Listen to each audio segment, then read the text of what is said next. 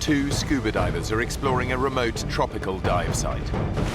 But when strong currents carry them away from their boat, they're left stranded 20 miles from land. What was that? It's coming right up! With no sign of rescue, they have only each other to keep themselves alive. Exhausted, dehydrated, and in a state of constant terror, how long can they survive before they're taken by the sea or the sharks?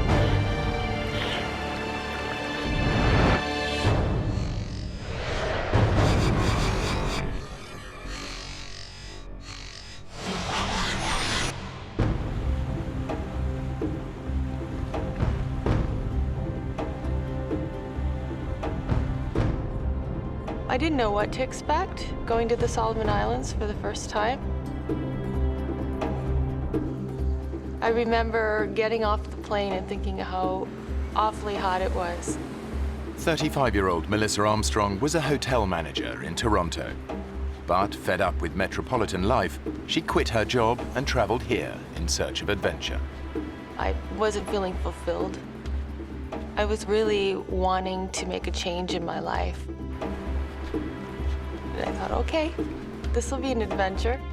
She's found a job working with marine researcher David Tomlinson, who spent almost 30 years studying the oceans.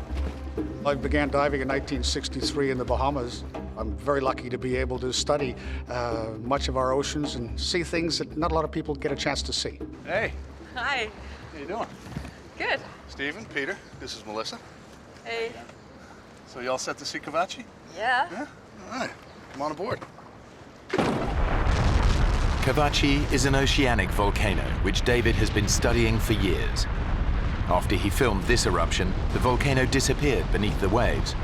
Now he wants to find out what's left under the surface. The four of us went out, and I mean, the weather seemed to be ideal. Everything was supposed to go like clockwork. The dive site is 20 miles offshore. Melissa has never been diving so far from land. I was excited. I felt good about the dive. It wasn't until I went out there that I thought, oh, wow, I'm really out in the middle of nowhere. And then when we got to the dive site, something inside of me changed, and I thought, there's something wrong.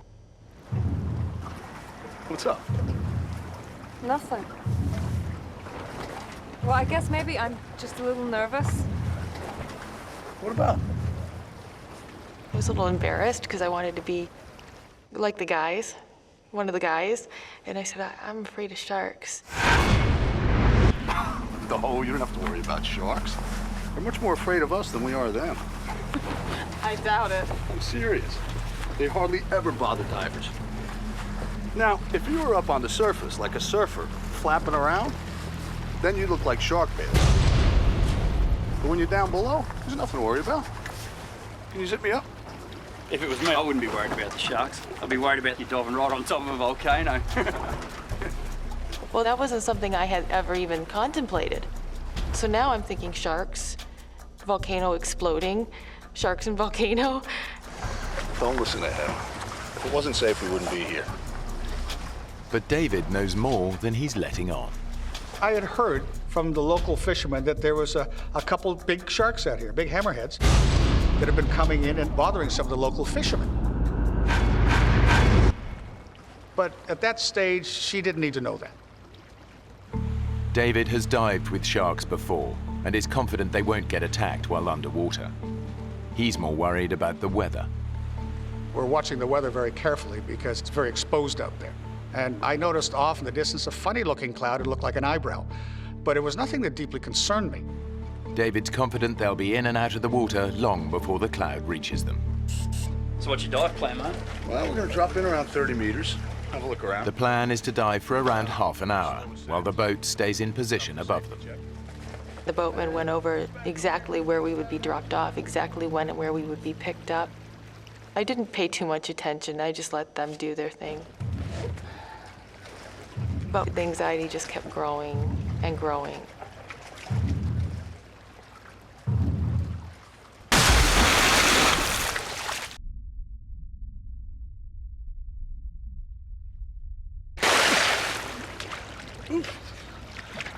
Come on in, the water's fantastic.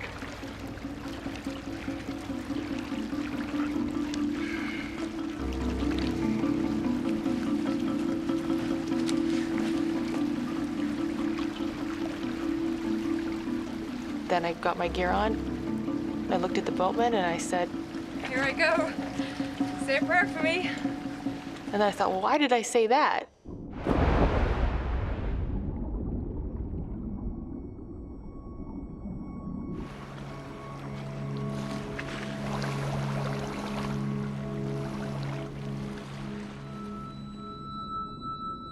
The dive was completely different than anything I'd ever experienced. It was amazing. We started going through this white haze. It was quite dreamlike, and there were bubbles funneling up around us coming from the vents of Kavachi. The volcano is out of sight beneath the divers, far deeper than they can safely descend. All they can see are clouds of sulfur dioxide rising towards them from below. It was such an amazing celestial scene. It was just breathtaking.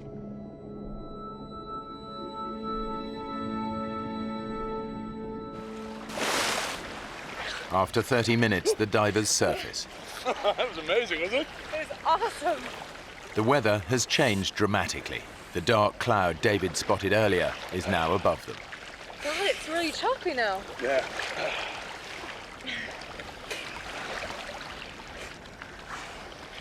There's the boat, it's miles away.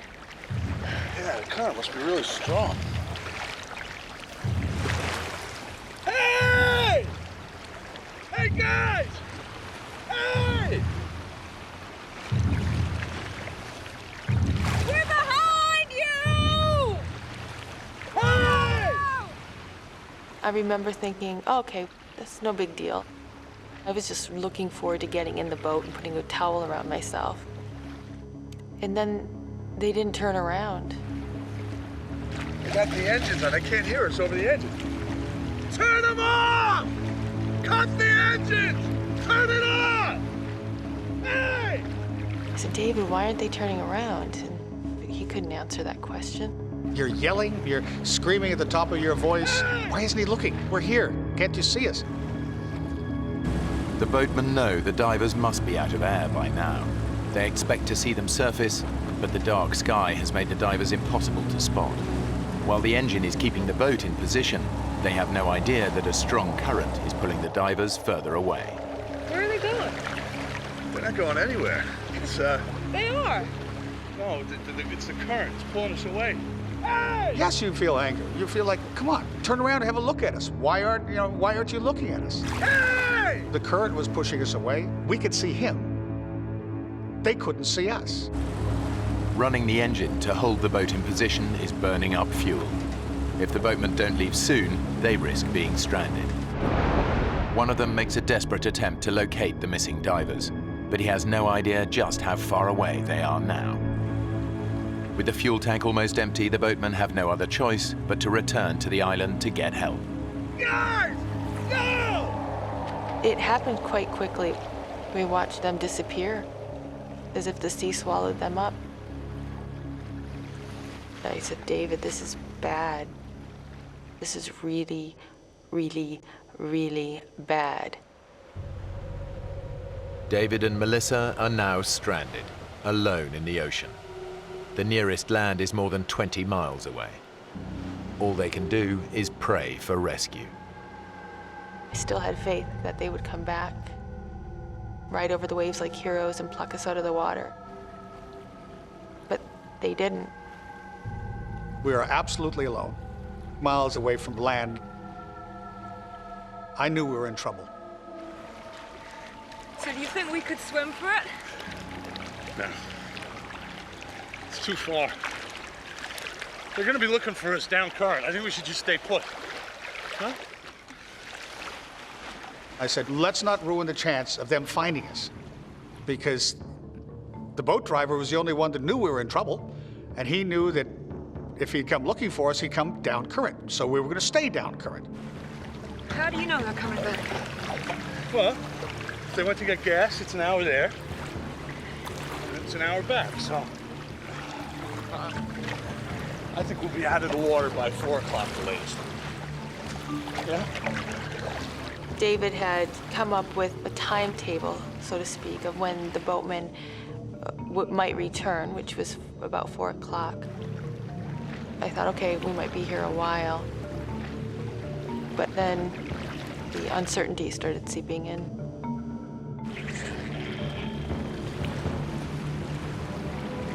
David, are you looking for something?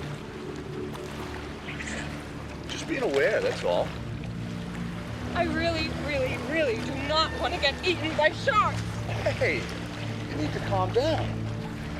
I think at that point, a bit of anger was coming in. He should have known better. How could we be in this situation? Please don't tell me to calm down. We're in the middle of the ocean. You've lost that boat. I think I have the right to vent here. I won't say what I said, but I swore a little bit. Melissa's reacting as one might expect. She had a little bit of a dummy spit, and she was swearing profusely. She's relying on me to ensure that everything went smoothly. And at that stage, I'd shot myself in the foot, big time. And it just was turning sour as the moments went on. David and Melissa ignore each other, forgetting they're floating in a powerful current. David! David! The current pushes that far away. It was scary. Come here. We had to try to swim against a knot to a knot and a half current. Swim to me.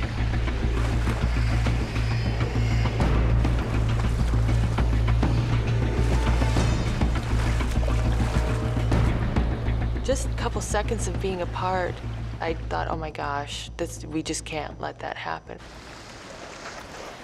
I took her regulator, shoved it in through my BC, which was an easy way of making sure that we didn't get separated.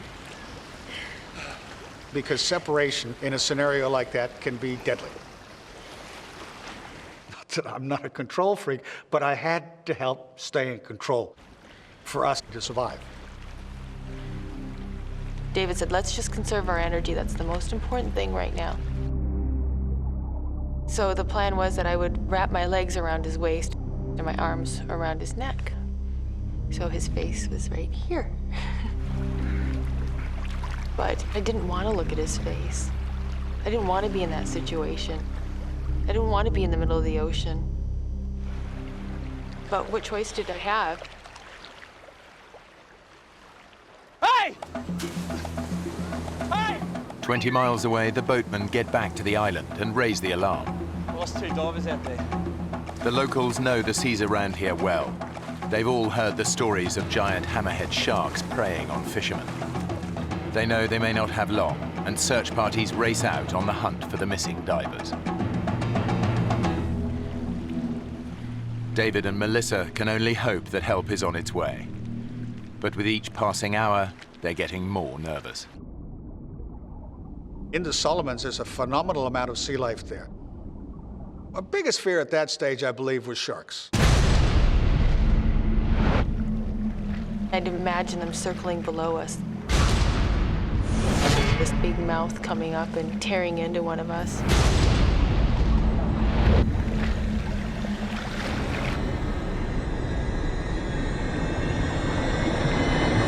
What was that? What? Was that you? What? Something's on my leg. Ah! Get it off! It's my gauge. It's my gauge. Look, get it off I'm me! trying. Would you stop kicking? Look, there's nothing down there. There's everything down there. If there's anything dangerous down there.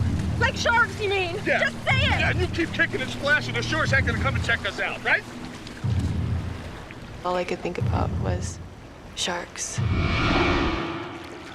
One nibble, one drop of blood in the water, and then we're gone.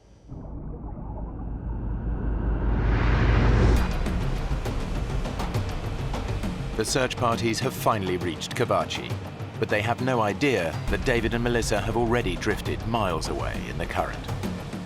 They continue to search above the volcano.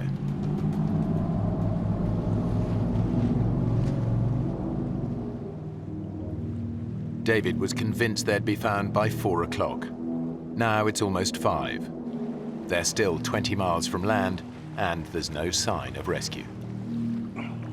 It was very clear that David wanted to stay still. He didn't want to move. He wanted to conserve his energy.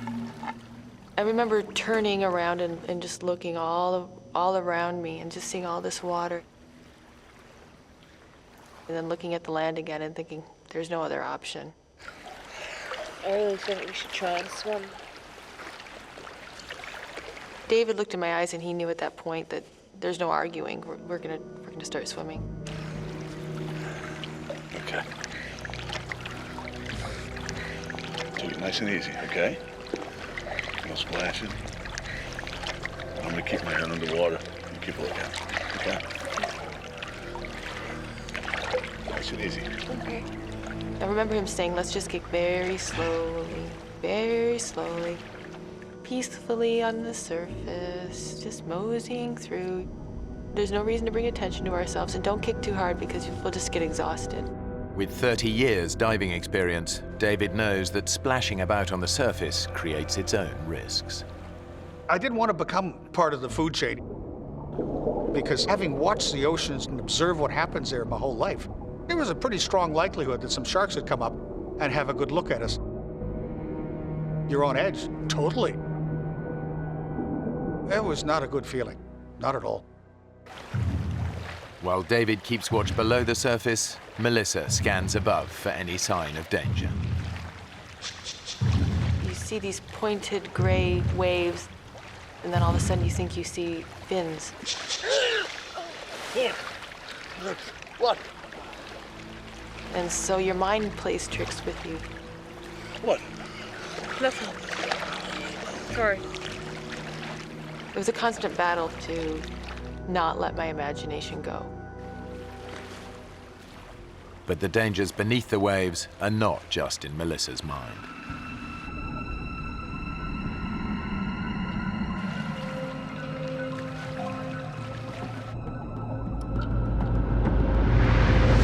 Ow! Something gripped me! What? Where? What? Ow! Then I looked in the water, and there were millions of these little globs, little translucent balls. Oh, jellyfish! All right, look, they hurt. They're not gonna kill you, okay? Swim through them.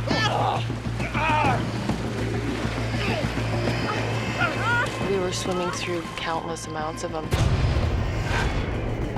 We were getting stung all over the place. I remember trying to count the stings. I got up to 64. But then it all blended into one.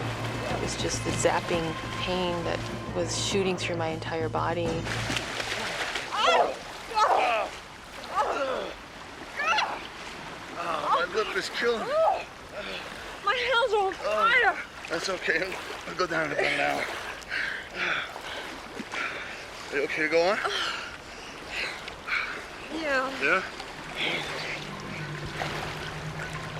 Desperate to escape the jellyfish, the divers splashed around on the surface. They've broken David's golden rule and become a magnet for predators. As I'm looking around, I'm looking straight down, and I see this little dot coming. I felt David, he pulled me to the right, abruptly. David! David, what are you doing? And I pulled back, and he pulled me, and I'm like, what? It was coming straight at me from the depths, literally, from what I could see, straight at my face.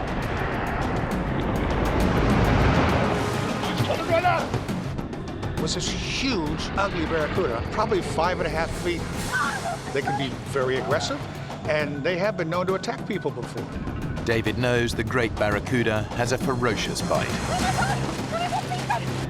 All he has to do is hit me in my hand, my arm, my leg. If I start bleeding, I've got another major problem. I've got a problem with sharks. Against two sets of razor-sharp teeth, David's only defense is his camera. I needed something to ram and protect us. That was the first thing to use.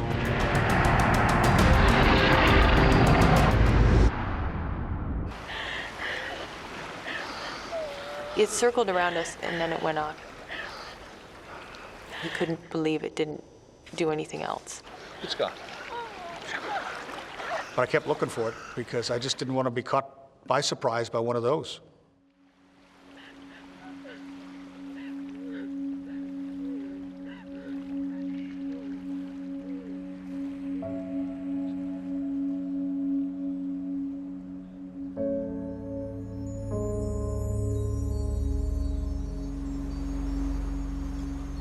With daylight fading, the search parties have no choice but to return to the island. They've spent over 6 hours searching for the missing divers. They'll start again at first light, but everyone knows that by then, the odds are they'll be looking for dead bodies. As the sun went down, I felt really sad. I didn't understand why they didn't come back for us. I was hurt. How could this be? How could they not come back? Maybe they're back there looking.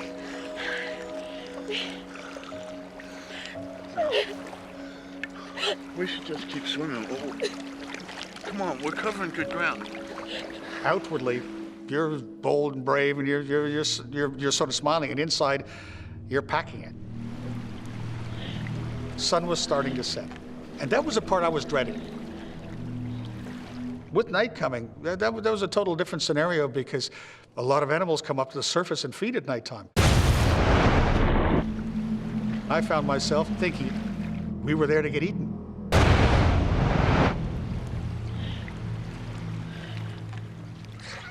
Despite David's fears, they're still 15 miles from land. Their only option is to keep swimming.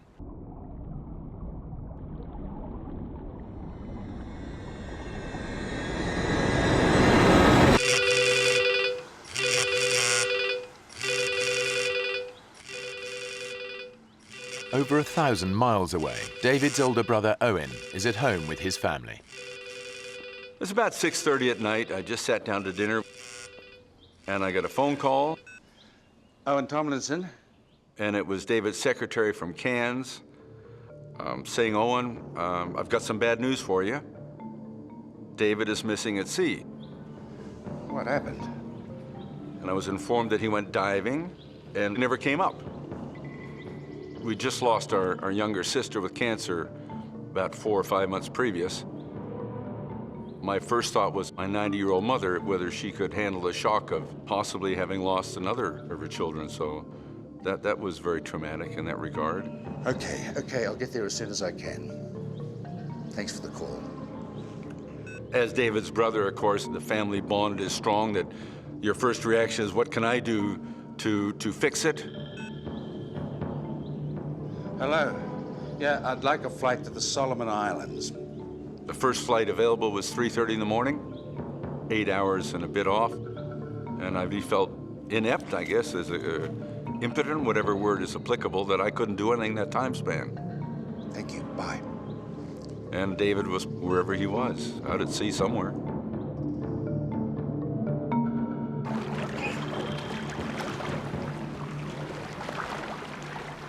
As night started wrapping itself around us, it was completely terrifying.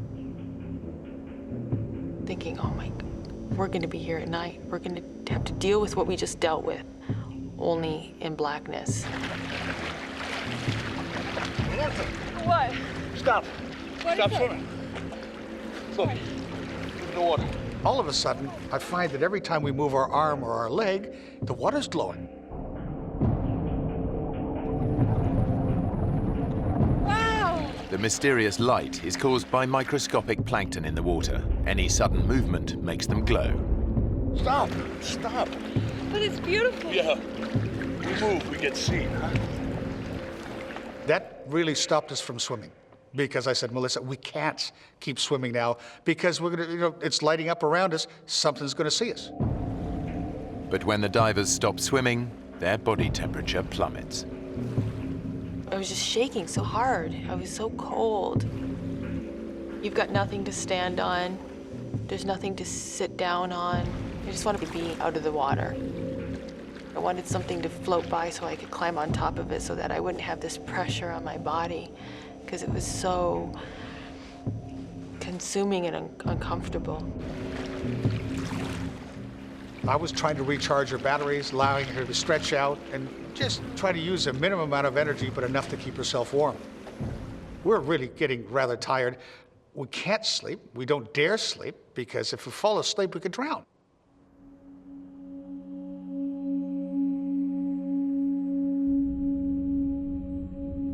I had taken my mask off. And I remember putting my arm through it. I went to reach for it and it was gone. Oh, God.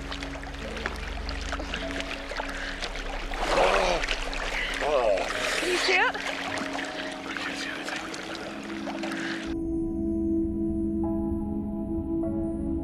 That's horrible, because as far as survival is concerned, that's such an important tool.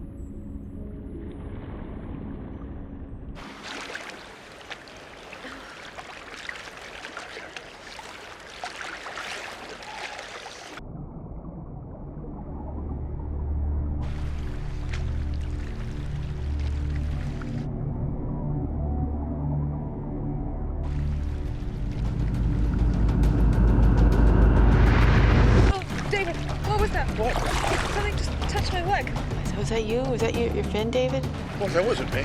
Oh, my God! Oh! I feel just a little bump, just like something brush up against me. I said, is it sharks? Is it sharks? Is it sharks? David and Melissa have been adrift in the South Pacific for over 12 hours. Trails of luminous plankton have made them stop swimming. Whatever's causing the flashes now, it's not them. Oh, my God. What was that? We were seeing little explosions of light within, 5-10 meters of us. Ah! God! Did you see that? There'd be a flicker of light, and then another one, and then another one. What sort of fish they were, I don't know. Any minute. You expect something's gonna hit you. Oh, my God. Your fear is unbelievable.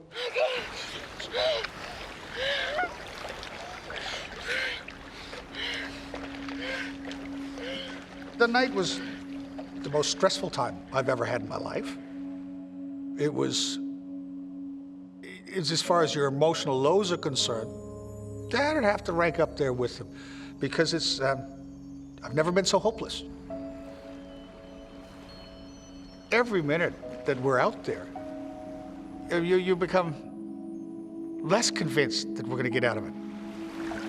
We're in a really bad place here. I don't know what's gonna happen. Part of what we went through was discussing what we pass on if I don't survive. Tell my kids I love them. And my family. It's scary. Oh.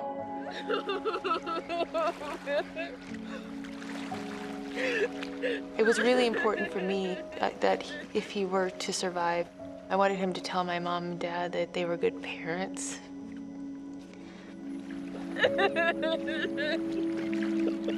He started crying and he said, "You're gonna live to be very old. You're gonna have children."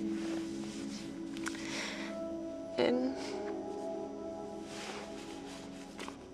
that was hard.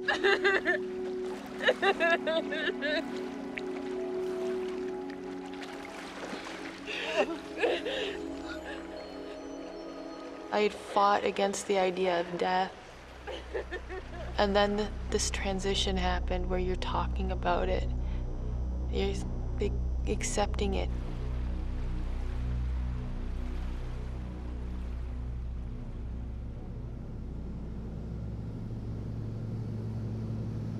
David and Melissa were 19 miles out at sea. I'm looking out the windows of my plane and it's black. And I'm thinking they're down there in the water somewhere and it's black.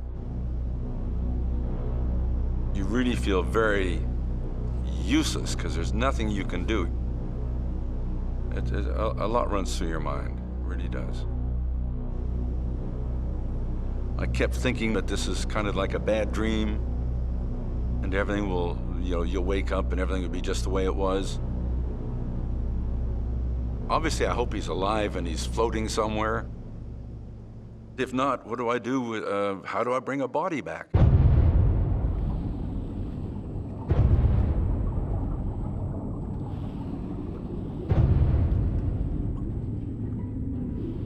There was one point where I thought maybe David can just hold me under.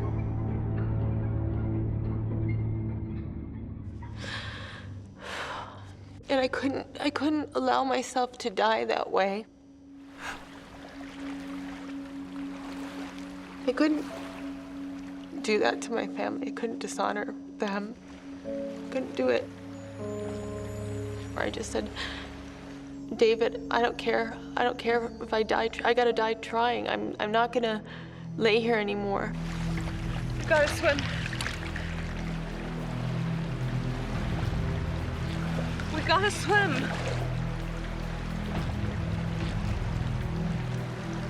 David, please. Please.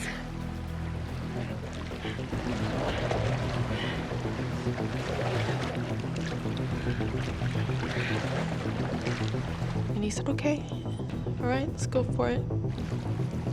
He said, just go really slow. And so we kicked, and we didn't stop kicking.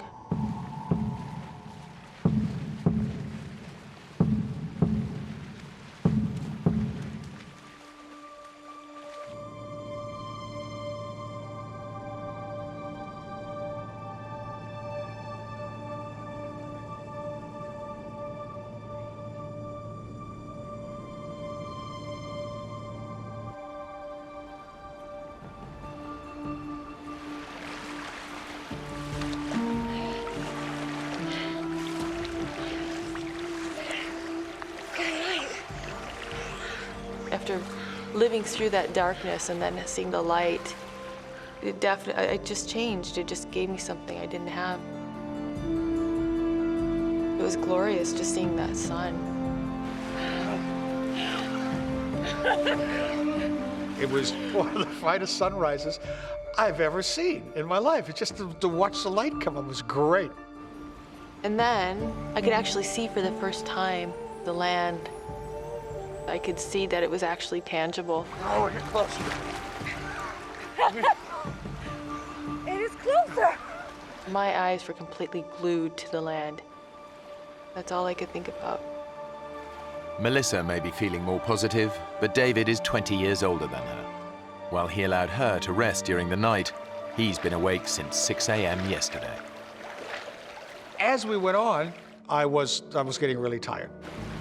I've been going for 24 hours at that stage. He started acting very erratically. I remember watching a snorkel slowly sink into the water. And just when it was about an inch from the surface, I would nudge him and he'd pop his head back up. David, you okay? You all right? Seeing him like that scared me a lot. I remember thinking, what if he drowns?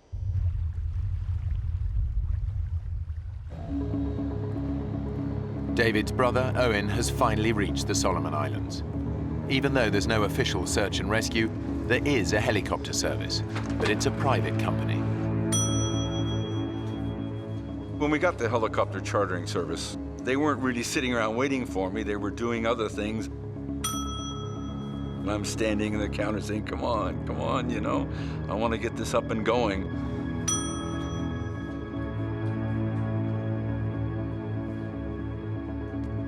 Hi. Yes, sir. I need a helicopter as soon as possible. Okay, what for? My brother's gone missing near Kavachi. I'll have to talk to my boss first. So if you'd like to take a seat, then I'll just be right back.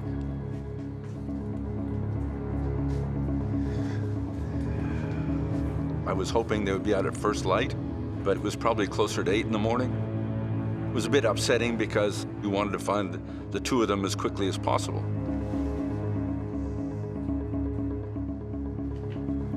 Mr. Tomlinson, good news. We've got a chopper on standby for you. Oh, that's great.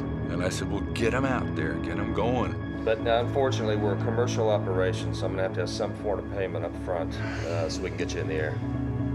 I had no idea what the currency in the Solomons was, and I certainly didn't have a suitcase full of whatever currency they would accept. This do? That'll be fine. 1 minute. So the good old plastic came in handy, and it worked. Okay, boys, we're right to go. All Owen can do now is wait. David and Melissa have swum 14 miles without rest, food, or fresh water. They're still 6 miles from land, and the tropical sun is beating down on them relentlessly. I was so grateful the sun came up, but it was also a blessing and a curse because I could feel the side of my face burning, and I remember trying to put my head in the water to cool it off for a little bit. My lips were so raw and swollen, and now the sun was burning them, so they were starting to blister. My skin was wrinkly and flaking. You feel like you're slowly getting eaten by salt water. David is both physically and mentally exhausted. I was dehydrated, I was starving. I was running on less than empty at that stage. I was starting not to think straight. All right. David? You okay? You okay to swim on? I remember him looking at the land and saying, "Oh, look at those condominiums."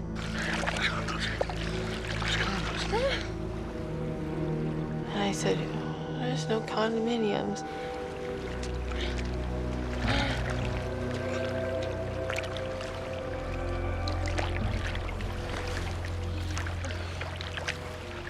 That's really when I realized he was fading. He wasn't making any sense.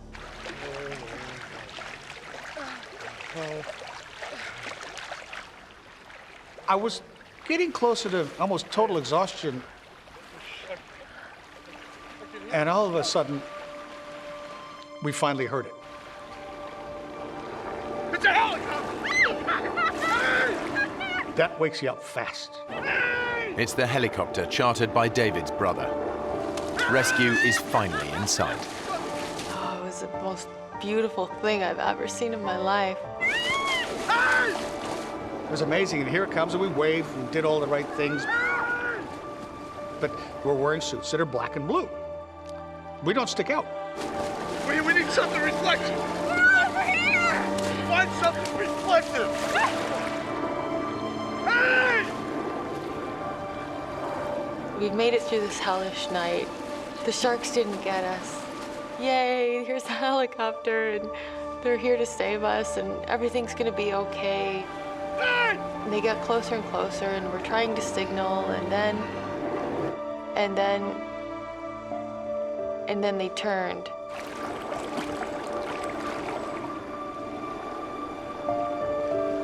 They can't see it.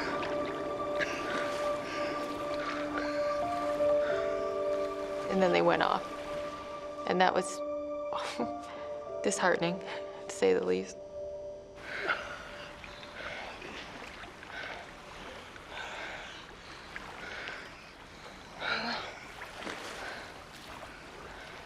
Then we just pressed on towards land. Let's swim. Come on. Because there's no other choice but to keep going. The exhausted divers are only 4 miles from land. But for David, this is the most terrifying part of the entire journey.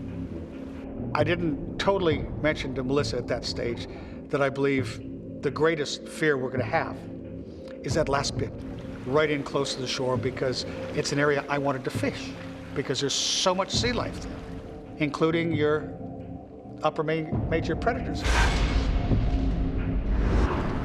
And at the same time, I didn't tell her about 2 big 20-plus foot hammerheads that I heard about that had been bothering the fishermen. So that deeply concerned me, but she didn't need to know that. But what David doesn't know is that his fins have been chafing his ankles. He's now bleeding profusely. Hammerhead sharks can smell 1 drop of blood in 1,000,000 drops of seawater. It's only a matter of time before David attracts attention.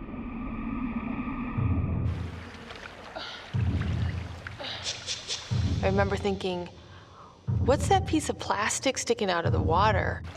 It looks like a sailboat's on its end, or like almost like a kayak sticking straight up out of the water. Well, What's that plastic? Oh, David! David! What? What? I saw fin! That woke me up. What I said, did it sort of look like this? And she says, yeah. And what I sketched with my finger was a dorsal fin of a hammerhead shark.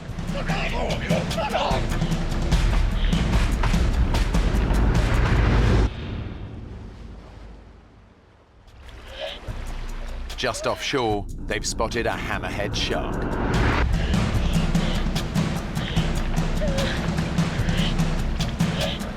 I'd never seen anything like this. It was huge. You're talking a 6+ meter shark. That's a big shark. I figured if it's gonna happen, I want it to happen fast. I hope it doesn't bite my leg. I hope it just sinks its teeth right into my heart. And bang, it's over with. This was my greatest fear.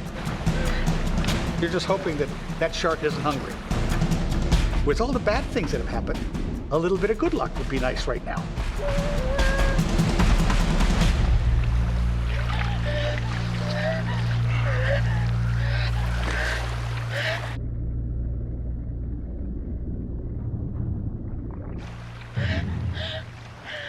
The hardest problem is that you know it's still nearby. You're still waiting in the back of your mind, it's going to sneak up on you. The divers make a last desperate attempt to reach land. After 26 hours in the ocean and an agonizing 20-mile swim, they're finally just a few hundred yards from their goal. But getting ashore is far more dangerous than they ever imagined. This wasn't a sandy beach that we would float up to gently. This was an extremely pitted, jagged, horribly craggy shoreline. David, look at the rocks. I knew that with our bodies being so soft, so pliable, our skin just being mushy, all I could think of is how badly we're gonna be torn up. 26 hours in the water has taken its toll on their skin. I looked at my hands, and my hands were just unbelievably wrinkled from being in the water for so long. And right in the corner of my thumb, just where my nail meets, a bit of flesh had fallen off. At that stage, our flesh is so soft from being in the water so long, it's not going to take much to hurt ourselves badly. It just takes a little piece of rock that's sticking up, and it's going straight through you. The rocks could be lethal, but the shark might return at any moment. It's a do-or-die decision. Give me your vest. I discussed with Melissa exactly what we're going to do. We've worked out a plan. Put that out in front of you. The body surfing on these, okay? So now I'm thinking, how on earth we're going to body surf and survive?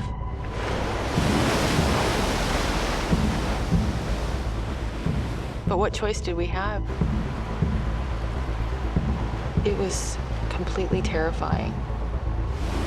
We're 100 meters from the shoreline, but the odds were that we weren't going to survive. You ready?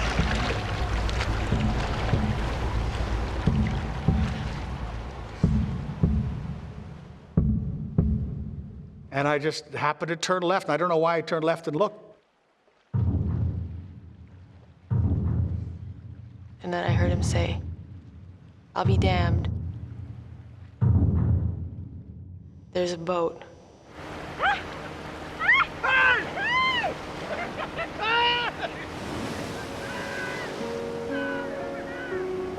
It was unbelievable. It couldn't have been at a more beautiful time.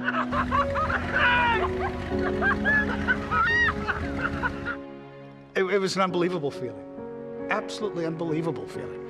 Because then it was just like one of the heaviest weights you'd ever have in your life lifted off your shoulder. Next thing I know, the boat's next to us, and they're pulling me out of the water. And I'm like, I was this crazy mad woman. I was crying and laughing.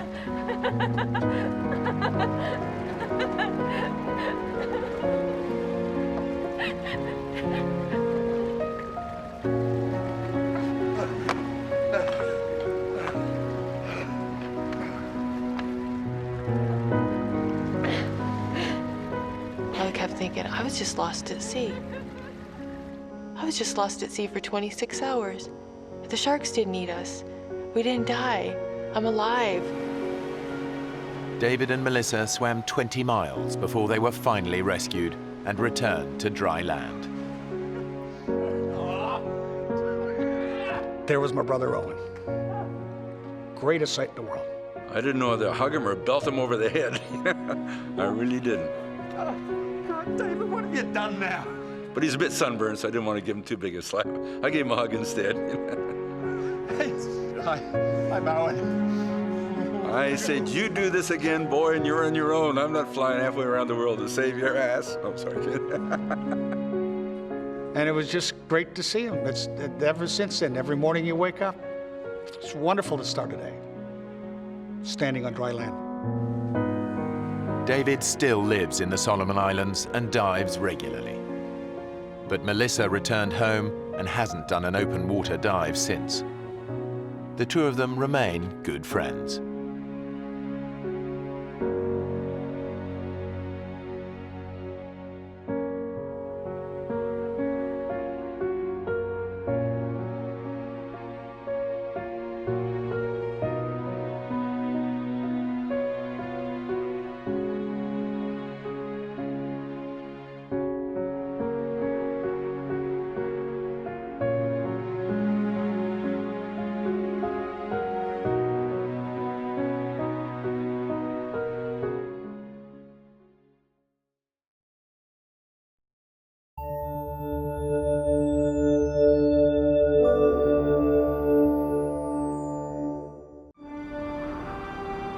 Three British mountaineers attempt the climb of their lives in Alaska.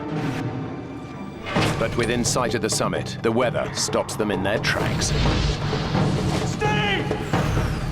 When frostbite threatens the life of one climber, the others must decide. Stay together and hope for a rescue that may never come, or leave their friend behind. If we leave Nigel here, he dies. One man risks his life to go for help alone. But tragedy strikes. He faces almost certain death, knowing his friends have little hope of rescue. I've let them down. I've let my mates down, and they're probably going to die.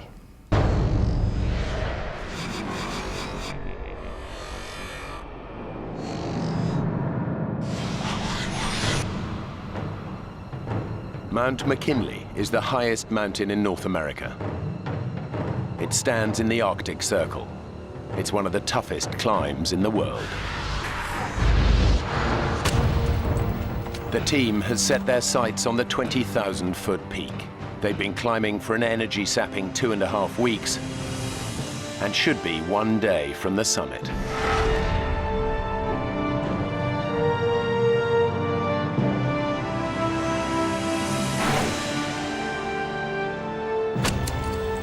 Steve Bull has been climbing for 18 years and has conquered some of the highest peaks in the world. For me, the mountain environment is a very special and beautiful place. Particularly Mount McKinley, it's one of the great wildernesses of this world. It's been one of my ambitions for a long time. Anthony Hollinshead is Steve's best friend and his longtime climbing partner. Climbing is predominantly having trust in your climbing partner. It's paramount that you know what the other's doing. Nigel Vardy completes the three-man team. This is his first expedition with the others. He's an experienced climber, but he's never attempted a mountain as treacherous as Mount McKinley. I sometimes suffer a little bit with confidence, and sometimes I have to say, Nigel, you can do this, you'll be fine. Originally, Steve had the dream of climbing McKinley, and really we perhaps followed his lead.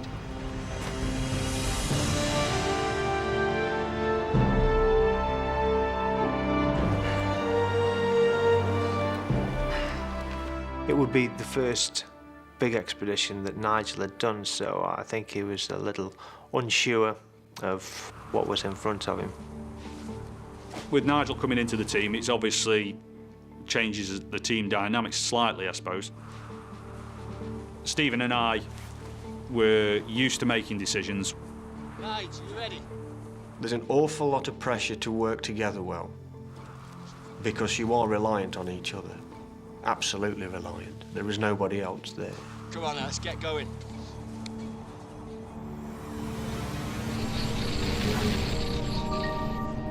There are a number of routes up Mount McKinley.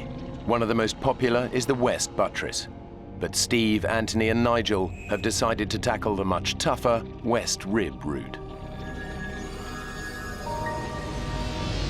After 17 days of severe climbing, they've reached their last camp at 16,000 feet.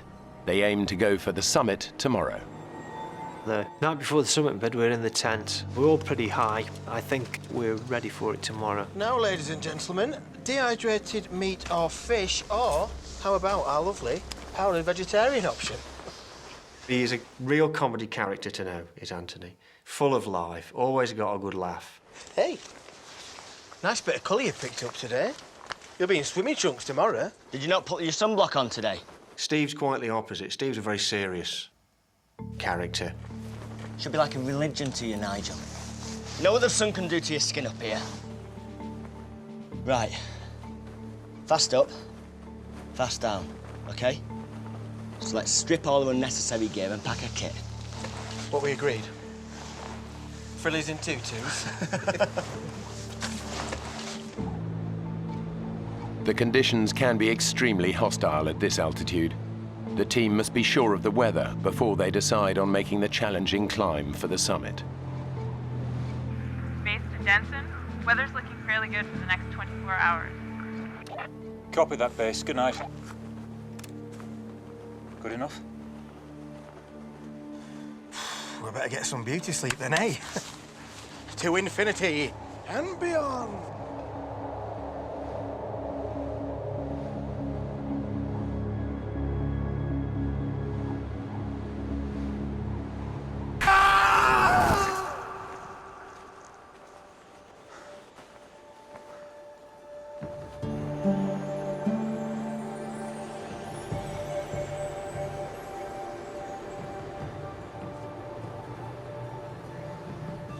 Fellas, you should have had this done earlier.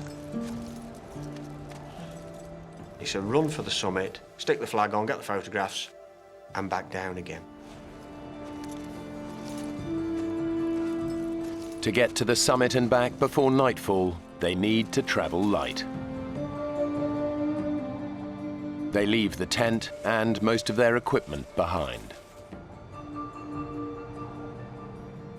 The climb to the summit is about 4,000 feet from here, maybe a little bit more, and it's a lot to do in this altitude, so we've got to go light and get back down before it goes dark. They now face one of the toughest sections of the climb. Steve was sort of, come on, let's get on this thing, bang, bang, bang, and away he went. On the opening stages, I'm not doing bad at all. But as the day's progressing, I'm thinking that we're moving pretty slow and we need to keep it moving a bit faster. It takes us such a long time to cover this. The time's really ticking away. After hours of hard climbing, the team are already behind schedule. They've now reached an area known as the football field, a flat plateau just below the summit. But the weather is changing. As we walked across the top of the football field, the wind started to increase rapidly.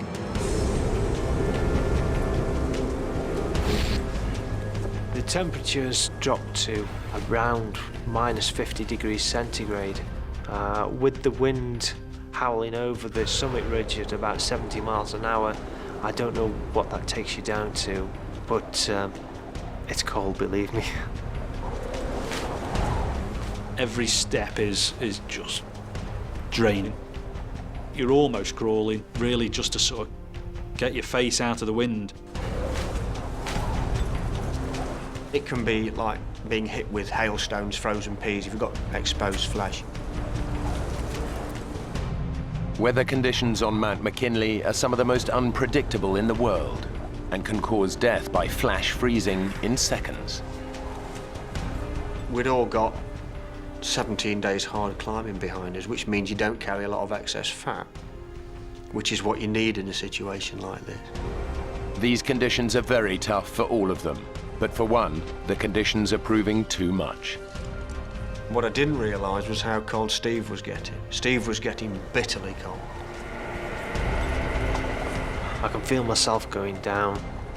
I'm shivering, my teeth are chattering, my thought process is slowing down, I'm becoming lethargic. Steve, who is leading the team, is beginning to feel the effects of hypothermia. He's literally freezing to death. They're at over 19,000 feet, and the temperature is plummeting. At such altitudes, the impact of an unpredicted storm like this is devastating. Steve is suffering badly. Anthony and Nigel know that they have to get him out of the freezing cold. We need to look for shelter! Get somewhere safe, now! Finding anywhere to hide up there is very difficult. You really are out on your own. Right! Up there! By the grace of God, we found a crevasse at the base of the summit cone. We took our ice axes and opened the face of it up, which was very hard work. I can feel myself going down. I'm shivering.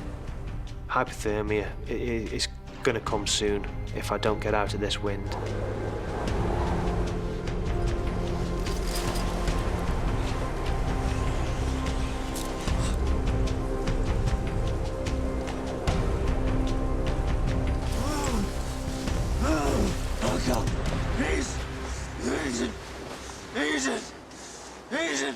It was a wind that was killing us. And once we were in there, I'm not going to say it was warm, but it was warmer. Oh, God, please, As the cold's taking effect, your mind's slowing down, your reactions are slowing down, thought process is slowing down. So I'm relying then on others to take care of me. I need you to hug me. I need you to get some warmth into me. Steve asks me to sort of cuddle him, keep him warm, really. You ever tell anyone about this at climbing club? And you're toast.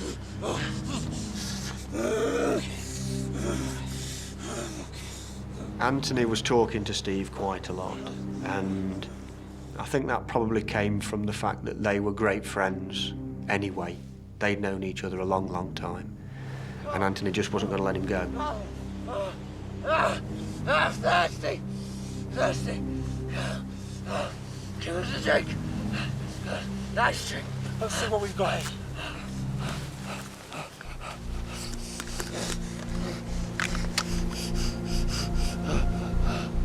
Dehydration is a major, major problem. The team begin to regret leaving their equipment behind. What's that then, Nige?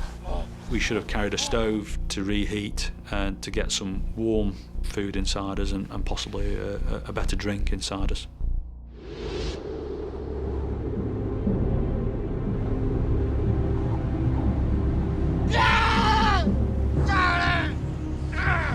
It's all right, mate. It's all right. Just calm down. I'm here, all right? So shh. We got to radio for help. Get them to send help. We'll never get Steve down on our own, not in the state that he's in. We've got no choice. I don't know.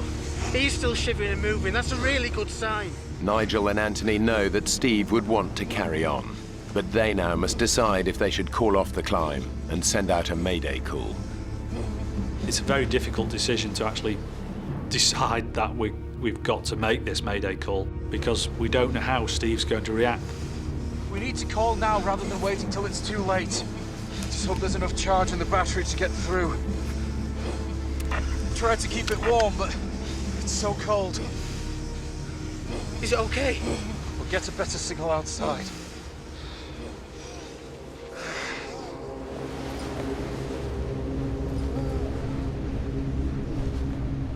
base camp.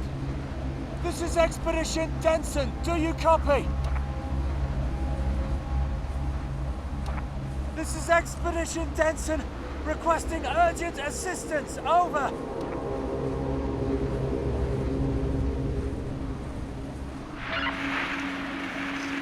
This is base camp. Base camp receiving.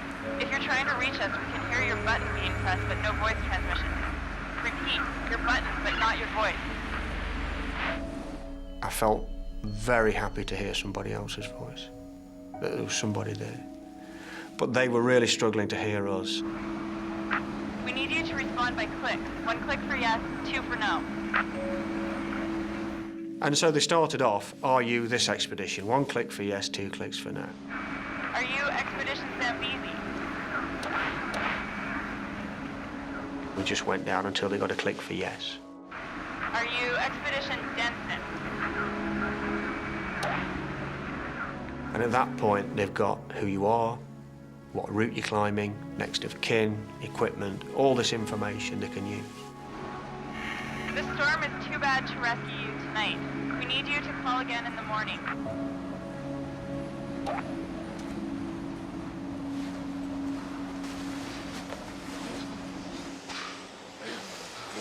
What did they say?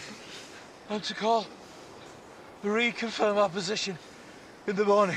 We've just got to get through tonight. Radio again tomorrow.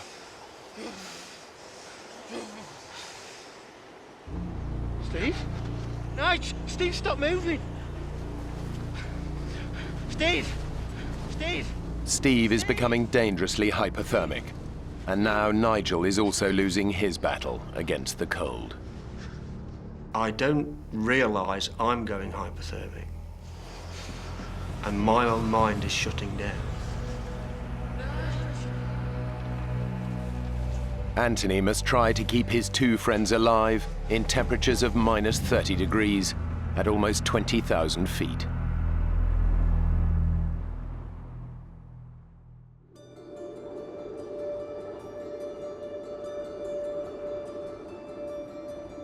It's been a long night, but eventually Anthony emerges to see if the weather at least may be changing for the better.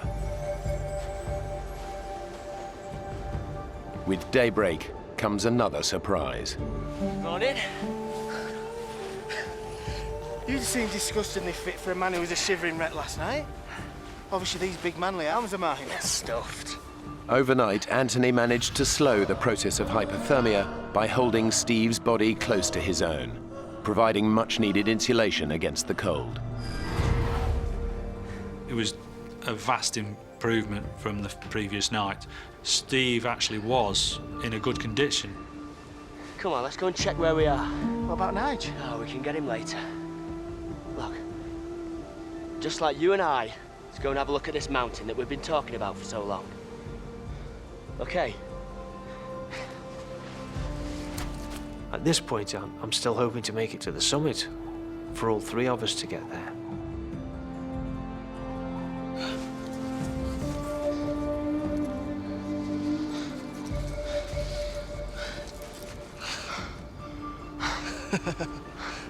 Will you look at that?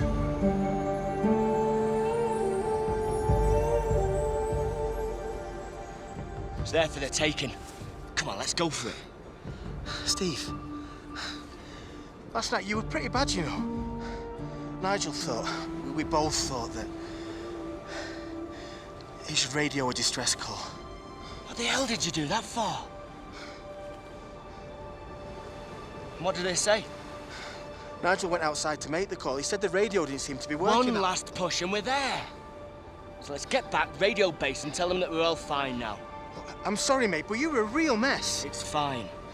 Really. Let's just get back, get Nigel, radio in, and push on.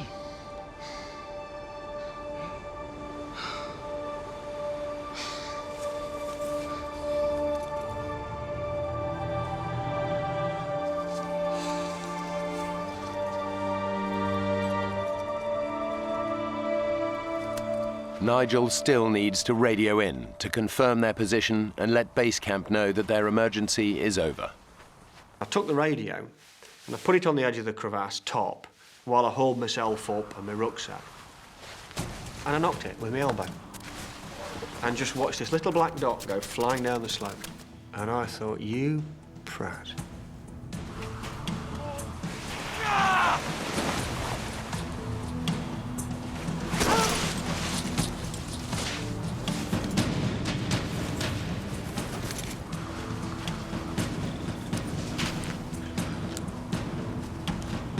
Base camp, this is Expedition Denson. Do you copy? It's dead. Which was a hell of a thing to realise. Base camp, this is Expedition Denson. Please come in. Your only means of contact with the outside world was gone.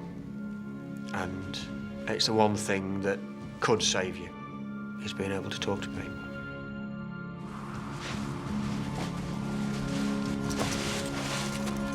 Nigel! Is everything okay? Guys, I'm so sorry. I've dropped the radio. I've broken it. Nigel, your face.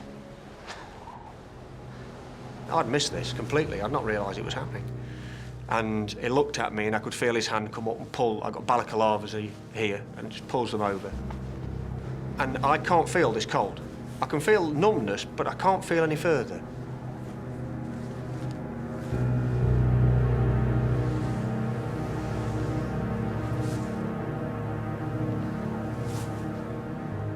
I look at Nigel and I'm shocked.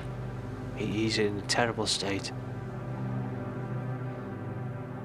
The day before, he got sunburnt on his cheek, and overnight frost must have got into this because his face was swollen up the size of a football. I don't know how long he's going to last. We've just got to get him off. Let's get you inside, eh?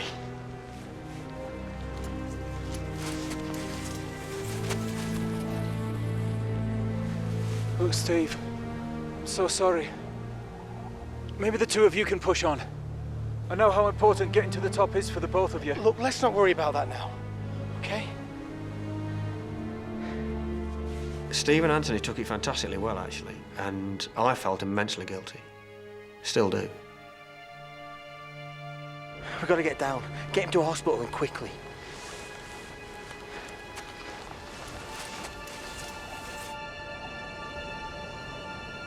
The mountain will be here next year, be here the year after. If we leave Nigel like this, he might not be. We've got to get down. With the radio now broken, all chance of communication is gone. It's a race against time for Steve and Anthony to get Nigel down the mountain. As soon as they start their descent, the team realize that Nigel is suffering from more than just frostbite. When we set off back, it's obvious that Nigel is struggling, and we didn't realise that his eyesight was quite as bad as it was. The swelling on Nigel's face has forced his eyes shut. He's becoming weaker and confused, slower with every step.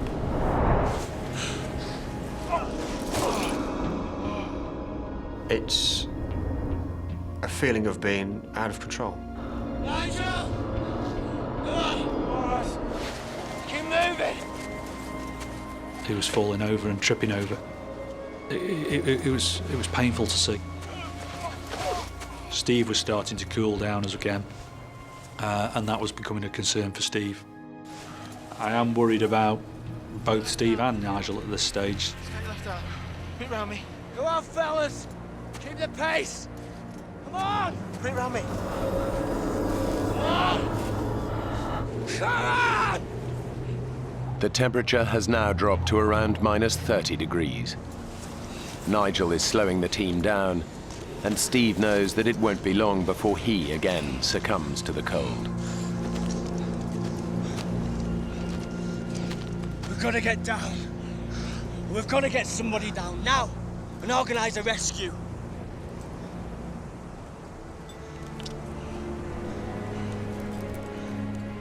Tony, I can't keep going at this slow pace. I'm gonna go hypothermic again. I'm gonna have to go down on my own. The decision when Steve says this to me is do I stay with Nigel or do I go with Steve? If we leave Nigel here, he dies. I didn't think Nigel was in a fit condition to sit it out on his own. I don't think he would have lasted very long if he'd been left to his own devices. You're the only one who can make that descent on their own. It's up to you, mate.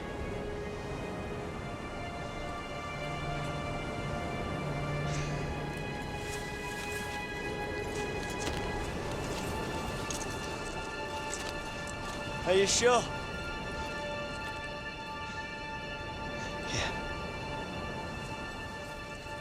It's very selfless of him to stay with Nigel.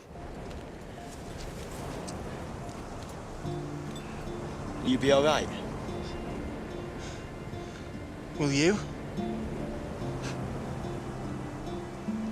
See you later. Steve.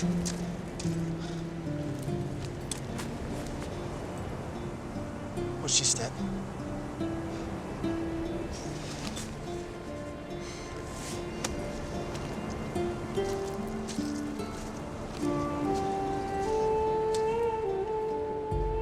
Somewhere in the back of my mind, I can hear some mumbling going on.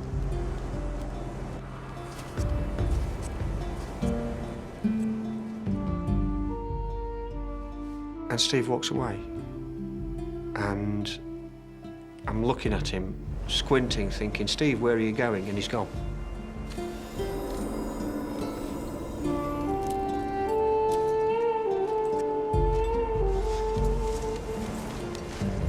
Nige, we're just gonna settle ourselves here for a while, okay?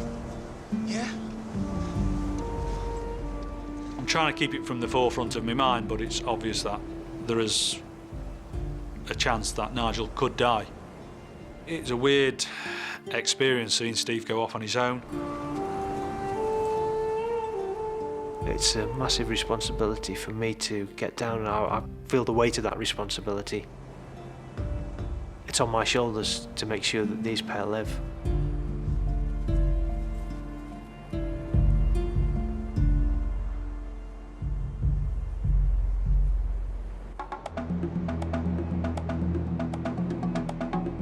Steve believes the lives of his friends now depend on him, successfully making the treacherous descent down the mountain alone to raise the alarm.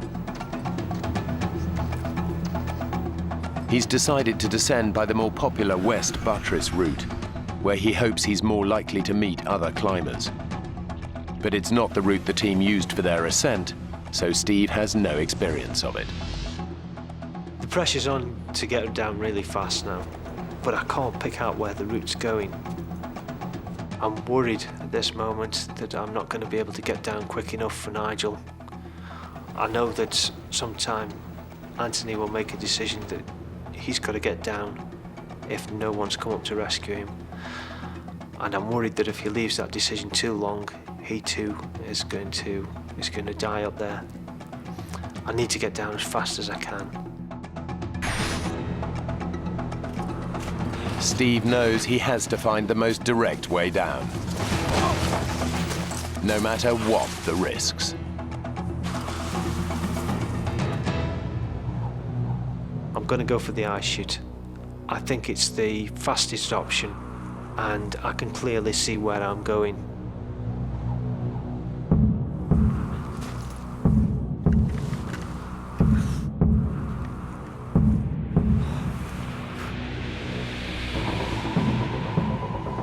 Down climbing is much harder than up climbing, and when you've not got a rope on or someone to care for you up above, the risk's high. My heart's pounding a little bit.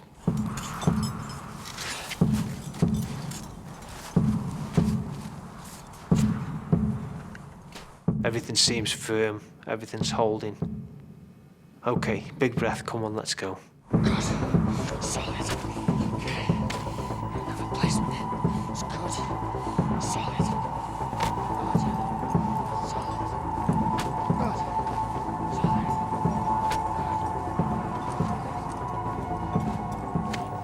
All of a sudden there's a crack. And I'm off. the adrenaline's going, and I'm thinking so fast that these seconds I'm falling feels like minutes.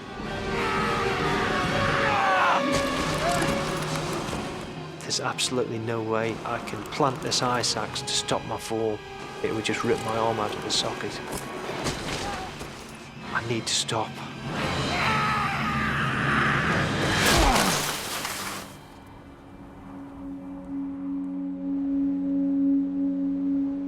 Steve has fallen around 1,100 feet.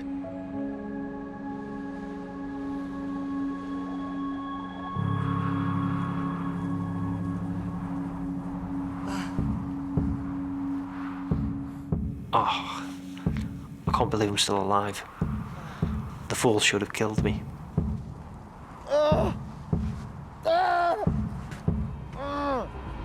Steve has severely injured both his legs. The right is fractured, but his left is shattered in 12 places. He's over 17,000 feet up, and in his condition a huge distance from the route where he had hoped to find help. Over 2,000 feet above him, his friends are waiting for the rescue that may now never come.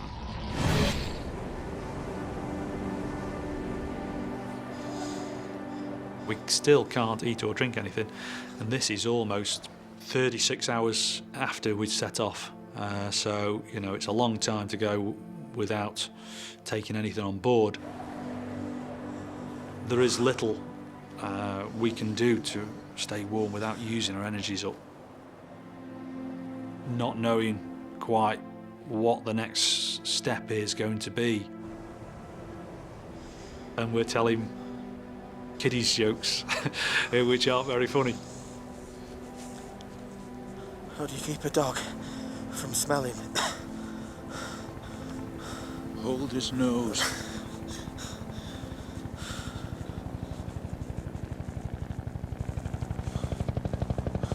Listen. Listen. Steve's got down and given him our position. We're gonna be okay. You're listening and listening and listening and thinking to yourself, fantastic. This could be it. Help!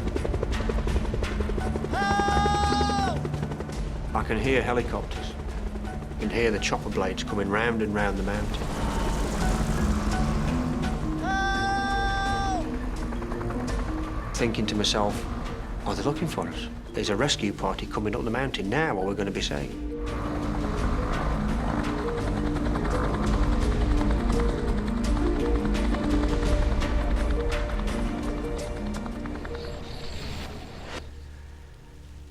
And the blades go away and sink into the distance.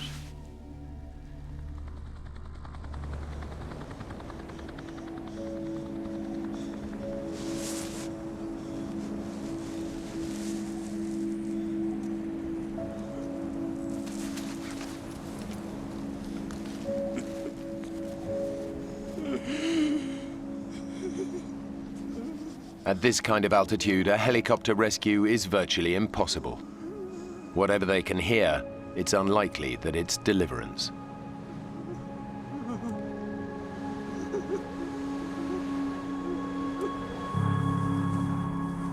Beneath them, Steve is critically injured, but is making a heroic effort to drag himself to where he can be spotted by other climbers. His injuries are so bad he might not live, but Steve believes that if he fails, all three of them will die on the mountain. I've got to gain access to the popular route where people will be coming up. But my only hope is going back up the ice chute I've just fallen down. I've still got the crampon on my right leg, and I'm using that right leg to purchase me up. I can feel the bone grating as I'm going.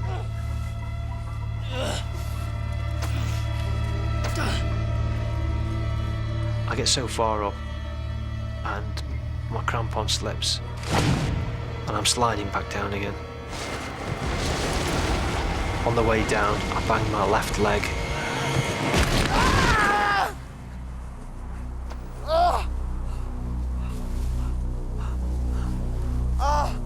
Pain's quite excruciating now. I need to take a look at my legs and see what condition they're in.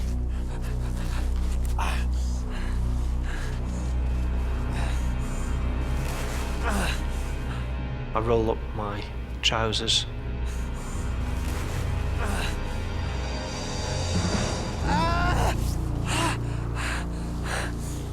The bone on my left leg is sticking through the skin. I'm really concerned now that I might bleed to death. And try to put pressure on the wound to stem the flow. Now I'm pressing down onto bone end and just raw fibres showing through the skin.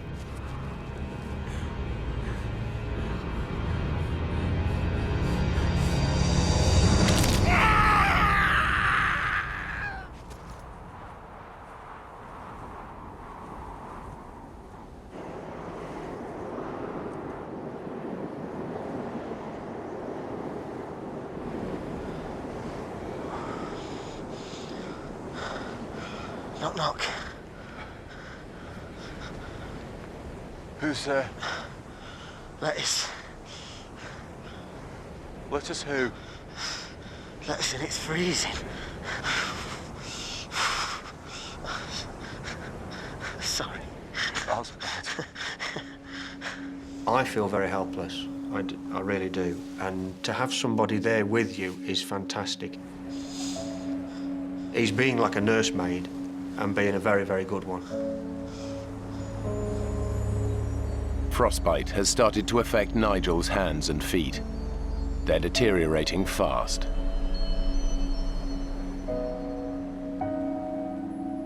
Nigel's extremely weak. He's very cold. And myself, I'm actually getting colder at this stage. Let's get this glove back on.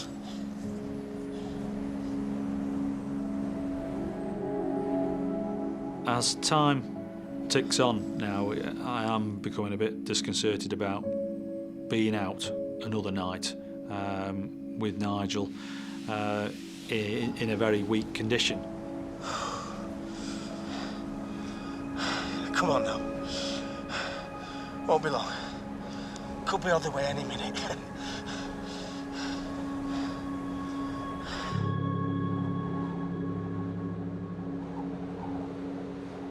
Steve is desperate to press on for help. He must splint his leg to keep going.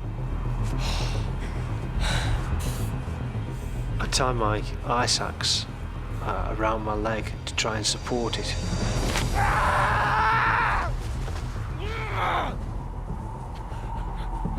Everything's lined up now, and I'm looking in better condition.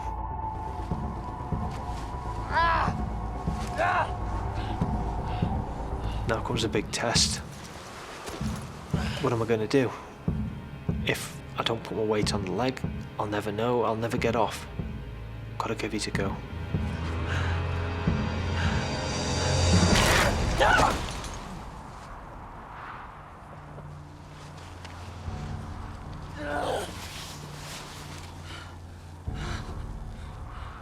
I'm sitting here in the snow, wondering what the hell I'm going to do.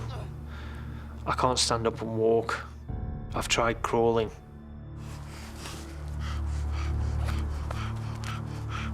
I've got a whistle. I start to blow my whistle in case there's anybody just the other side of the rib. I'm sitting there thinking, what else can I do to attract attention? I've got nothing else. I've let them down. I've let my mates down, and they're probably going to die.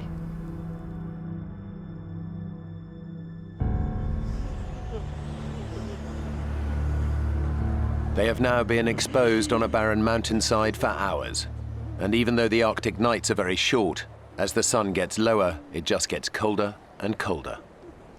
It's getting close to sort of 9, 10 o'clock, 10:30 time, where I'm starting to realise that at that time of the day, it'll be very unlikely that a rescue party will come to us. And as a result, it's starting to hit home that we could be out in a very exposed area for a second night.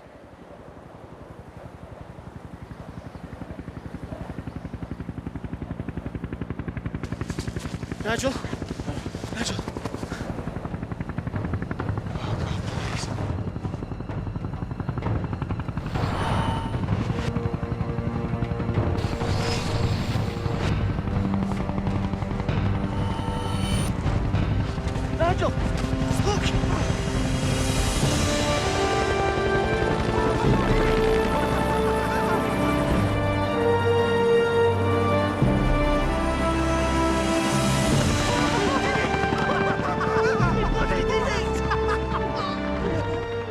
thought Steve was the hero of the day for raising the alarm and getting the helicopter to us.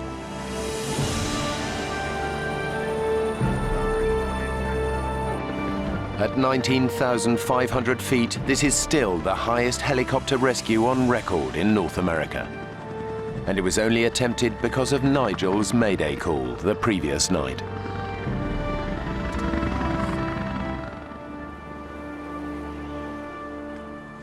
But it's not looking good for Steve.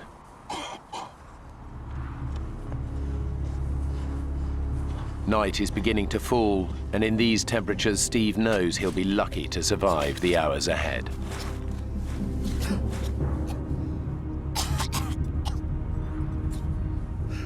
I've got to look after myself for the night now. I've got to think about shelter, about keeping myself warm. What if the wind comes down the mountain? I untie my ice axe from my leg and I etch out a shallow hollow and build up a small wall. It's enough to keep any wind off. I need to make sure that I stay awake when it's dark. If I don't stay awake, I die.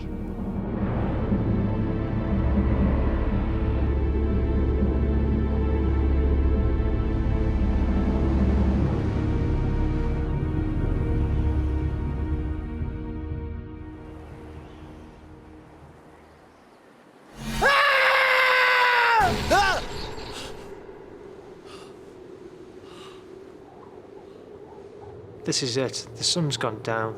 If I think about 4 hours in the dark, temperature's down to -50 centigrade, and surviving it, it's a long, long way to go.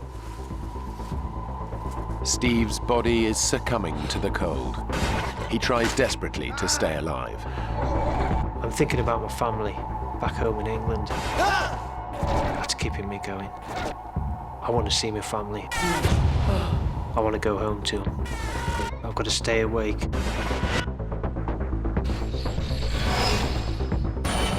I'm messing with my leg. Putting my goggles over my eyes so my eyes don't freeze. Even tapping my leg to stimulate some pain so that it keeps me awake.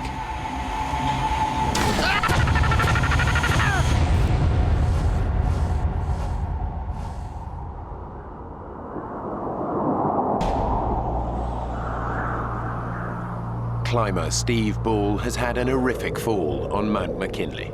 He's been stranded for 15 hours with terrible injuries in unbelievable cold. His fellow climbers, Anthony and Nigel, have been rescued.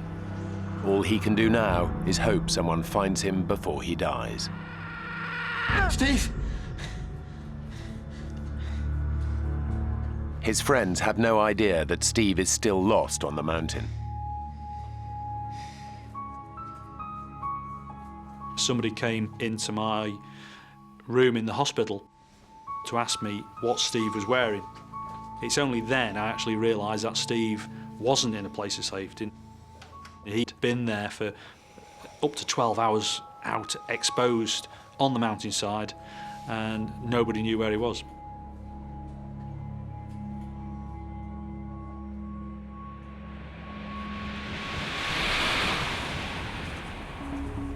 Climbers have now been alerted and are out searching for Steve, but they have no idea where to look for him and have little hope of finding him alive. It is rare for the human body to survive overnight temperatures as low as -50 degrees.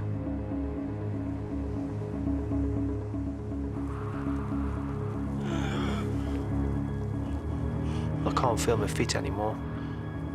My nose is cold. I don't want to take my fingers out of my pockets. I just want to stay huddled up. I haven't got a lot left. I'm starting to lose it. Steve's lost all hope of being saved. He hasn't made it to the path. All he can do is wait for death.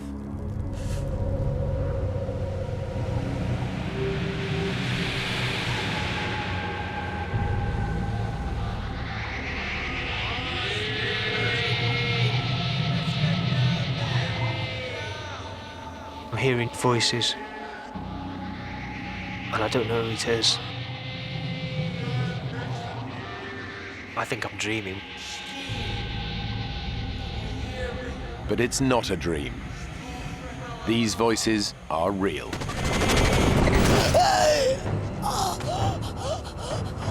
Tom, on the radio, quick. I know these voices, and I know I'm being rescued. I know I can't be dreaming it because I'm feeling the pain, and you don't feel pain when you're dreaming. I'm awake. They tell me they're climbers, and they found me, and they're surprised that I'm still alive.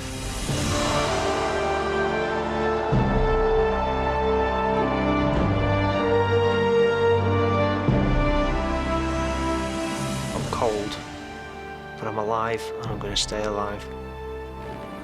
I want to go home.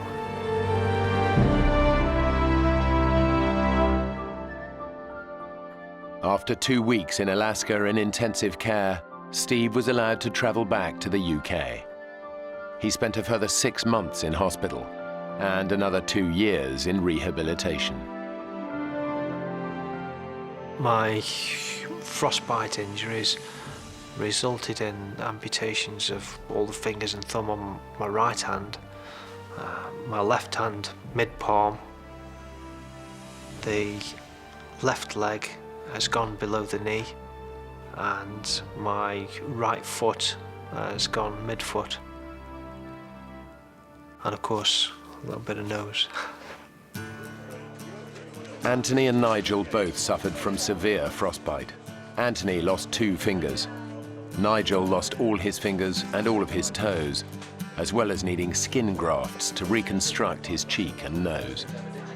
I've managed to travel the world numerous times since all this happened, and go into the Arctic, the Himalayas, and climb. A little slower. Steve's asked me, as he would, whether we could go back and do it again, and I'd like to think that we will get back and get another expedition planned, possibly all 3 of us together, and do something, but we'll have to wait and see. I'm disabled now, but I'm out fell running, out walking, I go rock climbing, I go mountaineering, snowboarding, skiing, canoeing. I still go back to the mountains, I still climb, and I still get the same pleasure and enjoyment from the mountains. So, no, it's not worth losing life and limb, but you can't stop going. I'm hooked.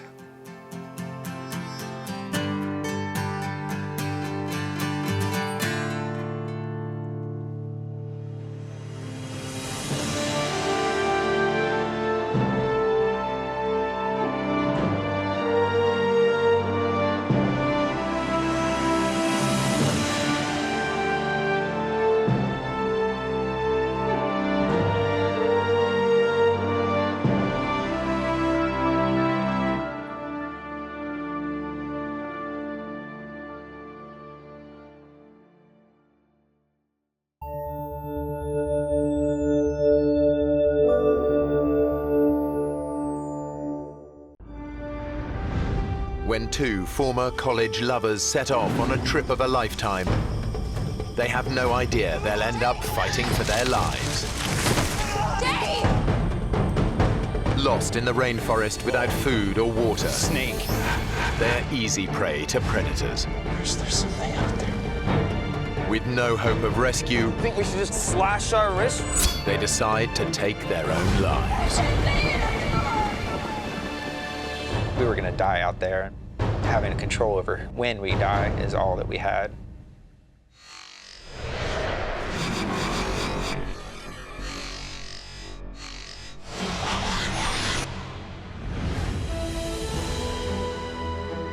The Amazon rainforest in Brazil. It's one of the last great wilderness areas, home to the largest variety of insects, birds, and mammals in the world.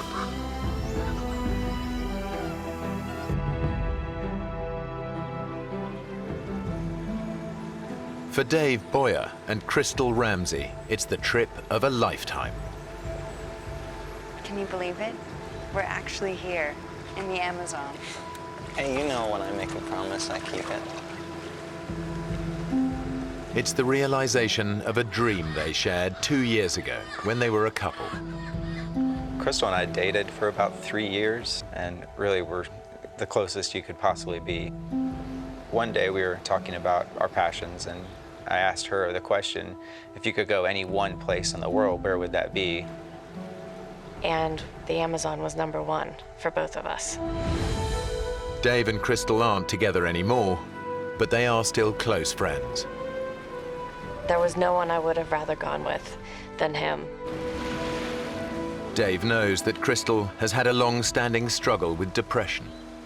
In school, where I met Dave, I had a very bad time with depression. Dave thinks this trip will be good for her, but he's also nursing a secret hope that it might just reignite their romance. She was the love of my life. I still envisioned spending the rest of my life with her.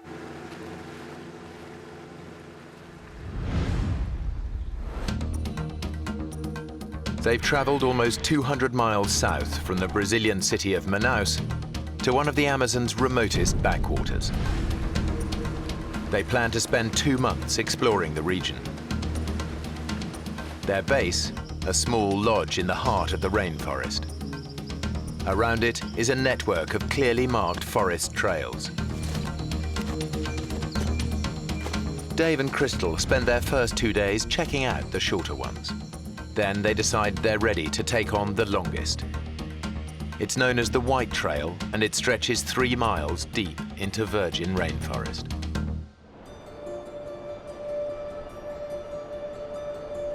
Dave and Crystal set off in the morning with enough water for a 3-hour hike.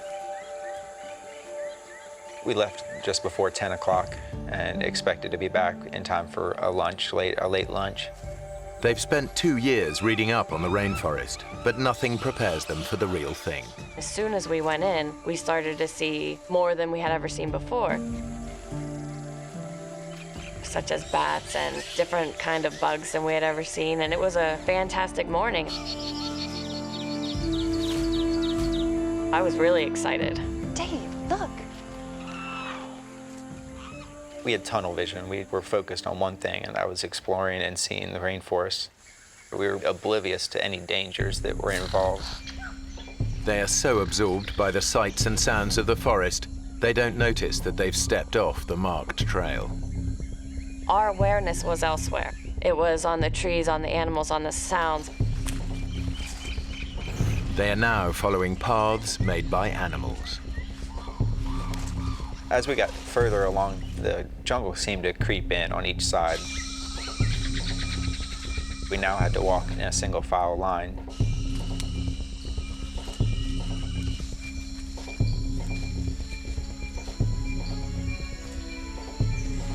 Then the path completely disappears. For the first time, they realize they're no longer on the trail. That's when I didn't know what to do. I was really worried. Let's see the map. I think I forgot the map at the lodge. I had left the map sitting on the dresser in our cabin. Dave. Look, I can remember it. I can. The map Dave left behind was a hand-drawn sketch of the area. He clearly remembers it showing the lodge at the bottom, which would normally indicate that it lies to their south. But the map isn't laid out in the usual way. To get back to the lodge, they actually need to head north. If we head south, that should take us back. You're sure? I'm sure. I'm sure. Okay. Come on, let's go. Hiking south is the worst decision Dave could make. Ahead, there lies nothing but thousands of miles of rainforest. Uninhabited, except for rainforest creatures, many of them highly dangerous. 2 hours later, they're getting worried. This way.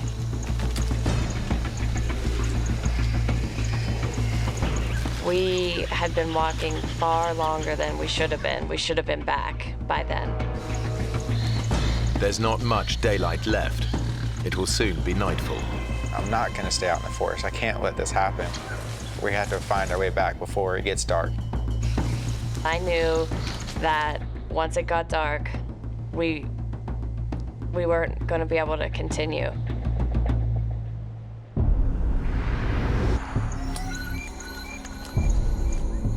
As darkness descends, any chance of finding the lodge today disappears.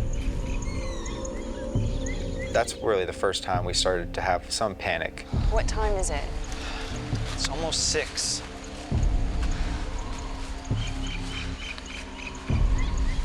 We should be back by now. If we'd been walking in the right direction for this long, we would have... I know. I don't think he wanted to deal with it. He didn't want to deal with even having to think about sleeping out there. I was frustrated at myself. I felt responsible for getting us lost and felt responsible for finding the way back. Crystal, you know what I'm thinking? We're gonna have to spend the night here. Yeah. We just picked a spot to stay, a cleared area, and we just sat down to wait out the night. Chris, I am so sorry about this. It's okay. You buy me a beer when we get back, and we'll call it even. Okay? Okay. But they both know how vulnerable they really are. The rainforest is teeming with nocturnal predators. A lot of the poisonous snakes, they wander through the forest at night. The jaguar comes out at night. You don't have a lot of choices of protection. Dave and Crystal share a single thought. Can they make it through the night alive? Chris, there's something out there. The Amazon at night is a terrifying place to be. Dave and Crystal are totally defenseless, with no way to protect themselves from predators.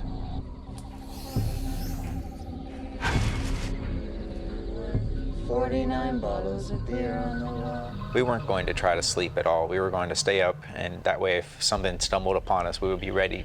49 bottles of beer. Take one.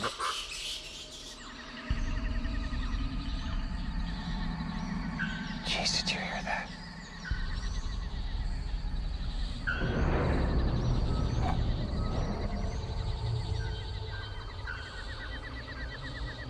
Chris, there's something out there.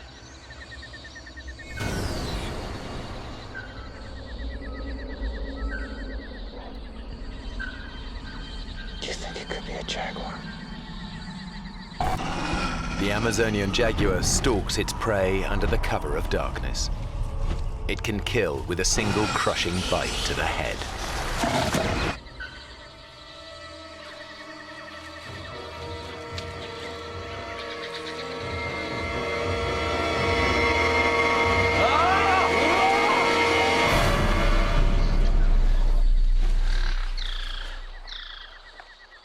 Whatever it was, Dave has scared it off for now.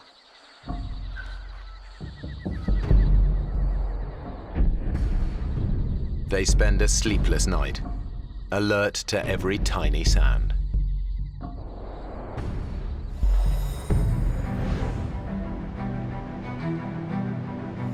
Dave and Crystal have survived the night unscathed, almost.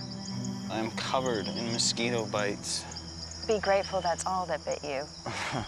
Very funny. So, what's the plan? Well, Dave needs to get them back to the lodge fast. Crystal's on medication for her depression, and he knows she doesn't have her drugs with her. She had never missed a day on that medication. this trail heads south, so it should take us right back to the lodge. Okay. So we'll be back for breakfast. Yeah. Let's get moving. I truly believed that we were close and we were heading in the right direction. We just had run out of time the night before. It was going to be a breeze. But with every step, they continue to move further away from the safety of the lodge.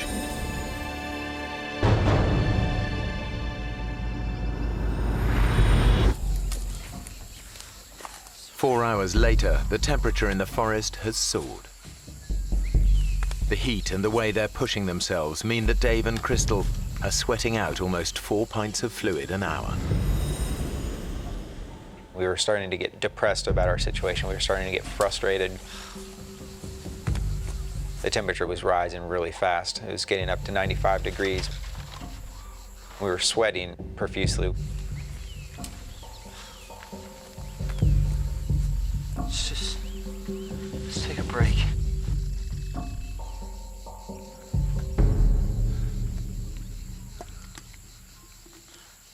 Dave, I'm out of water. When I realized that we were out of water and it was hot and it was 10 o'clock, I really started to realize things weren't just going to be okay. We knew that we were losing water so quickly and things were not going to function right. Our brain was going to start to trick us and our body was going to give out eventually. There's got to be something around here. The irony is that the Amazon basin is one of the wettest places on Earth. Over 9 inches of rain can fall in a single month, leaving puddles of water everywhere. But they face an agonizing dilemma. I didn't know what to do. Should we drink water and possibly get very sick, or risk getting very sick from dehydration? I have an idea.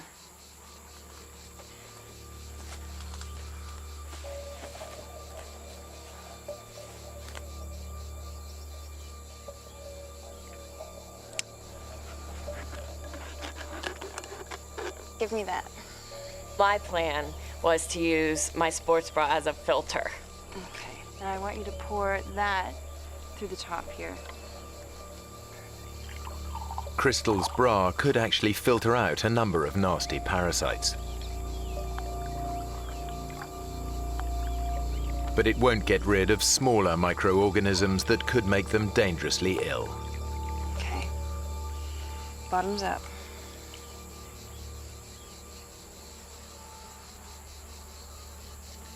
I don't know about this. We don't have a choice. Well, cheers. I took a small sip and kind of let it sit in my mouth for a second to taste it. Tastes okay. Kind of chalky. We were both worried about drinking water, but in the end, when it's 95 degrees and you're sweating like that, it's going to be more painful not to drink it. Rehydrated, Dave and Crystal pick up the pace. But they must stay constantly on guard. The forest is alive with creatures that could kill them with a single bite. We're consistently listening to sounds and trying to figure out what was in the forest around us.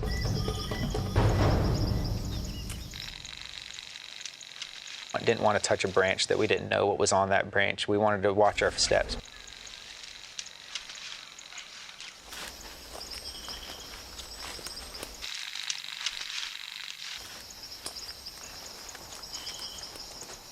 Whoa. What is it? A snake.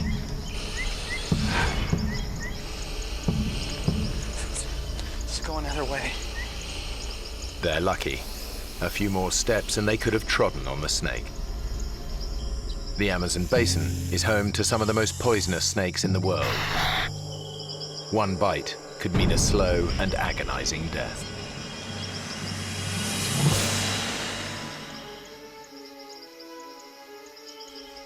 By mid-afternoon, Dave is resorting to a new desperate tactic in his search for the lodge. I was trying to keep us in the same area of where we got lost in, kind of zigzagging back and forth, hoping to stumble upon the trail. Let's try over there. Crystal was starting to get a little bit frustrated with that strategy. Dave was literally almost walking in circles and didn't realize that that's what he was doing. Crystal is starting to feel the pressure. My brain was saying, things are going downhill. Now, which way are we going? East. East. 20 minutes ago, we were going south. Yeah, well, we've got to try all directions. Maybe we should head north now. Dave, this is crazy. I can't stand to listen to you talk about directions you know nothing about. You don't know where we're going, and all we're doing is walking around in circles. Dave had kept coming up with a different strategy every few hours whenever one didn't work. And that wasn't working for me. We need to rethink this. All right, then. Well, what do you think? I thought we needed to come up with a strategy and continue using it until the end. That way. Okay. What neither of them realize is the only direction that can help them is north. We chose southeast. We will walk in this one direction for as long as it takes. If it takes us 40 days to get out of here, we're gonna walk southeast.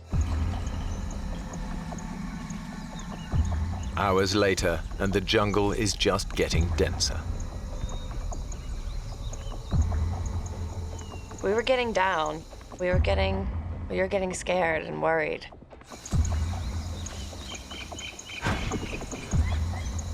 Everything just looks the same. The jungle is so dense and so thick, you can't see more than a few yards in any direction at any one time. Dave has an idea. If he can get up high, he might just be able to see the lodge.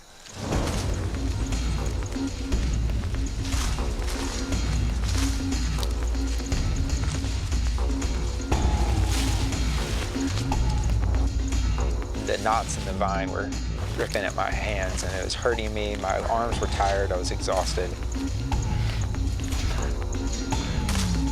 And I looked up and I saw that I had not made any progress. It was still 150 feet up to the top. He is weak from 2 days without sleep or food.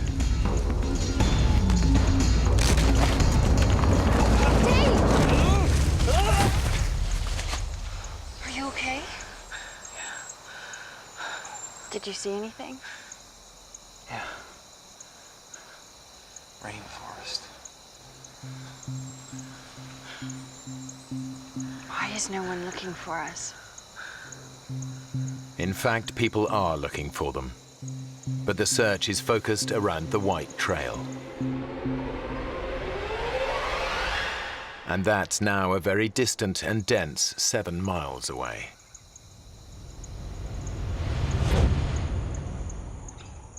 As darkness falls, they realize they must endure another night. I was tired. I had not slept on the previous night. I was being driven insane by the mosquitoes. They were constantly biting me, making our bodies itch, and we would scratch it to the point where our bodies would start bleeding.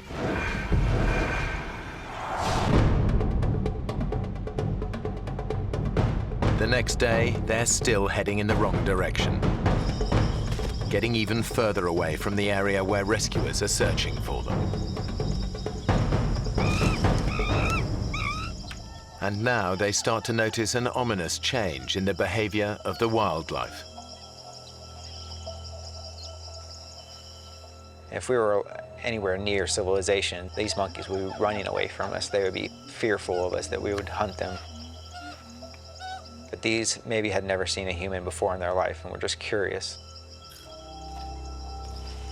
And that was terrifying, that we were getting deeper and deeper.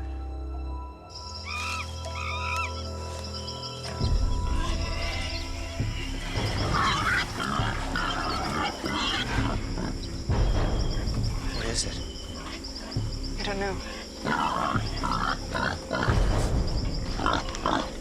Jaguar? No, there's more than one.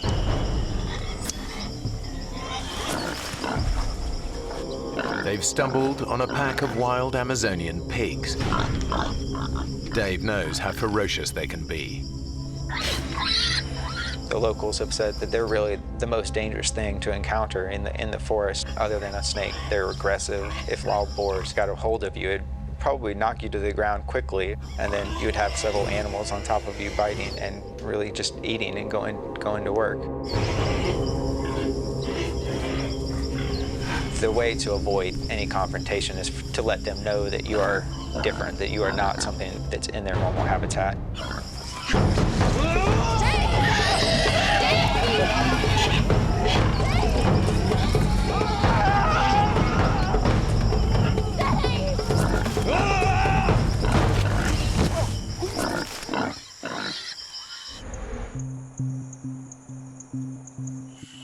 Their encounter with the pigs leaves them jumpy and exhausted. Crystal's feet are badly blistered, and she's been without her antidepressants for 3 days now. Her depression could return at any time. I can't go on much further, Dave. I'm tired. And my foot. We'll get out of this ravine and we can make camp. I thought that it would be nice, it might even be comforting if we had some type of shelter. So we came up with the idea of making a teepee.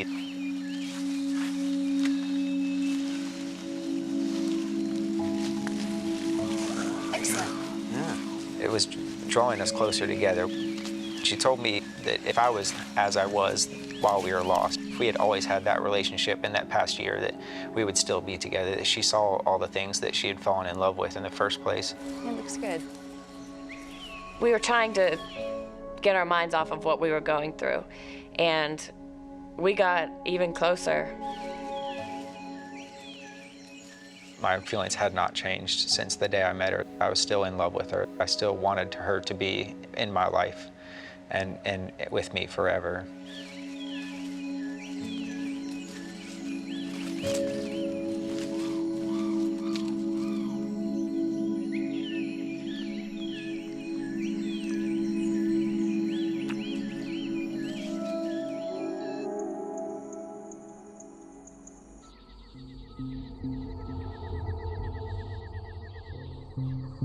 Night falls, and with it comes the nocturnal predator their shelter can't protect them from. Mosquitoes. Thousands of them. The worst of it was the sounds. It's just this loud buzzing throughout the night, and you feel like they're everywhere.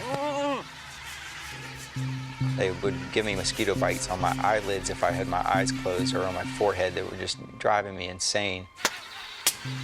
Sleep was increasingly becoming more and more of an issue, and I knew that eventually I'm going to have sleep. I can't go multiple days without sleep. It's going to drive me insane.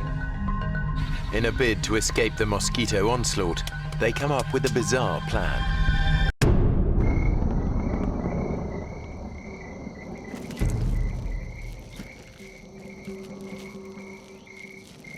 Crystal said, well, we should cover our bodies in mud. That would work well at keeping the mosquitoes off of us. We got inside the hole and pushed the mud in on top of each other, covered our faces, and we laid there in the mud and tried to be as still as possible. It actually felt pretty comforting laying there, and I felt like I was completely covered. I felt like I was going to be safe from the mosquitoes. I thought it was going to be a great night. But Dave couldn't be more wrong. A massive tropical thunderstorm is building in the skies above them, and it's about to put them in the greatest danger yet.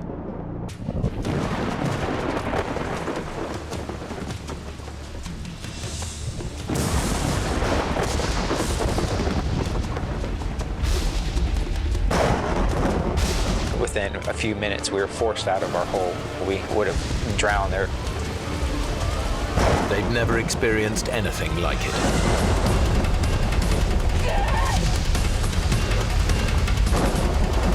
It's very hard to explain how loud it can get. You can't even talk to someone who's right next to you by screaming. That's the only way I can describe how loud it was. They are soaked within seconds. It was the coldest I had ever been. Couldn't stop. My body was just going into convulsions and shaking. My teeth were chattering. Any hope of sleep is gone. Then, just when they think things couldn't get any worse,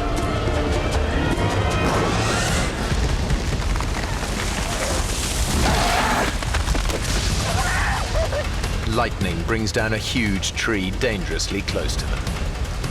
If it had landed on us, we surely would have died in that. The storm has shaken Crystal to the core.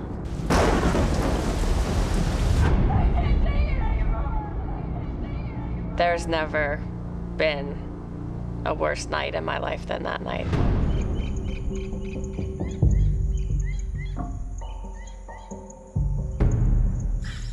Their terrible night leaves both of them exhausted and miserable. But it's pushed Crystal close to the edge. For Crystal, that night was really a turning point for her, and she had gone from being whatever happens, happens, we're gonna get through this challenge, to being really fearful of this being the end of her life and dying out there. How you doing? We got through it, didn't we? Yeah. For what? To get home, Chris. Get home, I just kept thinking about that hellish night. I'm not sure I want to. And that I truly would rather die than go through it again. What are you talking about? You think we should just slash our wrists right here? I didn't think what the implications of that were. I didn't think it was a real suggestion. It was just kind of something that I did off the top of my head. That sparked an interest in me that suicide was a possibility and it was a way out. Dave realizes that if they don't find a way out soon, Crystal's suicidal thoughts could become a reality.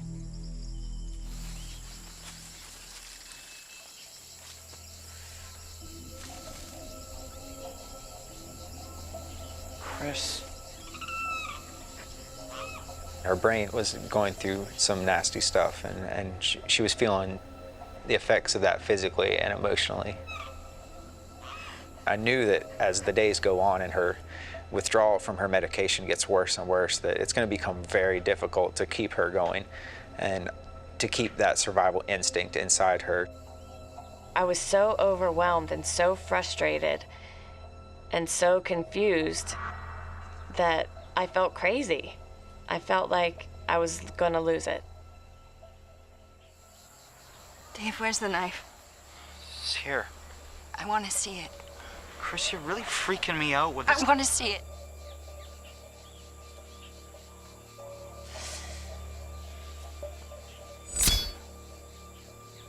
The knife really became almost a game that I never would let her hold. She would frequently ask me, "Where is the knife? Can I just see it? I want to know that you haven't lost it." I think my own mind was more dangerous than anything that the jungle had.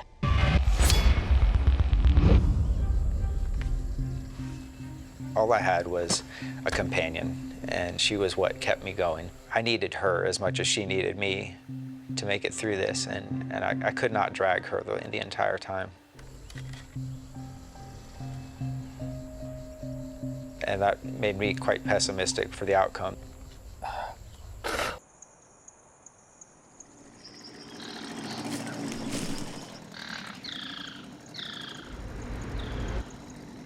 Then, after days of hearing nothing but the sounds of the rainforest.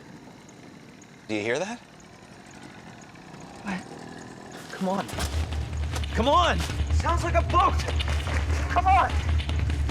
I was saying, "Come on, Crystal, this is it. We're rescued." Hey, we're over here! There's a boat really close. I can hear it. We're over here! This is over, like just so happy, cheering to each other. Yeah, here! Hey! We're here! Oh. Do you hear anything? Then it was nothing.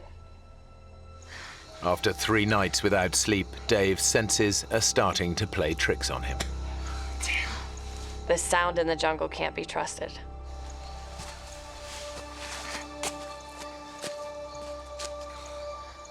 We thought that we were rescued. To have that taken away from us and our hopes just ripped from our hearts, it just killed us.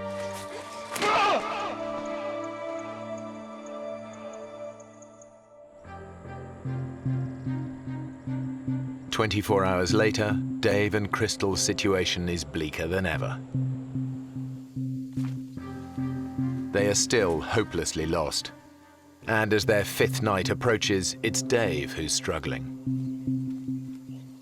Drained by lack of sleep and the effort of keeping Crystal going, he desperately needs rest.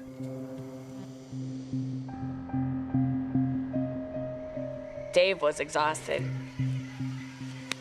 I was very worried about him, but there was nothing I could do to make him sleep. Damn it. There was no way I could help him.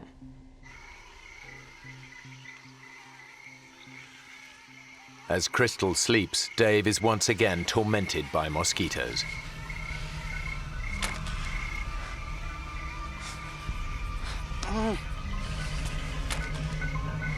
I could not get a grip. I could not get control of what I really needed, and that was to get to sleep. In his totally exhausted state, the insects soon become an obsession. The only way to get me through that night was to find a way to keep moving, keep myself occupied. I would go through this pattern of swatting the mosquitoes on my arm, swatting them on my back and my neck, and I'd start counting these cycles. I became obsessed with time.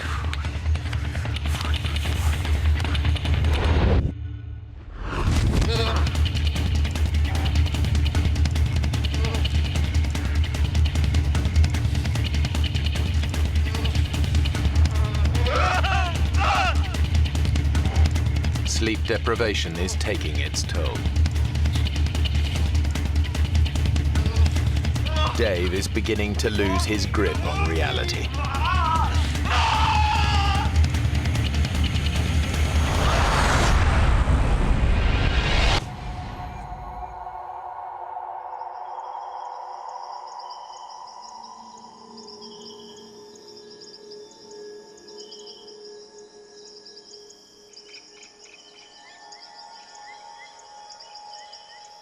I felt like I had lost this battle between me and the mosquitoes, between me and the night, between me and any sleep that I might get. For the first time, Dave thinks they might not make it out of the Amazon alive.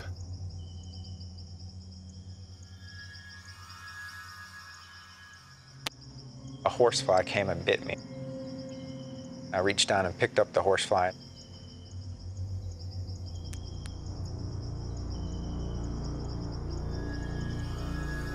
I started to pull off each of its legs. I was just fascinated by it.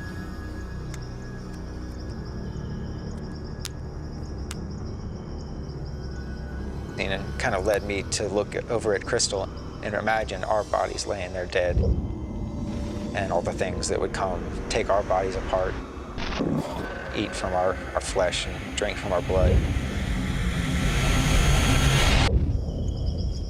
If we were going to die out there, I wanted to have some record of what we went through. So as Crystal was laying there in the sand, I wrote in the sand next to her, 6th day lost.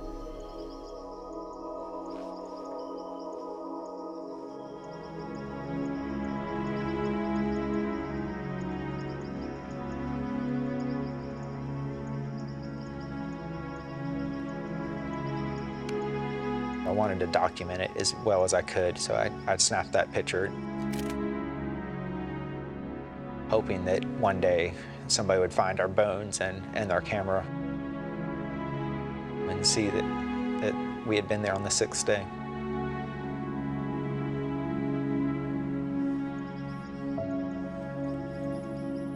That's when I started to think personally about my life.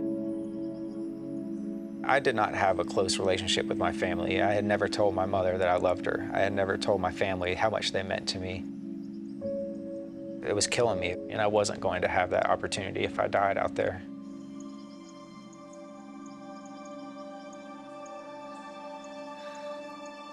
That thought gives Dave the resolve he needs to keep going.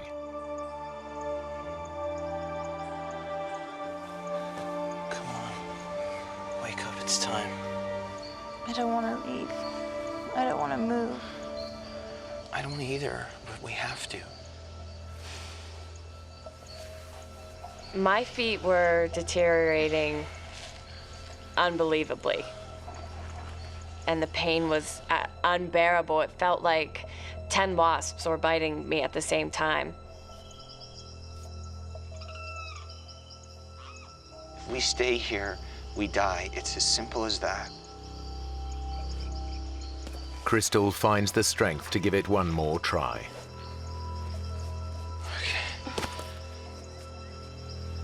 Stand on it. It's my girl.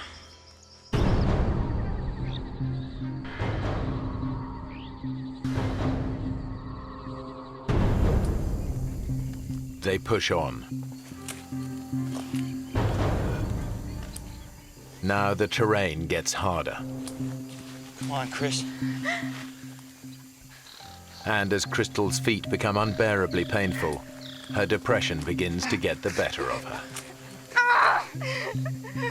I couldn't walk anymore. I would try, and I would fall down.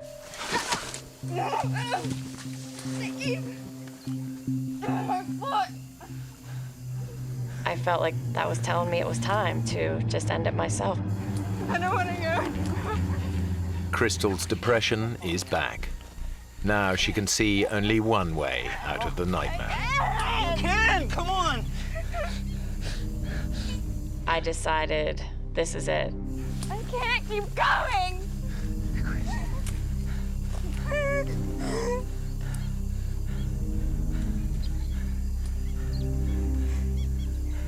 Give me the knife. She really meant taking her life into her own hands. I'm gonna slash my wrists and take my life and put an end to this misery.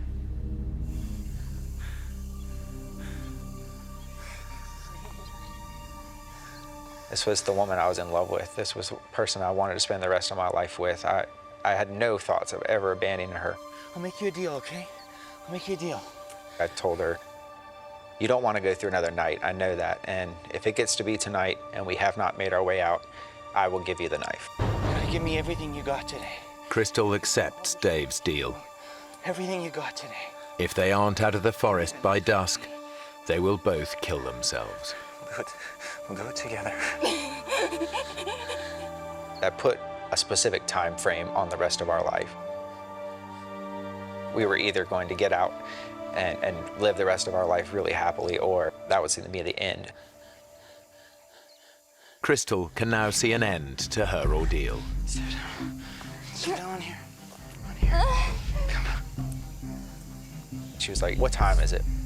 Is it nighttime? Is it getting close enough?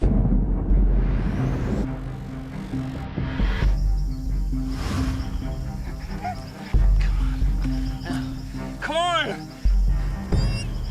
But Crystal can't keep going. Come on! She decides she can't wait until nightfall. She wants them to end their lives now. It's time. When I said it, he agreed. And he said, okay, now we can do it. We were going to have to go through with this.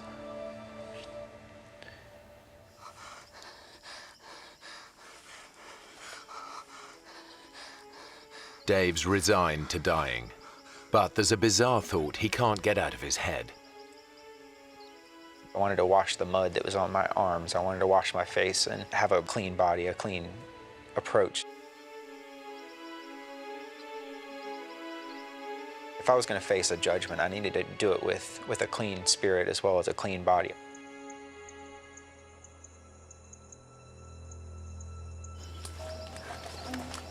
He begins to search for water to wash himself.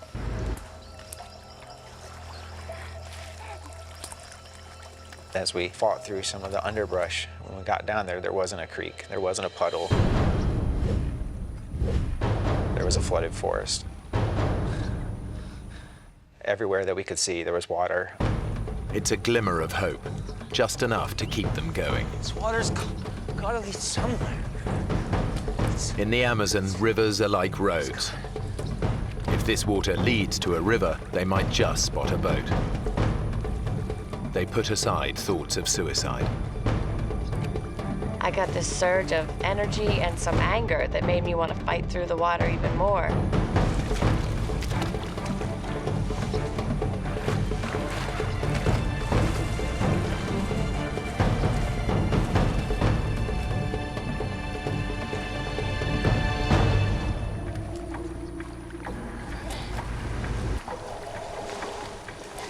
As we were going through the flooded forest, we kept telling each other, don't talk about any hopes. Just go, and go as fast as you can.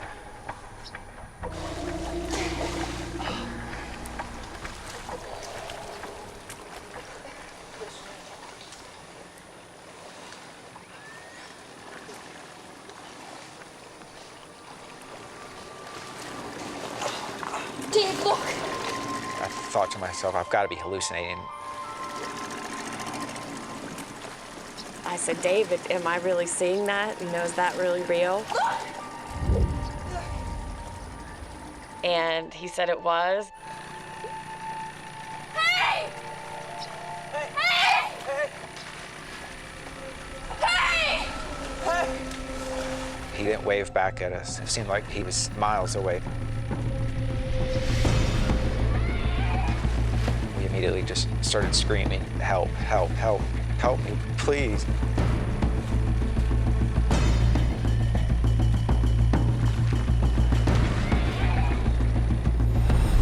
Here!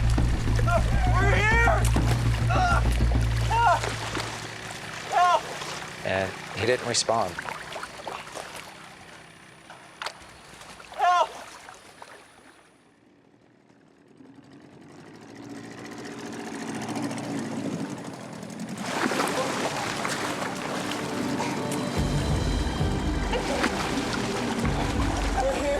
We learned in one split second that we were going to live.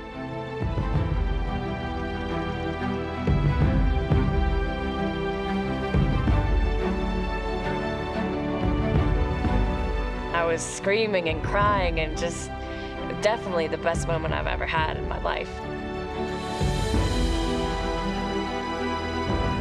The sun's setting, the whole sky is bright pink. And Dave and I are just looking at each other, and the tears are just running down both of our faces. And inexplainable joy, and we just looked at each other and looked up at the sky, essentially, and we're just so thankful to be alive. Dave and Crystal are incredibly lucky. Their rescuer chanced on them in a waterway that local boats hardly ever use. They find out later that search parties spent 4 days looking for them. But they never even came close to the remote spot where Dave and Crystal ended up.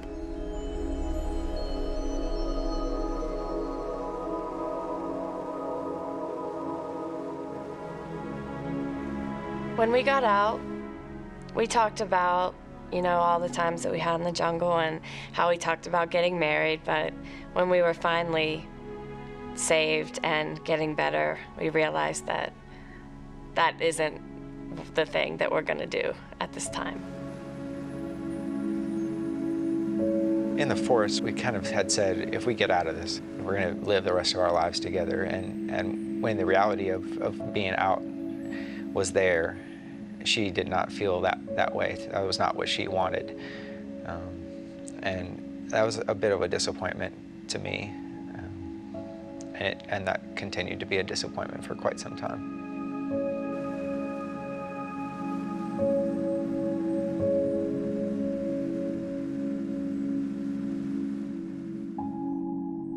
Dave and Crystal have both since returned to the Amazon. They never did restart their relationship, but after their 6-day death-defying ordeal, they became closer friends than ever.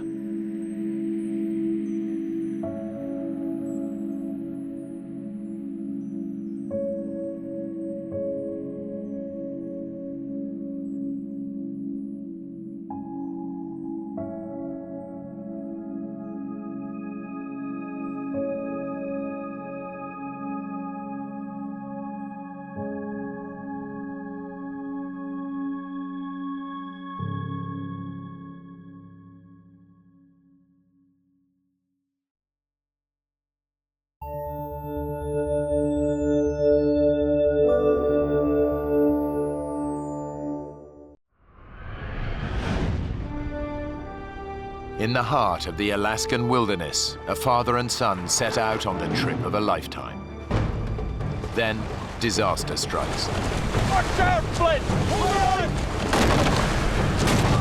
on! Swept under an ice shelf, they fight for their lives in freezing water.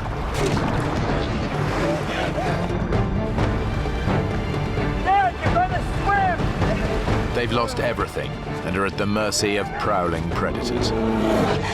The son faces a terrible dilemma: stay with his father and wait for a rescue that may never come, or leave him and risk hiking out through 60 miles of dangerous terrain for help.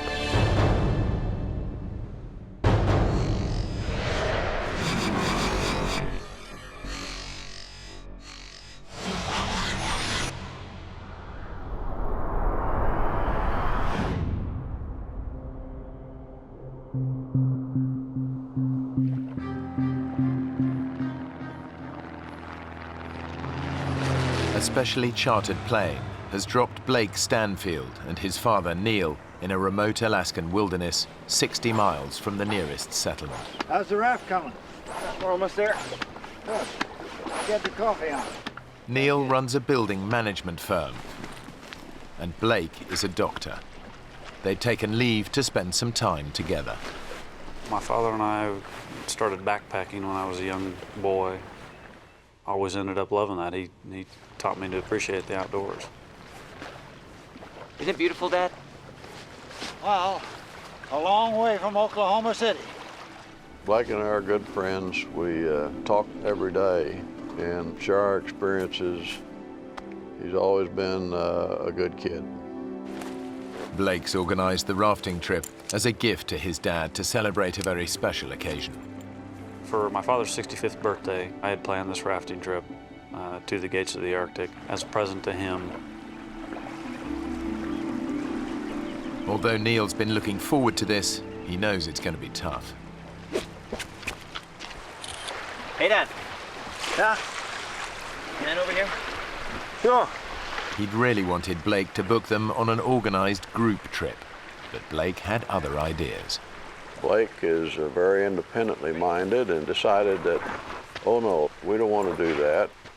We want to be able to do whatever we want to do. Since he knew I'd made up my mind, there wasn't much he was going to say that could make me change my mind. Okay, Dad? Yeah. It would have been kind of nice to watch someone else do the hauling and shoving. Come on, Dad. You want to share this with 10 strangers and a tour guide? Matter of fact, yeah. I had never wanted to, and still never want to go on a guided tour. Let's load her up. It was, an experience that I wanted to have with my father, just the two of us. Better get going, Dad. Just checking everything's shipshape. Where in the world did I put that lighter? I got it. Very repellent. Extra strength, very repellent. Almost anywhere in Alaska, you're going to run into many different types of wildlife, which includes bear, and of course that's something that you always need to be prepared for. The gates of the Arctic National Park is spectacular but dangerous. It's home to hundreds of black bears and grizzlies, not to mention roaming packs of wolves. It's 13,000 square miles of near untouched wilderness. Father and son have no way of contacting the outside world. They've packed no radio or mobile phone. Blake's itinerary has them traveling south by raft down the Koyukuk River to the town of Bettles. It should take around 6 days. Let's go!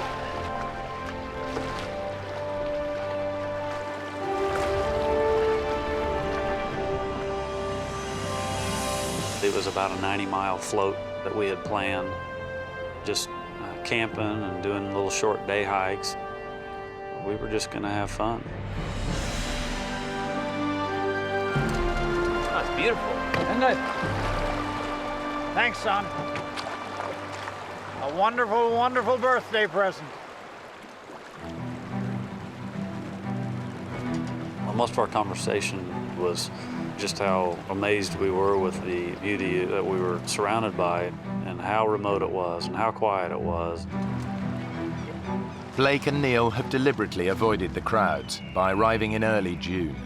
It's 2 weeks before the start of the rafting season, so the men have the Koyukuk River all to themselves. Quite exciting, isn't it? I'm glad I came. We commented on the way down the river that wasn't it great to be the only ones on the river, the first ones on the river that year, and there was a reason, as it turned out.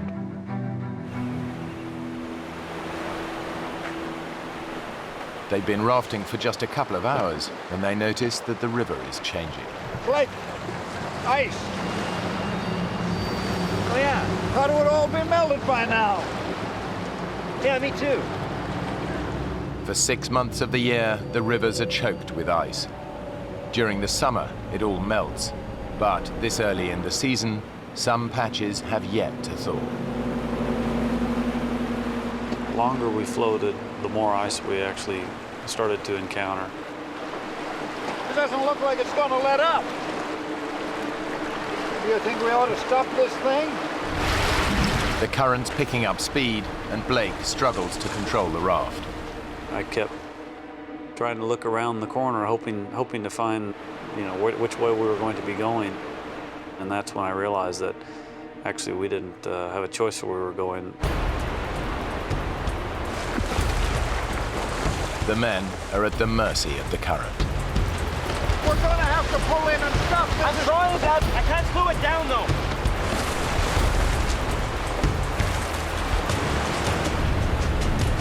We're going too fast. Let's slow it down, Dad.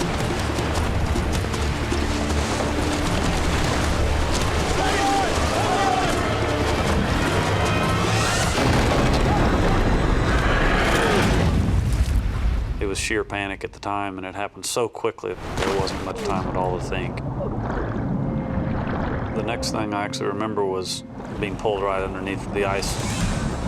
There was so little time to realize what had happened, except that it was a real problem.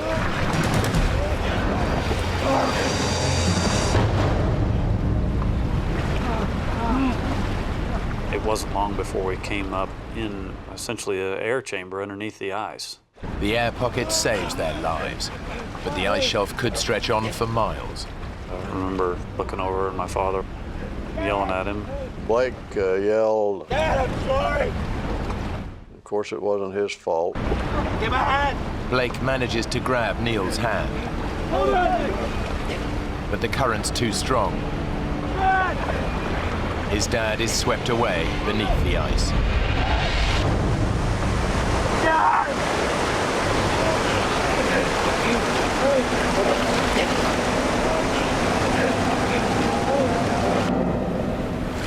The men are spat out from under the ice shelf, but their ordeal isn't over yet.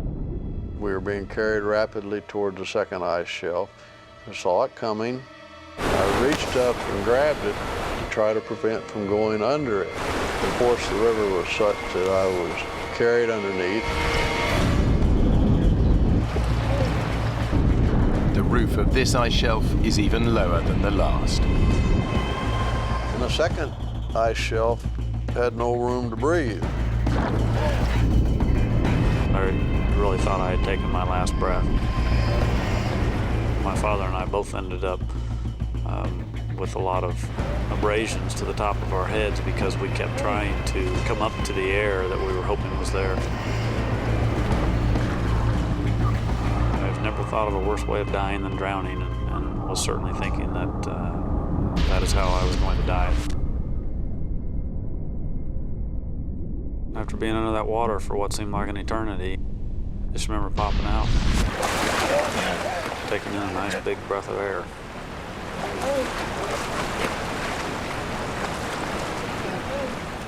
At this time, I had no idea where my father was. He had been pushed up against something and trapped.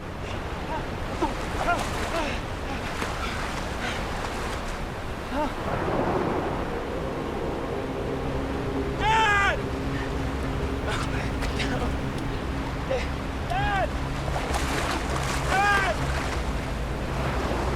I don't know how I would have been able to face my mother and the rest of my family, letting them know that my father had perished, you know, when I had made it.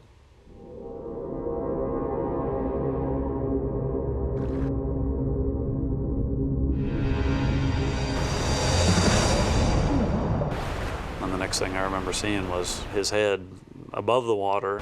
The powerful current is sweeping Neil away.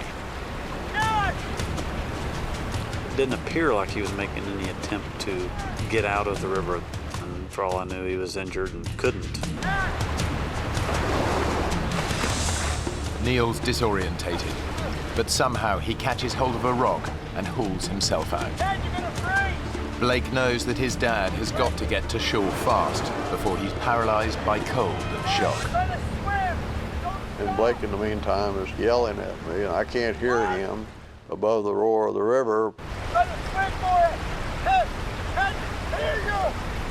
So eventually I managed to get my breath long enough to tell him to shut up. Will you let me think for a minute? Blake was telling me that I had to swim over to him, which was the last thing in the world I wanted to do. Dad! Come get! Getting back in the river is dangerous. But Blake knows it's his dad's only chance. Come on, Dad! You can do it! You can do it, Dad! Dad!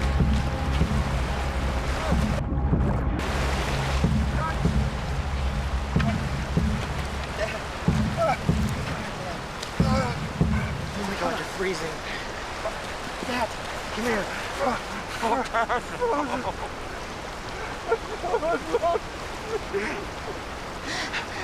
I'm so sorry, Dad. It's okay. It's okay. It was just bad luck. Bad luck. As a doctor, Blake knows that his dad's in the first stages of hypothermia. I thought you were gone. The second I got him out, I realized he was shaking uncontrollably. It was mild seizure-like.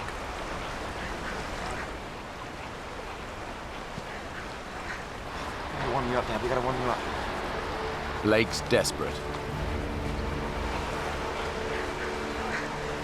All their spare clothes were lost in the accident. Then he remembers something. The lighter he stowed in his life jacket. It didn't get washed away, but it's soaking wet. When I pulled that lighter out of my pocket and hit the button, that torch lit up, and maybe we were going to be able to have a fire.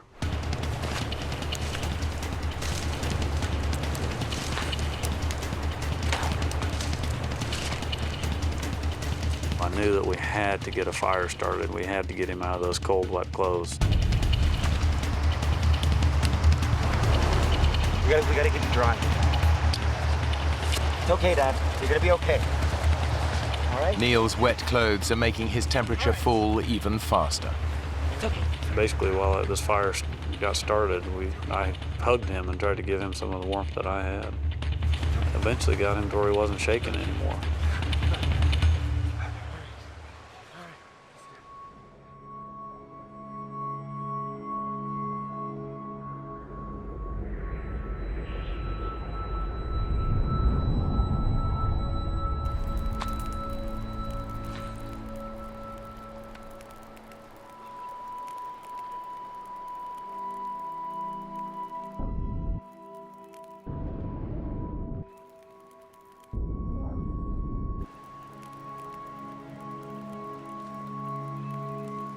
Blake had in his life vest a picture of his wife and son, and been so worried about ever seeing them again. And we were both somewhat crying. It's okay, look, it's gonna be all right.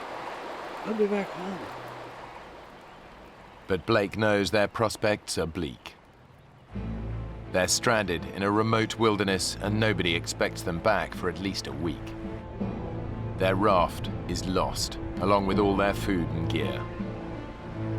Worse still, the reserve is teeming with hundreds of wolves and bears. I think at that point we realized that we got some big problems. Getting colder now, the sun's going down. You think we ought to find a more sheltered spot? Yeah. You okay to move? Guess I'll have to be.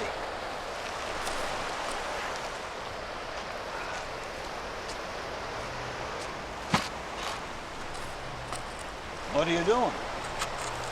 Show people where we're going. Pity there'll be no one to see it. Come on now. Blake and Neil set off to look for shelter. Blake lost his boots in the accident, but his pace still leaves his father lagging behind.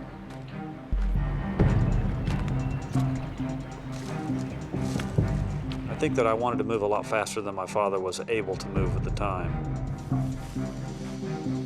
The freezing water has drained Neil's strength. He's 65 years old and still feeling the effects of an accident 12 months ago that left him with a broken ankle. Blake! Can we just hold up here a minute? You're not even trying to find a place to stop. Oh, sorry, Dad. I just got carried away. There's no way we're just walking out of here. We're gonna have to find a good campsite and stay put. How agreed? All right. Okay. Give me your hand. Here we were in the middle of this vast wilderness, a good 60 miles from the nearest human being. No one was expected to be flown into the area for at least 2 weeks after our trip. We were alone, and we were going to have to endure or survive until either we found a way out of it or someone came looking for us. It's the rainy season, so the men set about building a shelter to protect them. It's crucial they stay warm and dry. But that's just the start of their problems. Hey, Blake! Come take a look at this! What? Tracks. What do you think?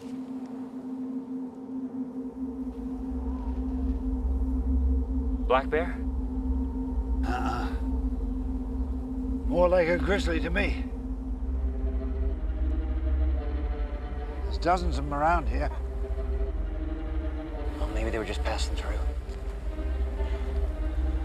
I'm gonna get that fire started. They packed a shotgun, but that's at the bottom of the river. Now their only defense against prowling grizzlies is fire. Their ordeal has left Neil and Blake battered and bruised. Now they have to contend with the cold. We got enough wood? Yeah, we got lots. You get closer to the fire. I'm warm enough. There. My father and I took turns laying towards the front of the shelter where the fire was. Try and get some sleep, okay? Yeah.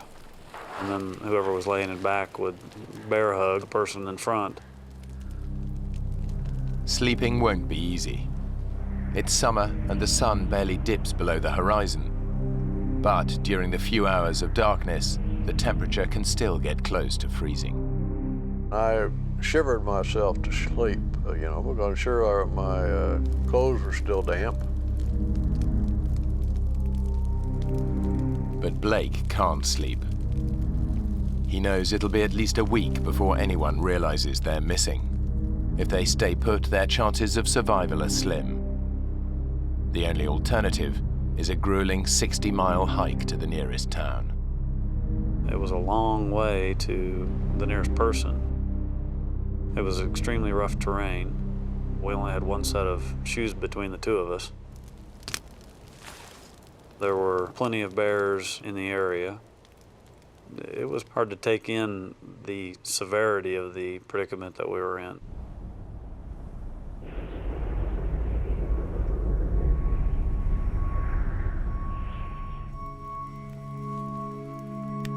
During the night, Blake has made a tough decision. Well, I needed to get back to Bettles. I needed to go find help. The #1 rule of survival is stick together. But Blake knows his dad isn't up to the hike. Dad, you okay? Yeah. Pretty sore, though. You slept? Not so much, no. You know, I've been thinking, we gotta get ourselves organized. We gotta build up a nice big pile of firewood, maybe make some traps. We're gonna need some food. I'm going for help, Dad. Help? From where? Blake had no doubt given it a lot of thought and decided that he could conquer this problem and hike back to Bettles. Bettles is 60 miles away. This is just plain crazy. Look, we talked about this. First rule of survival, stick together. Dad, I know all that, but no one else is going to be coming down the river for weeks. We can't wait that long. You trying to get yourself killed? Have you even looked at the map? There's a darn great river in the way. I'd ask him how in the world he was going to get over the Tingayuk River to our south, which appeared to be a pretty good-sized river, and he said, I don't know, I'll find a way. Yeah? How? This isn't some little stream.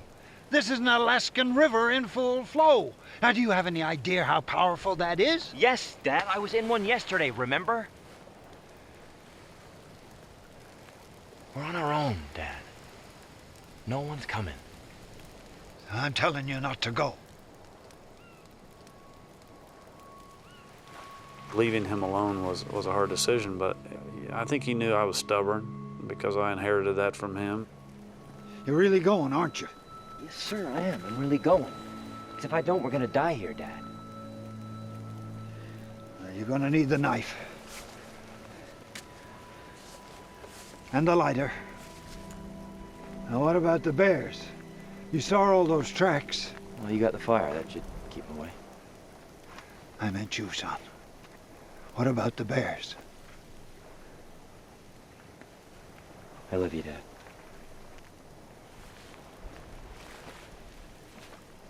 Yeah. Me too. Well, you know I do.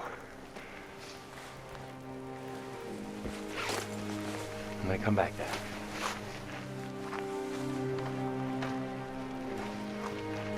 Now, don't get yourself killed, you hear? I was emotional when he left. I felt alone and very concerned about being alone, but probably more worried about him and what he might encounter.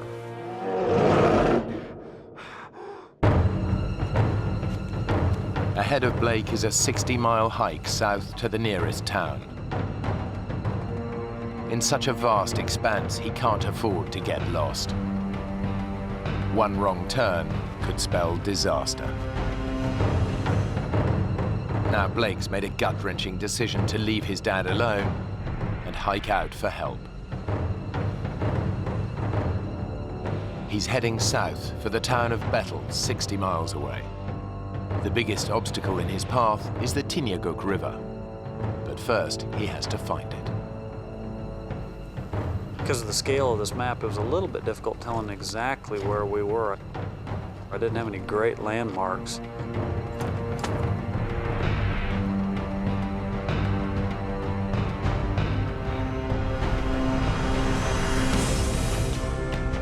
The hiking is taking it out of Blake. The ground is rough and uneven, and he hasn't eaten for over 24 hours.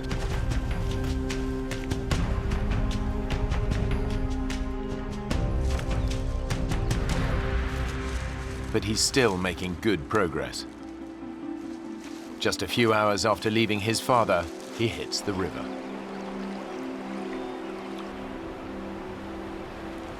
His dad warned him that crossing it would be impossible. It's freezing cold and fast running. He could even be dragged under another ice shelf. But Blake promised to get help, and the only way he can do that is to plunge in. As soon as I started to cross, the water was flowing fast enough that I realized I was just going to have to jump and swim over to the other side.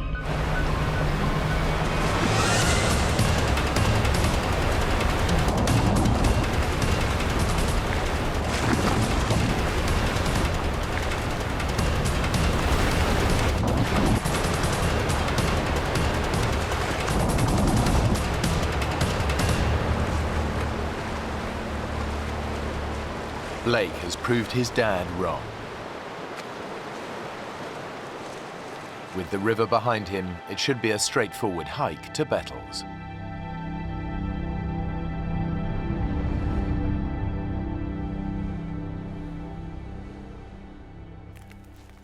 Back at camp, 65-year-old Neil is hungry and tired. But he can't rest. Blake has their only lighter, so Neil's got to keep the fire alight. It's his only source of warmth and his sole defense against the bears. The difficulty of keeping the fire going was essentially being able to walk on with only stocking foot waders on really rocky soil. Neil hopes the fire will be enough to keep the bears and wolves at bay, but he also shouts to try to discourage an attack. Anybody home? Oh, come down and join me! Despite his hardships, what really preys on his mind is what might be happening to his son. I was very worried about Blake and what he might have run into.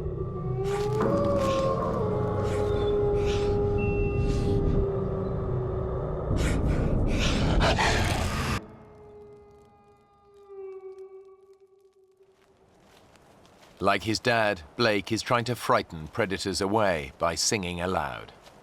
All night long, never got tired. Most of my songs were moose tunes and bear tunes, which was really quite ironic. I went out walking in the woods one night, all alone, pale moonlight. I hid myself, tree up, to see what I could.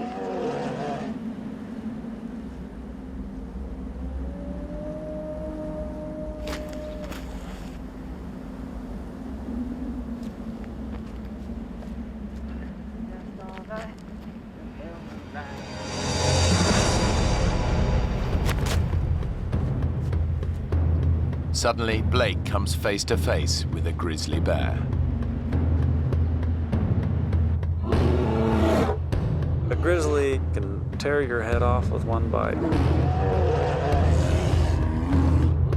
but their claws can rip holes through you like nobody's business, so you don't want to mess with them. The bear is some way off, but even the slightest sound could alert it to Blake's presence.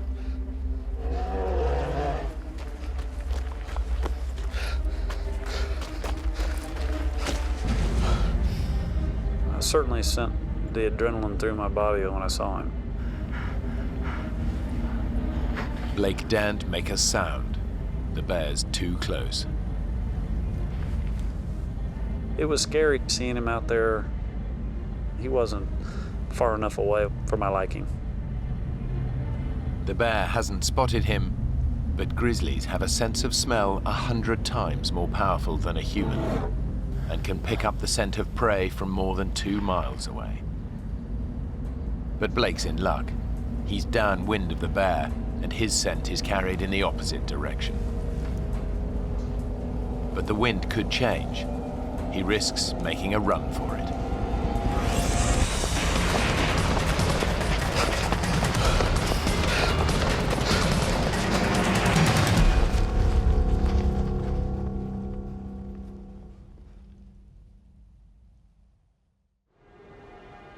It's a lucky escape, but there's still a long way to go.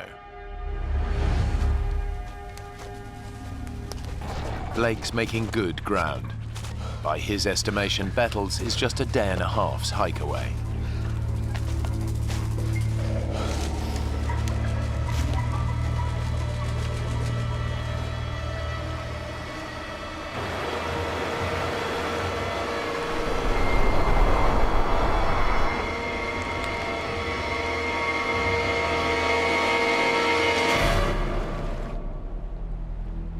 This is the Tinyaguk River, the one Blake thought he'd crossed earlier that day. But that was just a minor tributary. His father was right. The Tinyaguk is just too huge to cross. There's no way he can reach Bettles. I kind of lost a lot of that optimism that I had as soon as I saw that there was no way to cross this thing because it was so wide and so swiftly moving and so cold. It's a dead end. Blake defied his father and the basic rules of survival by hiking off by himself. Alone, both men are at far greater risk. I had a hard time deciding whether or not I should stay there because I knew I wasn't that far from my father. I certainly had some feelings of guilt that I had put him in this predicament.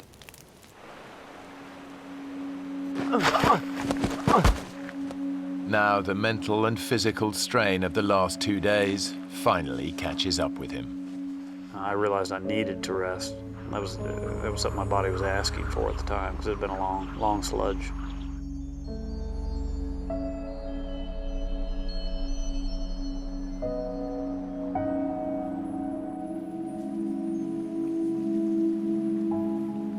Blake hasn't eaten for 36 hours.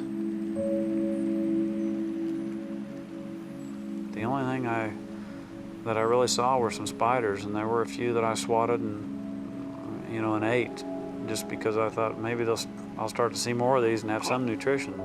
But the amount of nutrition I got from the few that I ate certainly didn't give me any energy, that's for sure.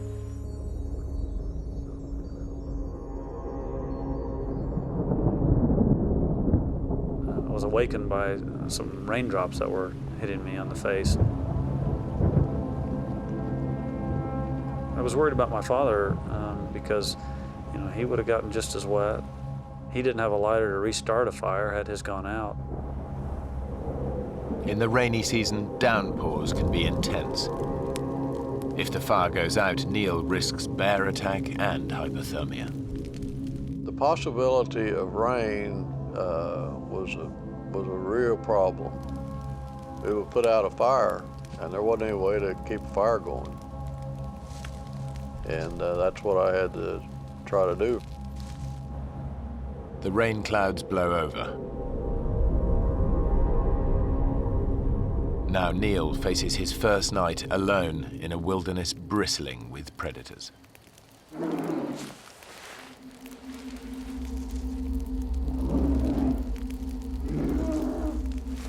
As everyone knows, you try to make noise in the wild with where bears are present.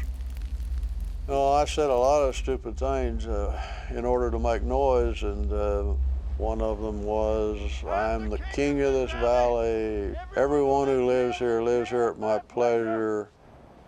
You want to see me, you have to go through my nights. Blake, where are you? I hope you're all right, Blake. I want to see you back here. His only defense against bears and wolves is his fire. And the difficulty of keeping the fire going was staying awake enough. I would wake up in the middle of the night and maybe have a problem and have to work to get her going again. If the fire goes out, Neil is in big trouble.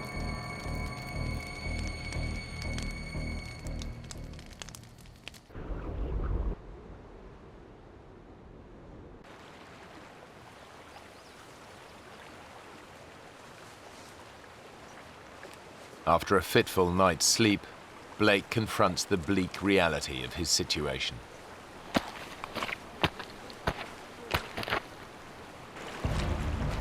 I was distraught when I realized that there's pretty much no way to get to Bettles.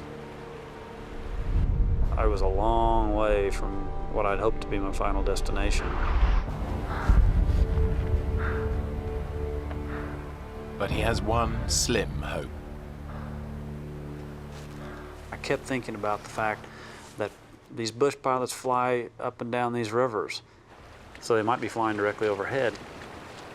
If he can make himself more visible, he might be spotted by one of these passing planes. Despite his weakened state, he starts to gather driftwood for a signal fire. I actually set one of these log jams on fire, hoping that someone might see the smoke. But even this simple plan fails.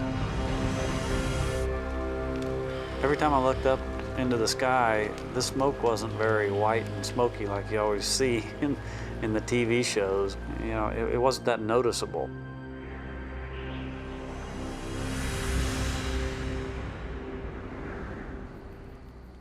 It's Neil's third night alone in his brushwood shelter. I guess a spark jumped from the fire.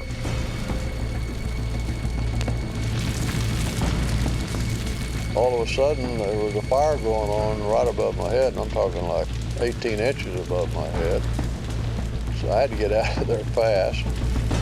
He can only watch, helpless as his precious shelter burns to the ground. I got out of there and watched as fire just burst into an inferno. Neil knows he must save part of it to light a new fire. Without it, he'll be freezing cold and have no protection from prowling predators.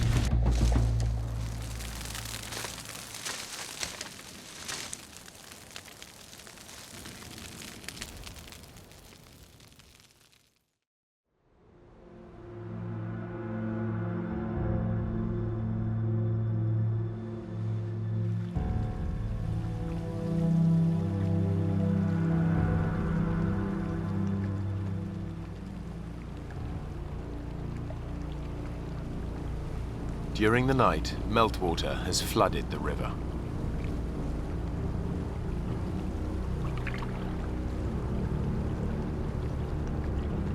Blake realizes he could be in danger.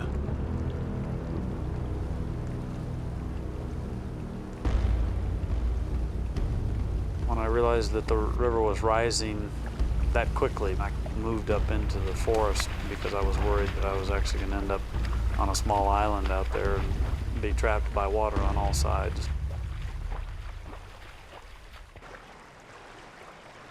Upriver, Neil is exhausted and hungry. His precious shelter was destroyed in the fire, leaving him exposed to the risk of a freezing downpour. Now daybreak brings a new enemy, the blazing sun. The sun was coming down pretty hard, and there was essentially no cover. He needs to build a new shelter. But it's becoming harder and harder to carry out even simple tasks. Ow! There's only so much punishment a 65-year-old body can take. After 3 days without food, Neil is weakening. Blake's decision to hike for help has backfired. Now his actions could cost his father's life.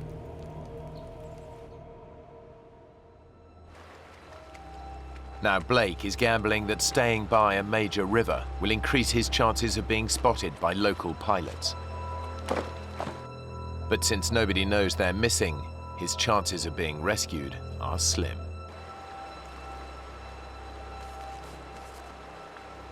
I was definitely depressed about the situation that we were in, especially because I had so much time to think about it. Blake endures another day and night helplessly waiting. His constant fear that his dad hasn't survived his ordeal.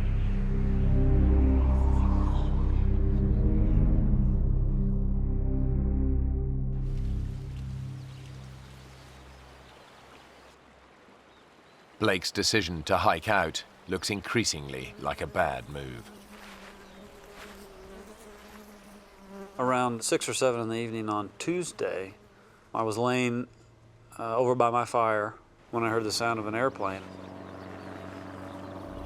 And my God, he was coming up on me quick, I could tell. I ran as fast as I could. Hey! Hey! Hey!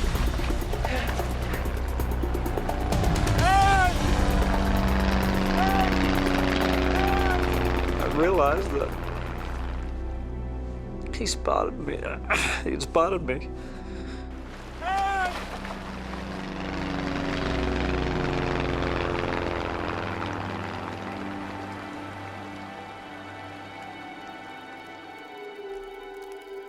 Three hours later, and there's still no sign of rescue.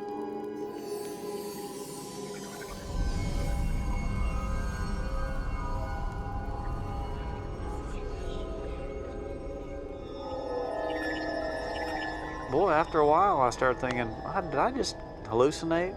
Did I imagine that plane?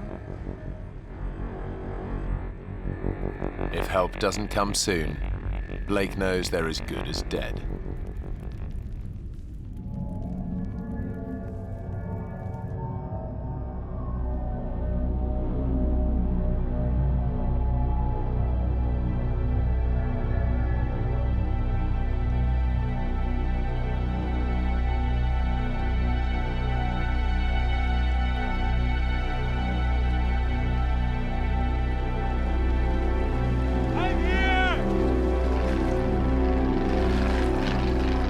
The same plane, and as they flew over me, they dropped a bag of stuff.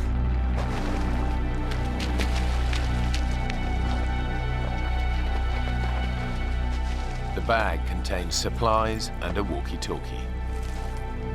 I turned that radio on. I kind of told him what had happened. There's only one thought on Blake's mind.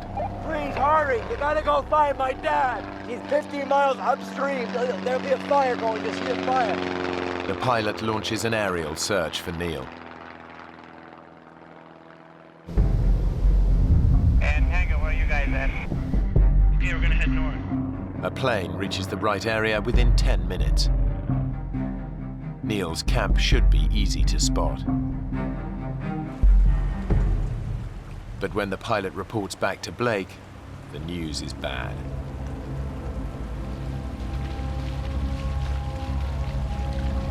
Hey, you gotta go back! He's up there! Keep going till you find him! He can't leave, he's gotta be at the camp. Maybe you didn't go far enough. He can't walk, he's gotta be there! I was worried something would happen to my dad. Because there's no way he could miss it. You gotta go and find my dad! And I fell to my knees. Blake ignored his father's advice and left him to fend for himself. Now he must face a terrible thought, that his dad hasn't made it.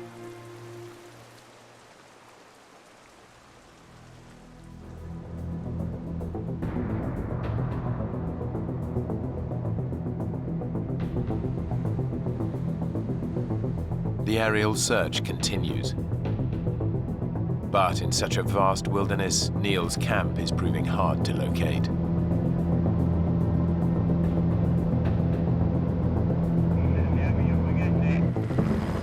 3 hours later, a rescue helicopter picks up Blake and rushes to the scene.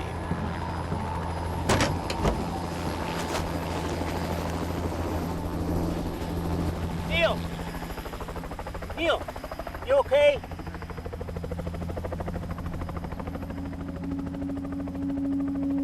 How did you know I was here? I asked your son. Blake? He climbed in that helicopter. Dad! I'm so sorry, Dad. So sorry. Hell, all I could say was, man, you look like hell. Well, you don't look that cute yourself. I was very happy to see him, very, very happy. Can we get the hell home now? Let's get out of here. And then we took off. Together again. The men later learned that their initial camp was not on the flight path of any local aircraft. If Blake hadn't tried to hike out to Bettles, he and his father would almost certainly have died. After the accident, Blake moved his family back from Alaska to Oklahoma City to be closer to his mum and dad. He now runs a GP practice there, while Neil continues to run his building management firm. Blake and Neil still regularly go hiking together, but they've never gone rafting again.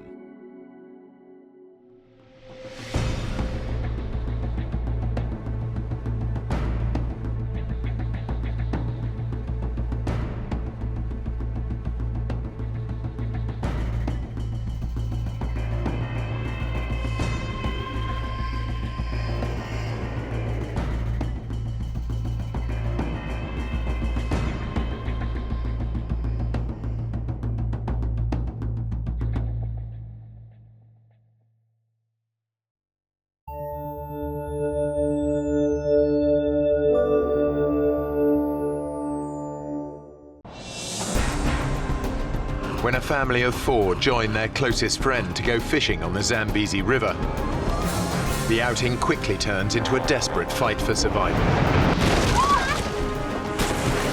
Thrown into crocodile-infested waters, 4 of them become human live bait, while one fights for his life amongst some of Africa's deadliest predators. Oh my God.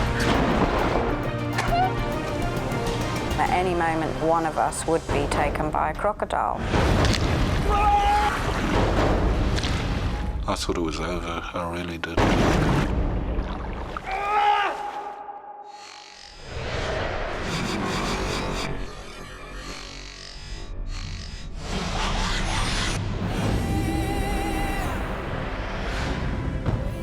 Zambia, one of the wildest countries in Africa, home to the spectacular Victoria Falls.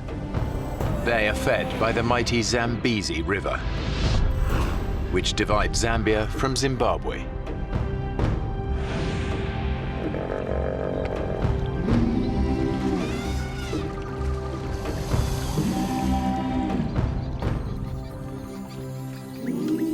It's here on one of the river's most isolated stretches that 2 friends have planned a weekend fishing trip.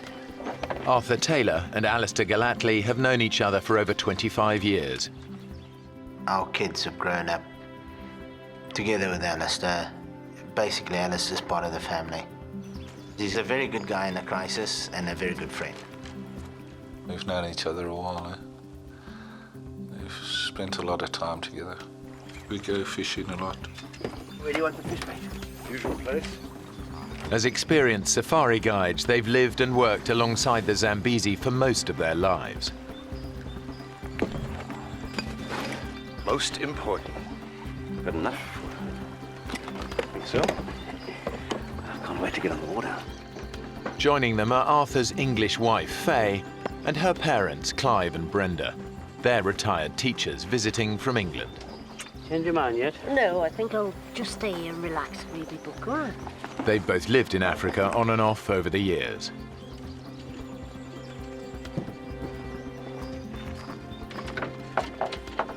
This is the last chance for all of them to go out on the river together. Tomorrow, Faye and Arthur have to pick up their 2 children from boarding school. But even though she spent a lot of time in the bush, Brenda isn't keen on the idea of going fishing. My mum was anxious because she doesn't really like going on the boat. And she would rather have just spent the day in camp. I'm not going to go if you don't go. If she doesn't come, the crocs will be safe. My mum is a pretty strong personality, and you certainly don't mess her around. You'll have to give me a hand in here. Because it was the last day of the holiday, she finally agreed to come with us. Okay, all aboard.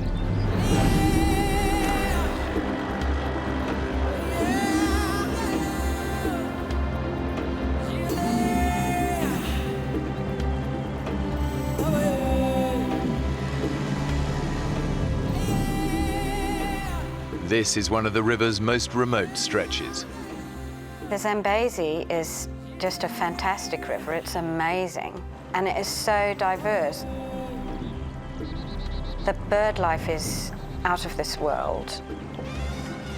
You see animals, bushbuck, buffalo, elephant coming down, and in the water there's the hippos everywhere, and huge crocodiles. It's just an amazing river, really is.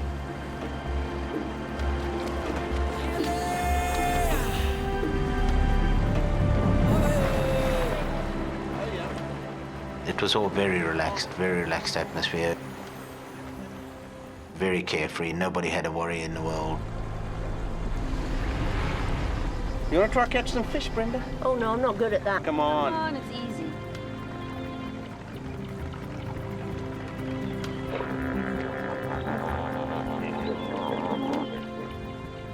We passed so many schools of hippos, and they're all lazing around. They just look so peaceful and so placid. Most of them are in herds or groups, and then you get the few odd single males. As long as you give them a wide berth, the chances are you're not going to have any problem. Oh, I think I've got something here. Heavy. Whoa. Fishing had been pretty poor that morning, and when Mum caught a fish, it was like, yay, you know. I mean, she's really chuffed. Well done, Mum. I think that calls for a spot of celebratory lunch. But over there, nice bit of shade by those trees. Sounds good to me. What's the time?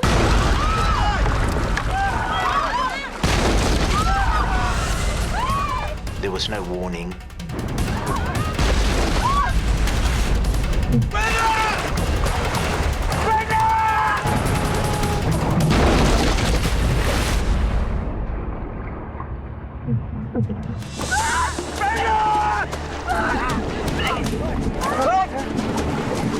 Come on!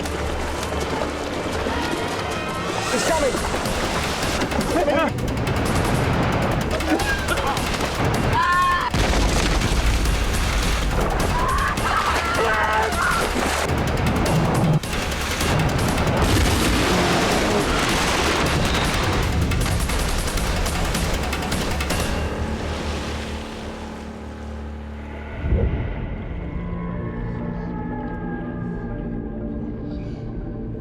It was just this huge boom, and I was in the water. I think my subconscious was saying, this is it, this is the end.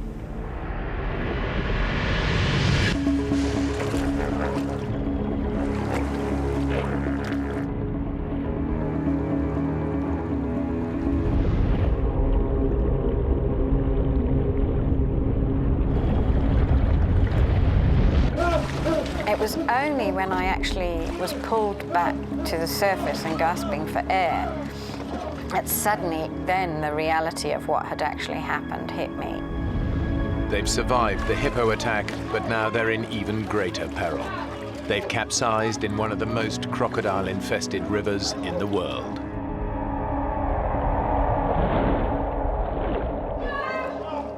To think about, you know, my bare, dangly legs It sent a chill through me, thinking that any moment now, one of us would be taken by a crocodile.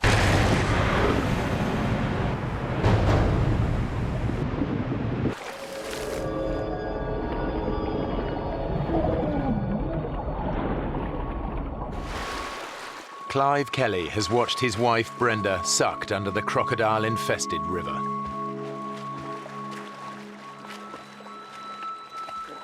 He has no idea if she is alive or dead. Brenda! Brenda! Where are you? Although Clive can't hear them, his wife, along with his daughter Faye, her husband Arthur and their best friend Alistair, have all surfaced underneath the boat. Brenda! But the group's immediate danger is not crocodiles. The current was actually so strong in that part of the river that it actually swept us out from underneath the boat. The Zambezi is famous for its unpredictable and deceptively strong currents. Many people drown in its eddies and whirlpools every year. The one thing that I thought of was the fact that my children could have been with me and that I would have lost them because they would have been just thrown out of the boat. You know, they would have just been gone. Brenda can't swim very well. She was screaming and struggling. She obviously needed something to hold on to, and she had swallowed a lot of water and was gasping for air and kind of pushed onto me so that she could get her breath back. And I'm like, you know, Mum, you know, you're pushing me down. Oh, Brenda, I got you. I got you. It's just so strong, and we were being swept away. It was just incredible that Arthur was there when we needed him. Somehow he managed to keep hold of the two of us. We're all getting washed down together. We basically hung on to each other. It was very hard to swim against a strong current.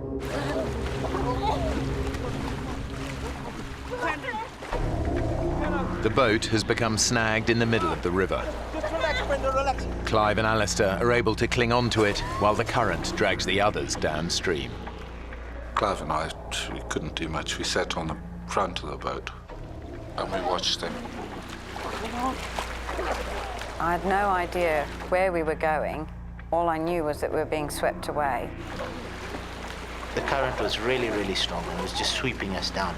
We were trying to make our way to shallow waters. We knew it was our only hope of survival. Luckily, the current actually took us towards the middle of the river, which was slightly shallower.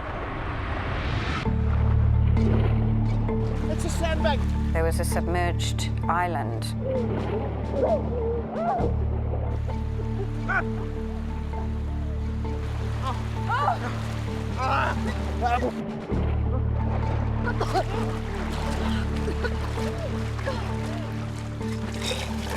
The first thing I did is start vomiting because I swallowed half a Zambezi.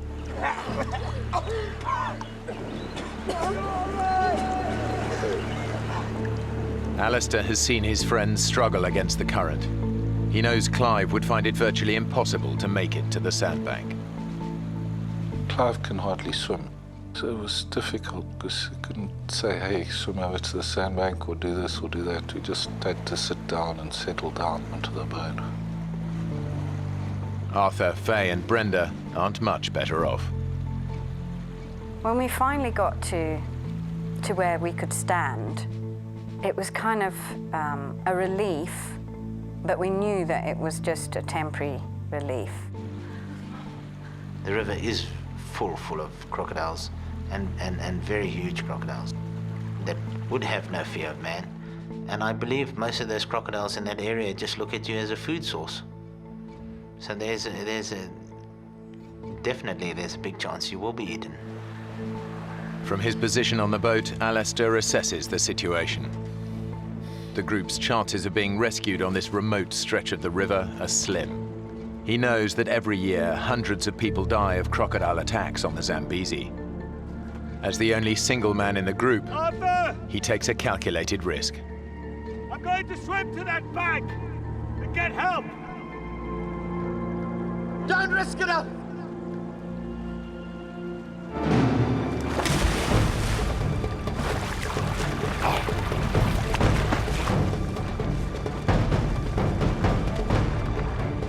He's crazy. It was quite fast water. I started swimming slowly, I was a bit scared that splashing around the crocs I'd attract crocodiles.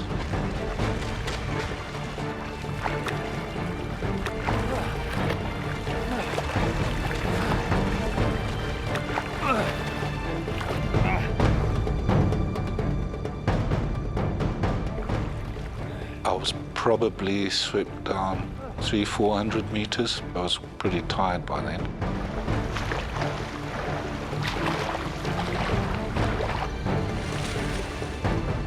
I saw a little inlet up ahead, so I paddled into the inlet.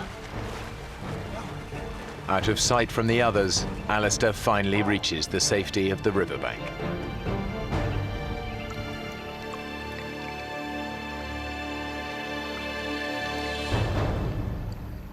As my feet touched the ground, I looked up. About 10 yards away, there was this crocodile in the water just looking at me.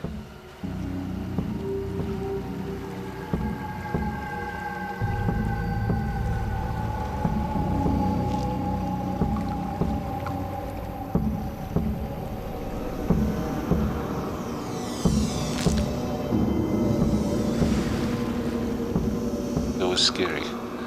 I didn't quite know what to do. I think I actually panicked. I decided the best thing to do is try go for the crocodile and maybe chase it.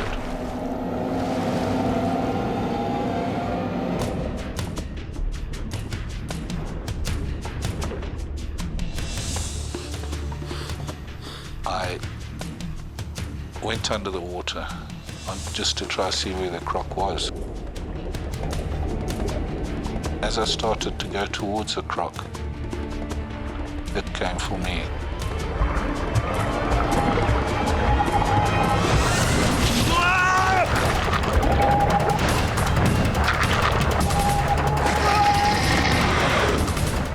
It was going for my legs, and I pushed it away with my left hand. Its teeth cut my left hand up a bit, and it disappeared.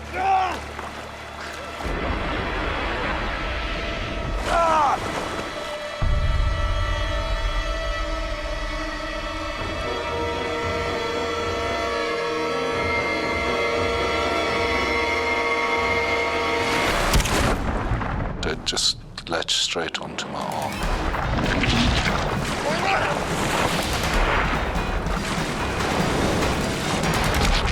It was just trying to really tear my arm off.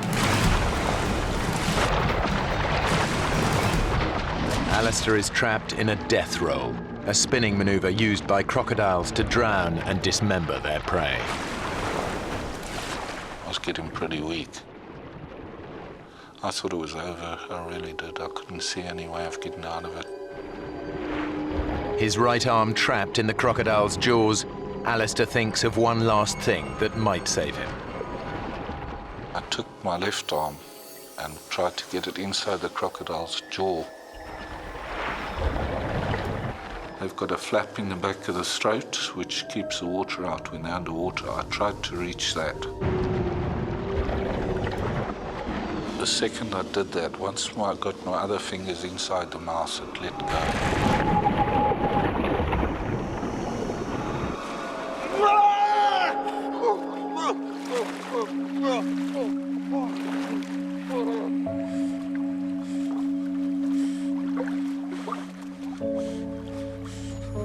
The savage attack has broken Alistair's arm in 3 places. His shoulder joint has been ripped from its socket. I was pretty scared I was going into shock. I was very weak. I lost a lot of blood. All he can do to stem the blood loss is to make a tourniquet.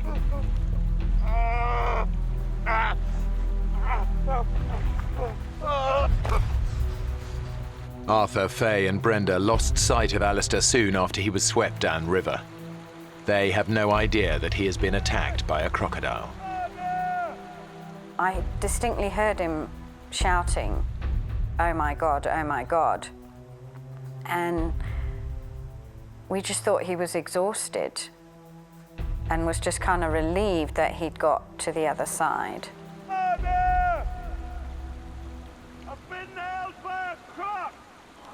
Oh, God. It was just such a terrible feeling. We weren't sure whether he'd lost an arm or a leg or where he'd been bitten. Where? How bad? How bad are you hurt?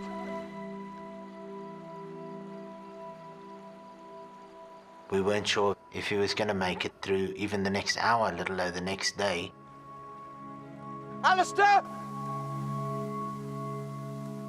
Alistair! With their best chance of rescue gone, Arthur decides to take matters into his own hands. Arthur, what the hell are you doing? I'm going for help. I walked towards the Zimbabwe side of the river to see if we could swim across there. He just went deeper and deeper into the water, and I just had these images of him being taken by a crocodile, and I couldn't handle that. Don't go, don't be stupid! Alistair's too hurt, he could die. Well, you're not going to help him if you get yourself eaten, are you?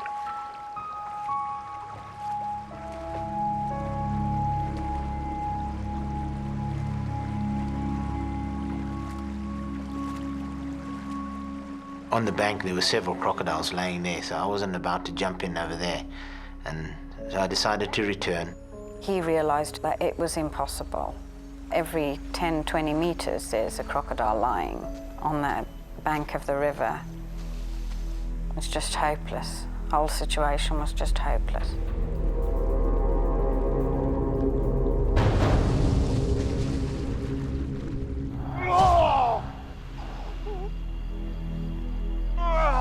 Although Alistair is clear of the water, he is still vulnerable to attack. I was worried about the croc coming back again.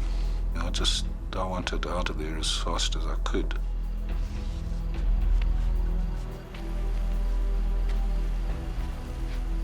The sun was pretty hot, and there was one tree in this pile of rocks that I went and I sat under to try and sort my arm out.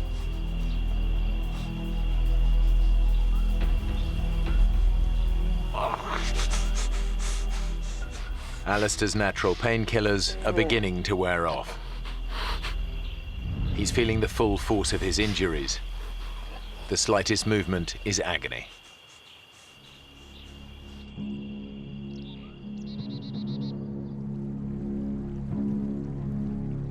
Clive is still stranded in the middle of the river.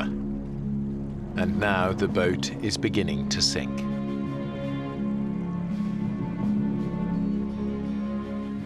Can't stay there. He left us into it.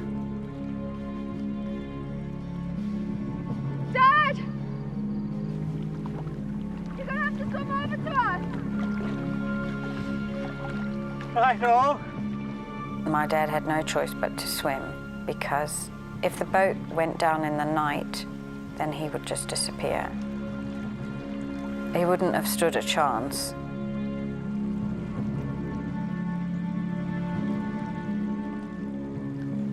Brenda!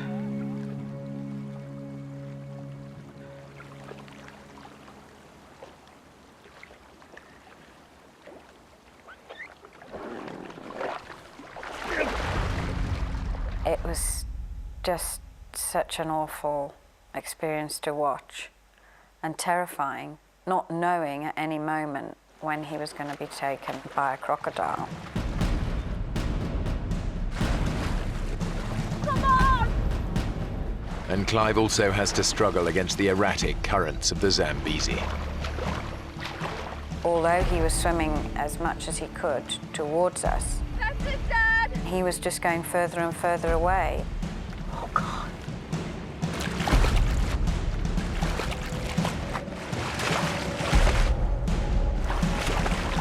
Come Come on, Clive. Yes.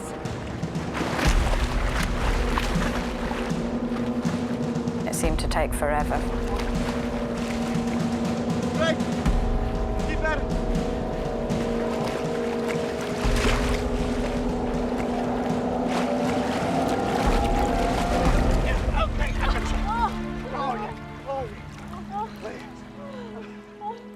I can't tell you what a relief that was, that my dad was alive and had made it. On shore, only a few hundred yards away, Alistair's agony is intensifying. His wound is becoming a poisonous time bomb. I had nothing to wash it out with properly. The arm was full of rubbish. Alistair knows that bacteria from the crocodile's bite will have entered his bloodstream. Untreated, he could easily lose his arm to gangrene. Gangrene is pretty serious. A friend of mine, he got chewed by a lion. You know, he got to hospital within 8 hours, but he still lost his leg. Too weak to move. If the gangrene doesn't get Alistair, the predators might.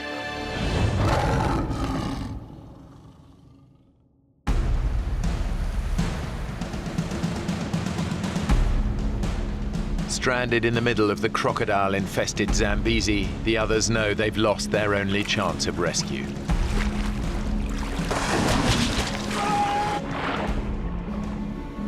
Any hope of being found before sunset is fading fast.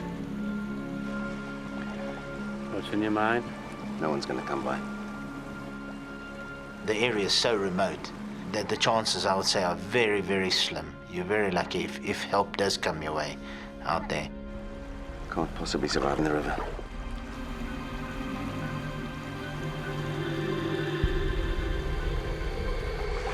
What you two whispering about? Arthur wants to swim for it. No way, we've been through this already. We've got to do something. There are too many crocs. Yeah, we can't just sit here. Arthur, wait. Arthur thought that he may try and swim towards the Zambian side so he could see how badly Alistair was injured. But I knew that I couldn't bear him to go. That I would not be able to make it without him. Please. Maybe we could all swim together. It'd be a big mass then, and that might scare anything off. Mum?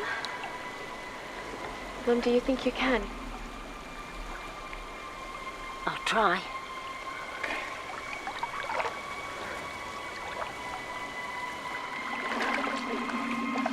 But I found it very, very hard to get back into the water.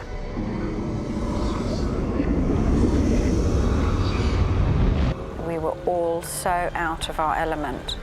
I just freaked. No, it's no use like that. I just started to panic and said, I can't do it. I just cannot go through with this. I can't go across. Sorry. Current. Definitely you get a sense of, well, frustration under the fact that there's nothing you can really do besides stand there and wait for help. They all face the prospect of a terrifying night with no hope of rescue. It's a terrible feeling knowing that somebody is lying, bleeding to death, and that you are unable to do anything about it. I can't tell you how terrible that makes you feel.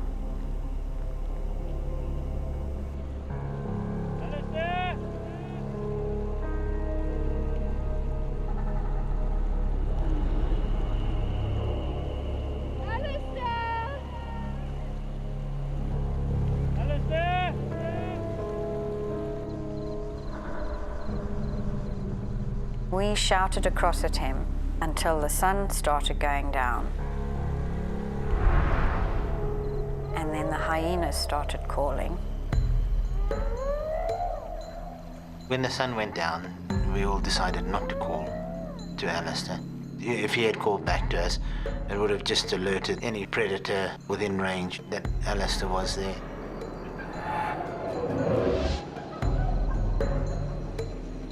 Night is the most dangerous time in the African bush. Leopards, lions, and hyenas can detect the scent of blood from several miles away. I could hear the lions calling and the hyenas, but when they stop, you don't know where they are, because you don't know if they come in your direction or going away. I thought I could be in for a tough night. I just got these stones together so that if something did come up that night, I could at least throw a rock at it.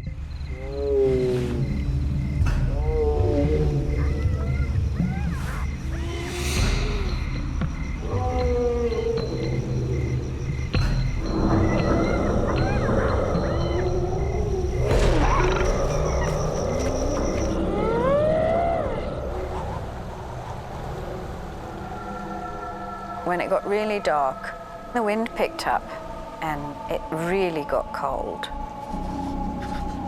I was absolutely freezing and my teeth were chattering and I just couldn't get warm. It was extremely cold.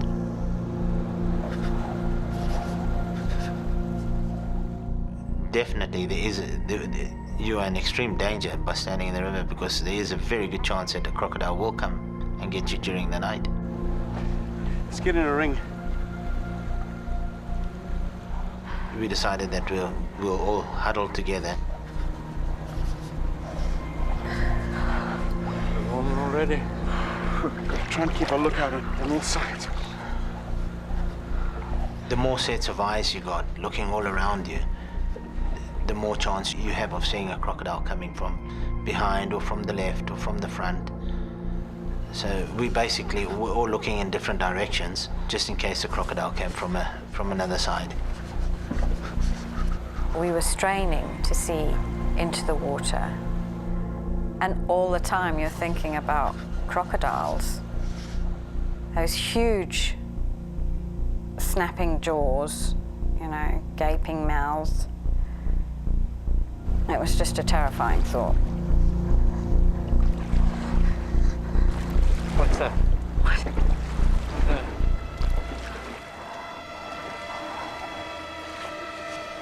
Oh my God. It's coming closer. It's still coming.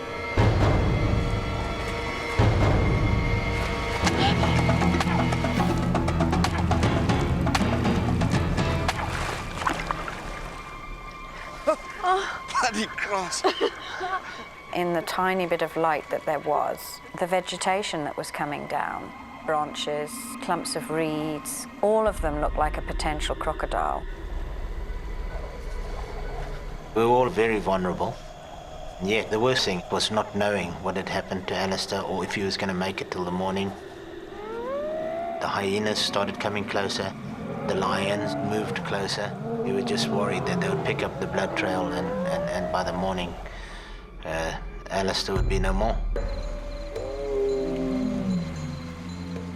I was worried I'd left a blood trail when I walked out. And I was worried something had picked that up and come following it.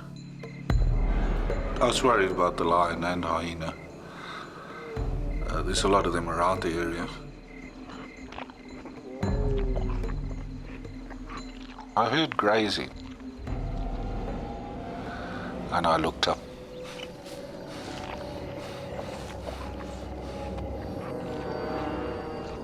And I saw the buffalo. I was looking right at it, it looked at me.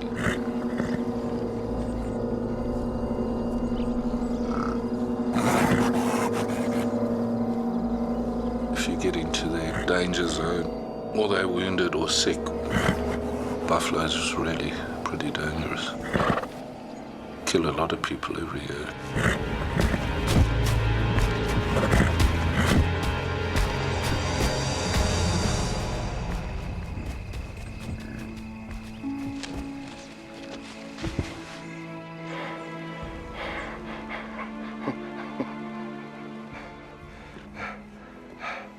For some reason it came and lay down like 10 yards away.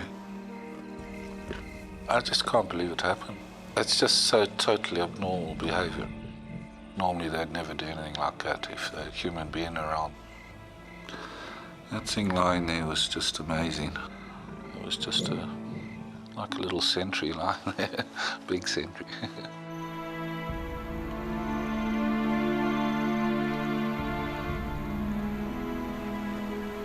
The darkness all around us just seemed to make you realize just how vulnerable you were in that great vastness. You were a nothing, and things were just out of your control.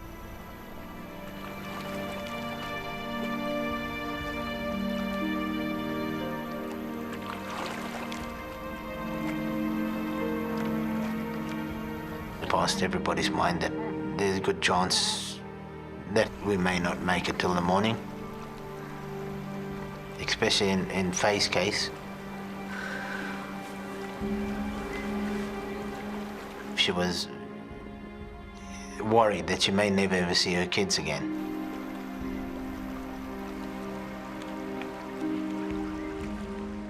At the time, I daren't even think. And when I did, I just went cold. It was just such a terrible experience.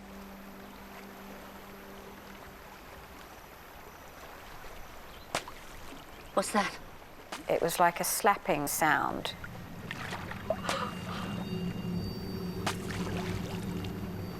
Arthur said that is a crocodile slapping its tail, and it's not far from here. You could distinctly see it was a crocodile. We could see the jagged edge of his tail as he came closer and closer.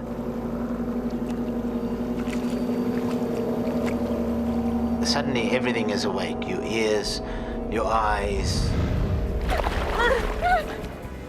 Big panic. Wait, look it. When something is coming directly to you, you fear the worst. Wait, look it.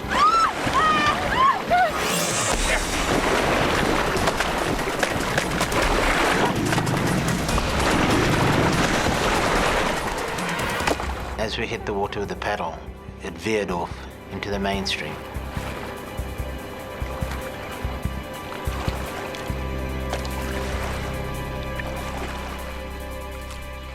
We were on tenterhooks after that, looking around in case another crocodile did come by. The pain had set in during the night. If I moved a little bit, it got pretty serious. If I stayed in one position, I was fine.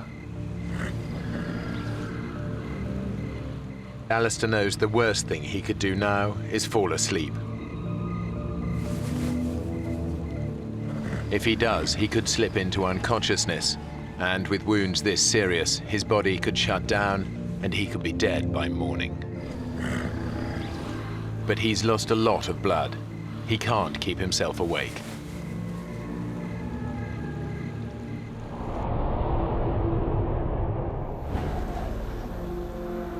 On the river, everyone is suffering.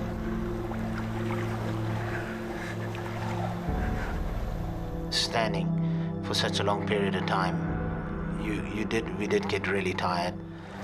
Our backs were aching. We were freezing cold.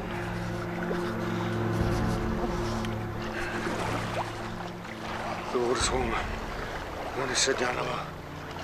Arthur wanted to sit down. It was warmer in the water than it was out the water.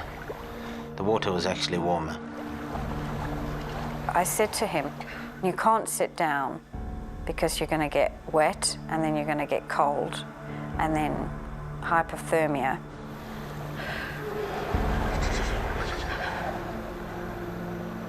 I said, we've just got to get through this. We've got 2 children to think about and they need us.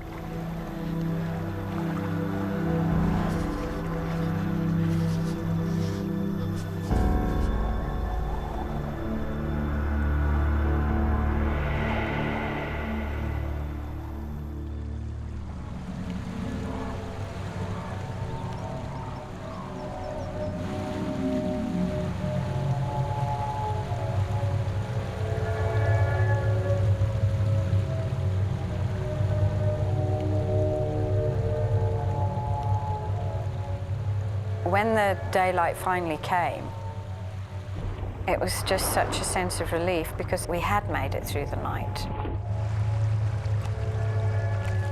But we had worried that Alistair had bled to death. I mean, we had no idea what had happened to him and how badly injured he was.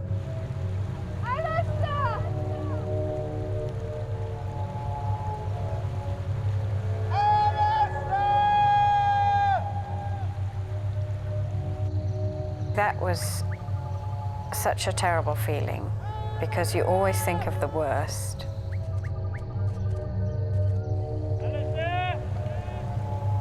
And physically and mentally, we were just exhausted. After almost 20 hours stranded in the water, the group are desperate. We were thinking, well, you know, it's another day and somebody has got to come past.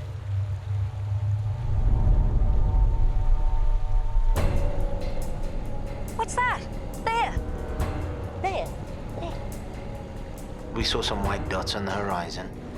They're coming this way. It looked like a white boat, and we were just thrilled. Over here! Over here! Help! Hey! This way! Over here! Turned out there were cattle egrets flying towards us.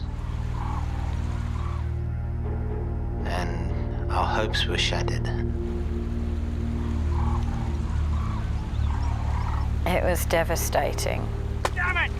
As the birds flew off. Just felt so helpless, completely helpless.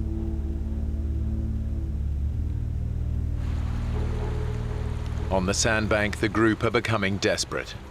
Clive, Brenda, Faye and Arthur have now been stranded in the middle of the Zambezi River for almost 20 hours. It's over 12 hours since they last heard from Alistair. They have no idea if he's still alive.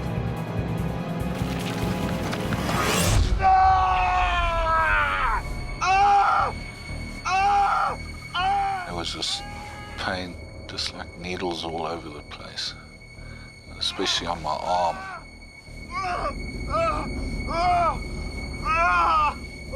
I didn't realize what it was at first until I managed to sit up. And I realized there were ants biting me. These safari ants.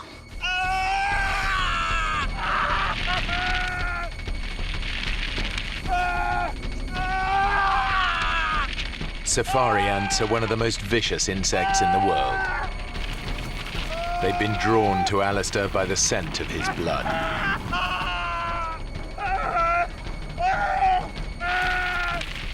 But their bites trigger a surge of adrenaline through his body, snapping him out of unconsciousness and probably saving his life.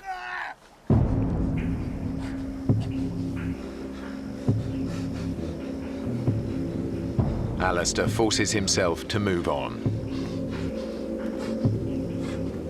It was tough going. I couldn't stand up. I had to sort of bent over, using my left arm on my knee to try and keep support. Alistair realizes he's the only one who can find help for the others. But it's now 24 hours since the crocodile attack. He's lost a lot of blood. He's weak and disorientated.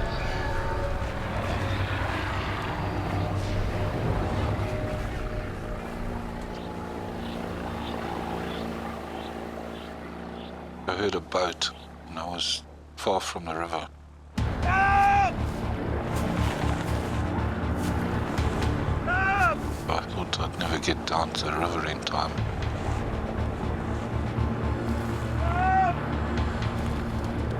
Hey!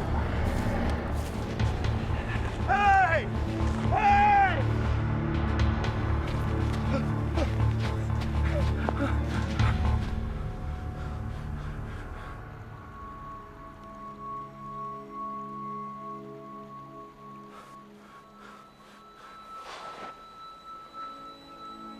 There must have been an aeroplane or something, because it definitely wasn't a boat. Despite the threat of crocodiles, Alistair loses consciousness. On the sandbank, the others are beginning to lose hope.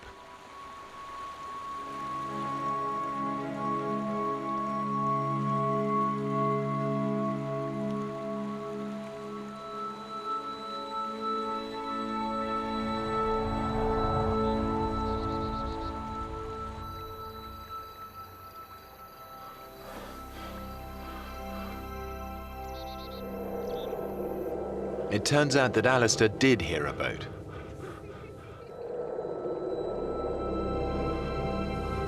I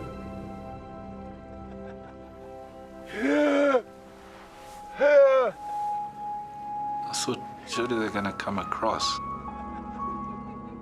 I tried to shout, couldn't get it out. They started to move off.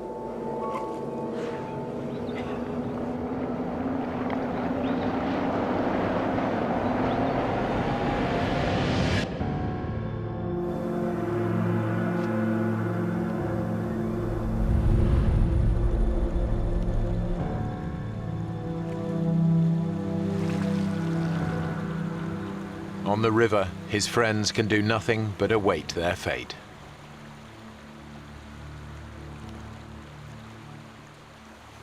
Canoes. Amanda, just dance. I can see them there.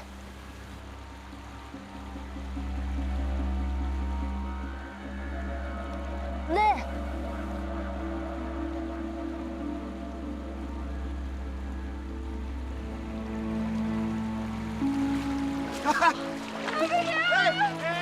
Incredibly, some canoeists have ventured this far down the river. They'd seen us and they thought, well, what strange people fishing in the middle of the river.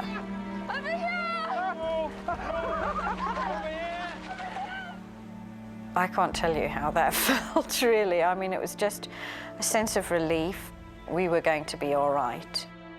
It was also still worry for Alistair. We hadn't heard from Alistair for several hours.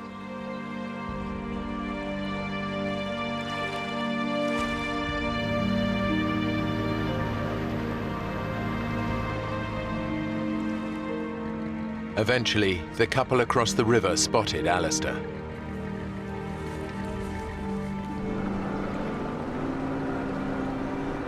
They took him to safety, where he was reunited with the others. Despite his terrible injuries, surgeons were able to save Alistair's arm.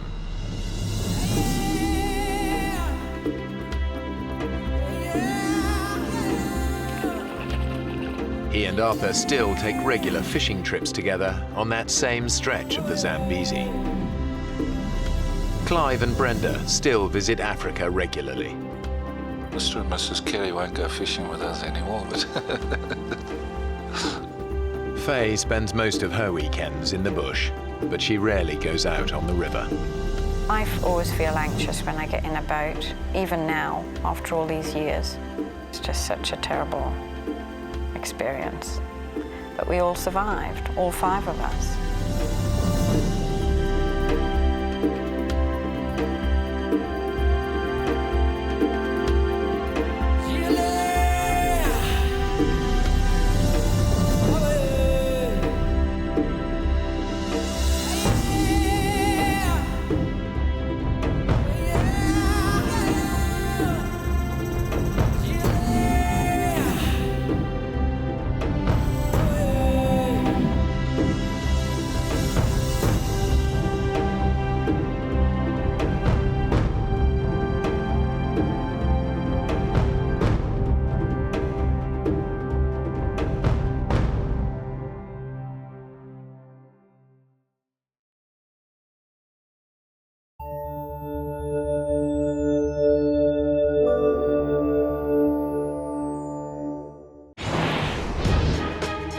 In the depths of a Utah canyon, a weekend of bonding between 2 brothers turns into a nightmare.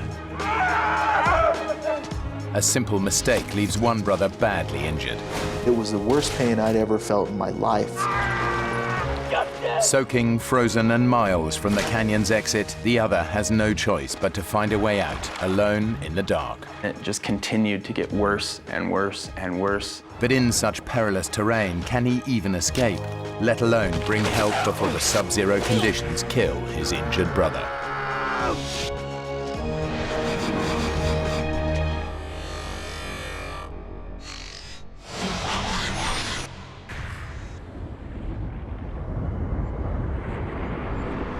Southern Utah. This iconic western landscape is the result of 25 million years of sandstone erosion, which have left deep canyons littered with boulders and pools of freezing water. It's harsh and uninhabited, which is exactly why it appeals to experienced canyoneers like Justin and Jeremy Harris. Jeremy and I have shared a lot of experiences as we grew up as brothers. Justin's always been an icon to me. He's always been someone that I looked up to.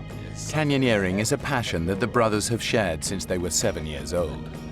We can share things that brothers don't very often get time to share.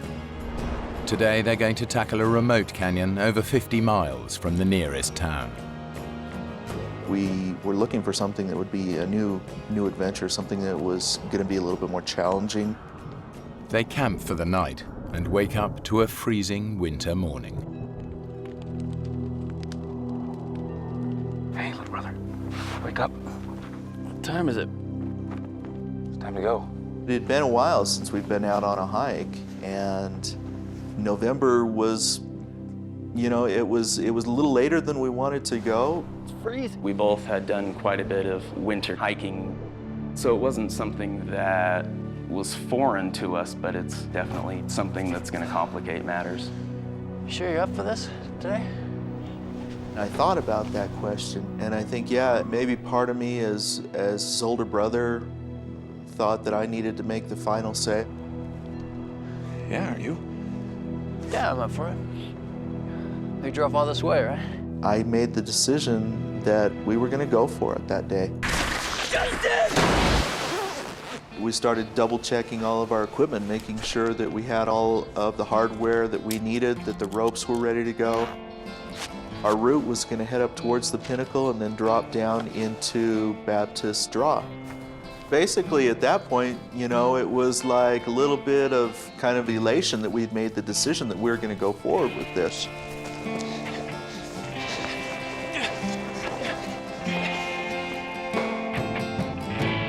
As they race towards the canyon's entrance, it's Jeremy, the younger brother, who's at a disadvantage.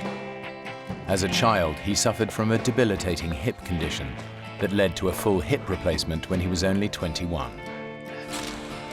All of my growing up years, it was something that dictated what I was able to do and what I wasn't able to do. Hip acting up? It's never liked the cold. Jeremy's really suffered, and I was always a little bit in awe of the fact that with his artificial hip, he would push himself, and he would find a trail, or he would find a new peak that he hadn't climbed yet. The brothers plan to follow a circular route. The descent into Upper Chute Canyon will take them 500 feet below the surface.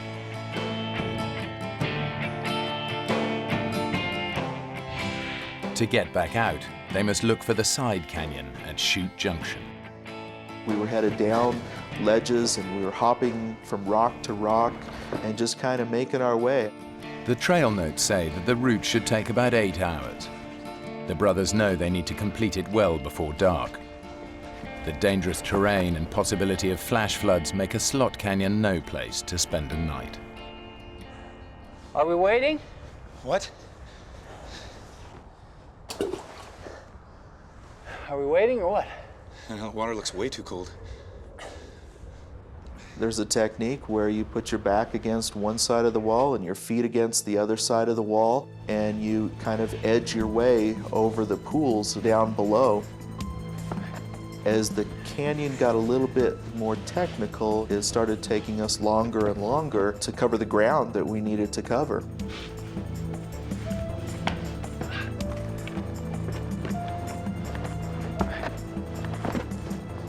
I didn't get too concerned about the pace that we were making until we got to the rappel. Is this it? That's it. The drop is too steep just to scramble down. They'll need to use ropes. I could feel the cold wind blowing up into the canyon, and I was starting to get nervous at that point. Justin had not rappelled ever before, had never even put a harness on. How far down do you think that is? 6,000 to 7,000 feet, at least. You know, you're my least favorite brother. I know.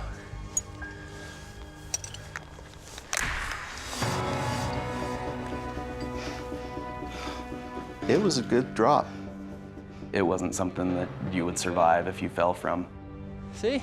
It's nothing to worry about. I'm not worried. A little terrified, maybe. Not worried. You'll be fine. Jeremy was getting quiet at that point, and I don't know if he was having some of the same thoughts I was having about what was happening and how long it was taking us to do this, but I know that things got really, really serious for us.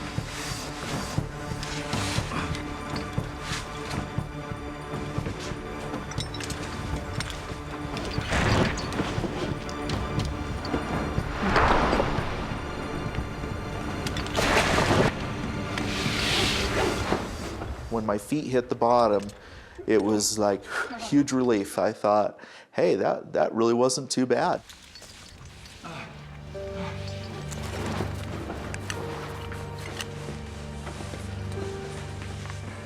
The scary element about technical canyoneering is once you go over a rappel, unless you leave your climbing rope there, you have no way back out. You have no choice but to continue. The canyon has proven to be far more difficult than the brothers expected. They're now hours behind schedule. The tension was increasing, the pressure was on. We really needed to get a move on. Well, it wasn't more than 100 yards, and we ran into a huge chokestone. No, that's not on the trail notes. It becomes basically a barrier that you need to climb up and over.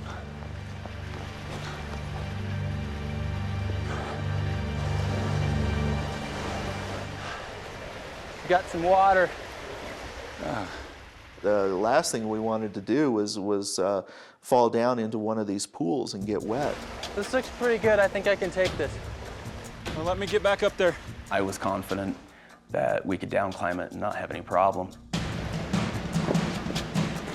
Jeremy, wait! Ah! Jeremy! Jeremy!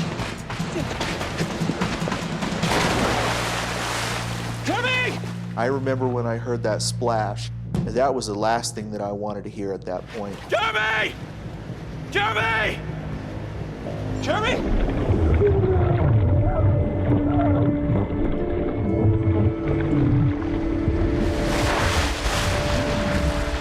Jeremy! Are you okay? Are you okay? I can't believe I just did that. Hold on, Jim, I'm coming. Both hypothermia and frostbite were a major concern. It's the end of November and it's in Utah. I don't know exactly what the temperature was during the day, but it was well below freezing. Freezing? There's no way we're climbing out of here. Just double time the rest of the canyon. Get back to camp. Dusk is just 3 hours away and the temperature's dropping fast. Justin and Jeremy will have to move even quicker now if they're to have any chance of getting out of the canyon before dark. More fire. Hot cut. It's real good right now. I think we were even in a bigger hurry after that happened. I know I definitely was. All right.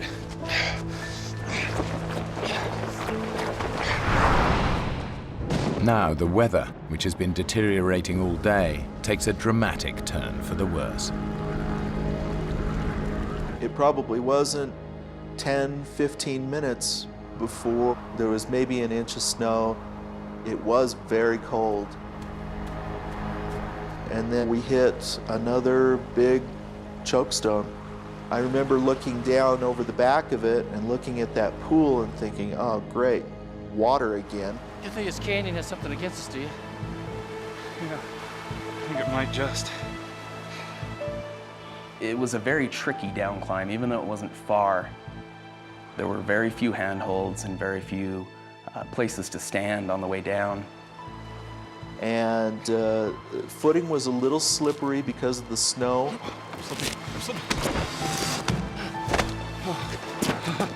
I'm glad you were there. And I remember just holding on to his hand because that was the firmest thing that I had to hold on to. Okay. I remember feeling a shift in his movement and believing he was going to jump to the floor because it really wasn't that far. I let go.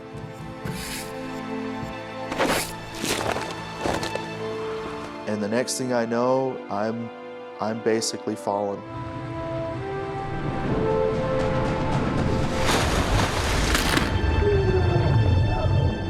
Justin! I knew without a doubt I had just broken my leg, and all I could do was scream. It was the worst pain I'd ever felt in my life. Just stop screaming, you gotta calm down! I had never quite heard someone scream in pain like that. It was a really helpless feeling to hear him scream like that in pain and not be able to do anything for him. Just take it easy, bro!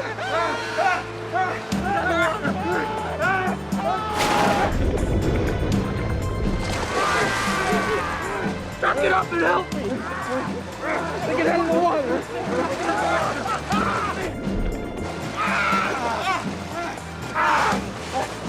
Come on!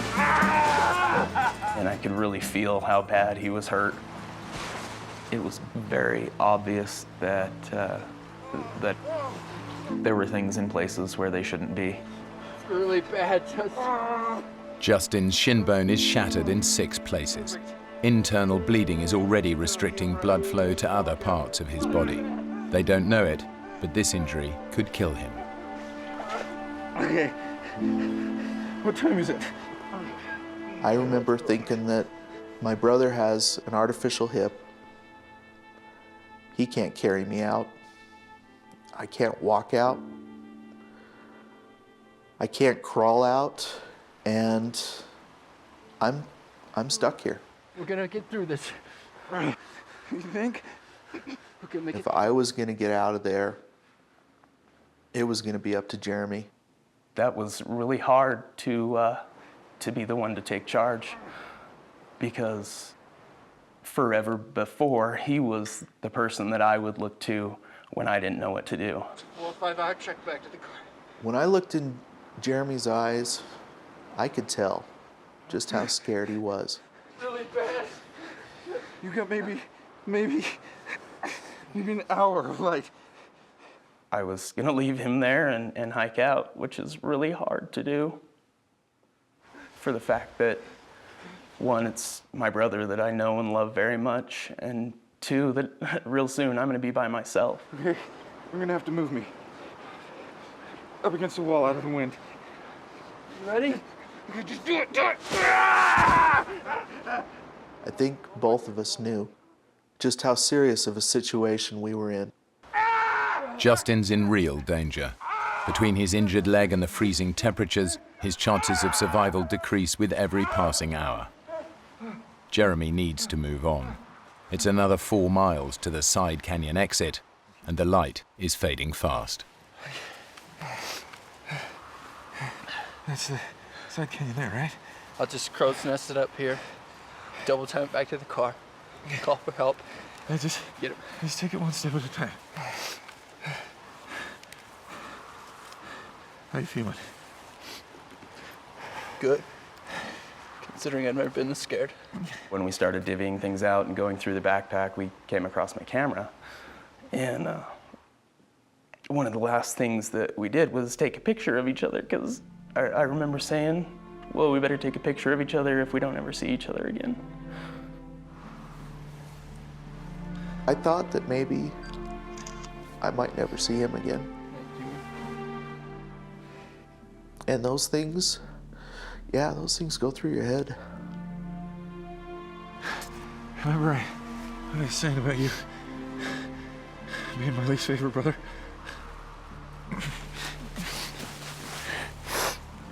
I never liked you much either.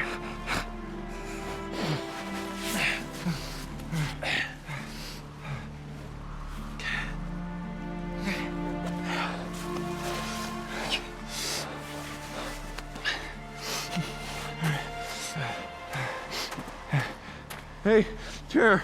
Yeah. Yeah. How do you think the hike's gone so far?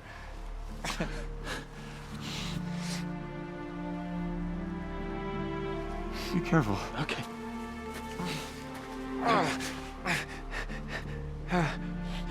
I could see him for a while before he went out of sight.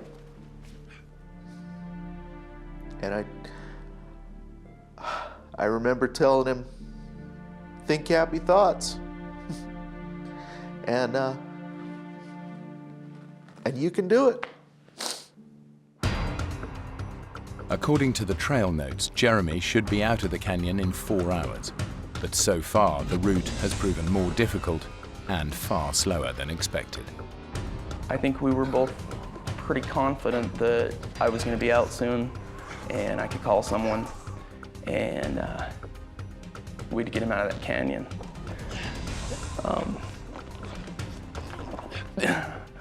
Had no idea what was really going to happen. But Jeremy can't find the side turning that will lead him back out of the canyon to the car. And he's running out of daylight. When it went from light to dark, it was so hard to conceive how far I'd gone, but I kept thinking that I had gone too far. And I ran into pools.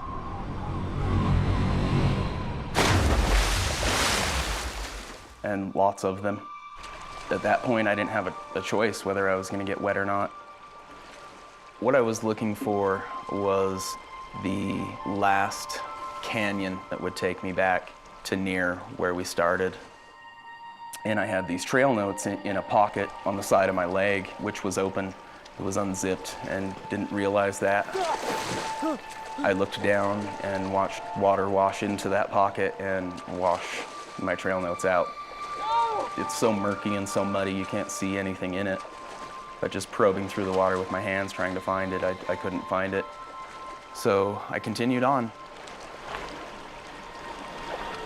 It's been 5 hours since Jeremy left his brother, and there's still no sign of the side canyon.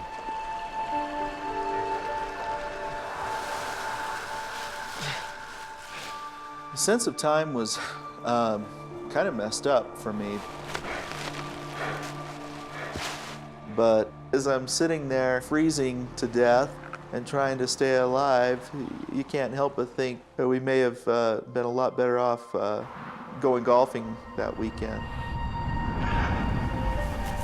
And then I hear little scratching noises, what sounds like something's fidgeting around. And it's completely dark and I can't see anything.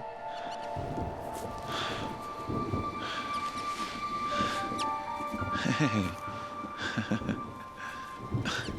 What are you doing down here? As soon as I located this little guy, it was kind of great to have somebody there with me, even if it was a little mouse. A nut? A raisin? A freeze-dried banana? Get some of that in here. You look like a nut kind of guy to me. Oh, personally, I prefer the raisins. We kind of became pals there for a little while. And then he scurried off. I was almost sad to see him go.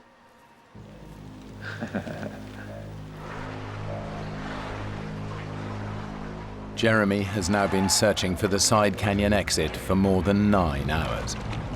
When you're in a pool of water that's that cold and you're having to put out that much energy, it's exhausting. He is disoriented by the darkness, wet and freezing cold. The physical and mental punishment is becoming unbearable. The whole time it had seemed as if it cannot get worse than this. And it just continued to get worse and worse and worse.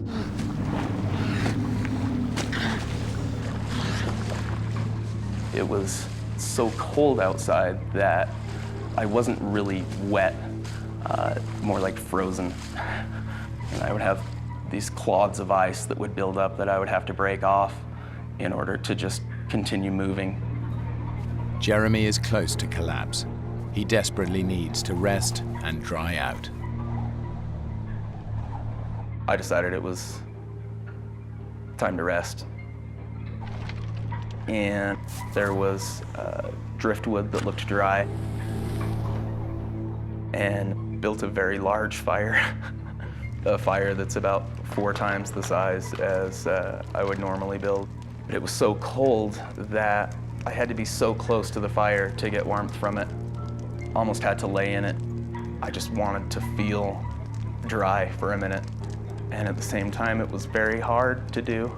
I felt really guilty stopping and building a fire. More guilty than I'd ever felt before. Jeremy needs to get going again as soon as he can, but exhaustion gets the better of him, and before he knows it, he's passed out next to the fire.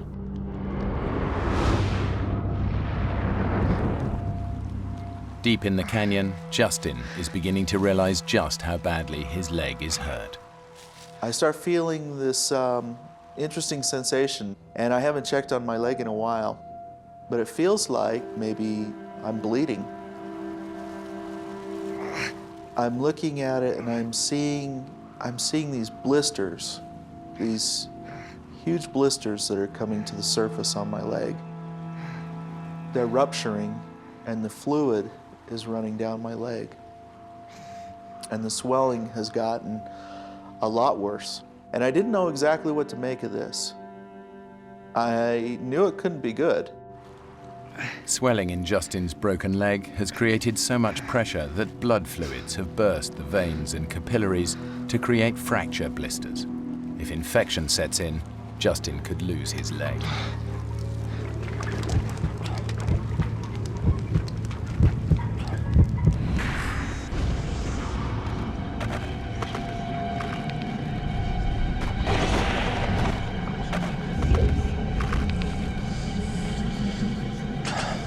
Hey, little brother. Wake up. What time is it? Time to go.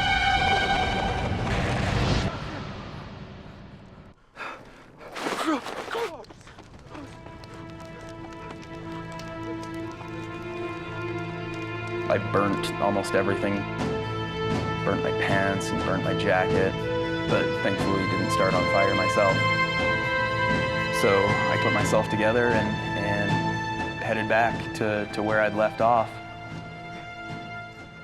Jeremy should have been out of the canyon by now, but in the dark and without trail notes, he has missed the side canyon exit. Now his every step takes him further away from civilization and any hope of rescue for his brother. Justin is starting to succumb to the effects of immobility and bitter cold. He can feel himself slipping into unconsciousness. I know that if I fall asleep, if I get too comfortable, I might not wake up. And I'm thinking, I have to come up with something that's going to keep me sharp, that's going to keep me from going into shock. And so I'm sitting there and I'm thinking about my family, my wife, and my 4 children. And the thought comes to me, just repeat over and over again their names and their birth dates. Madison Patricia Harris. April 5th, 2000.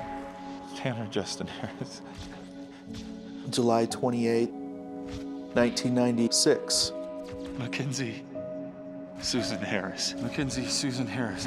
May 1st, 1995. And my oldest boy, Skylar Christopher Harris. Skylar Christopher Harris, December 3rd. And I knew If I can do this 100 times and I don't get anything wrong and I don't forget what I'm doing, then I'm doing okay.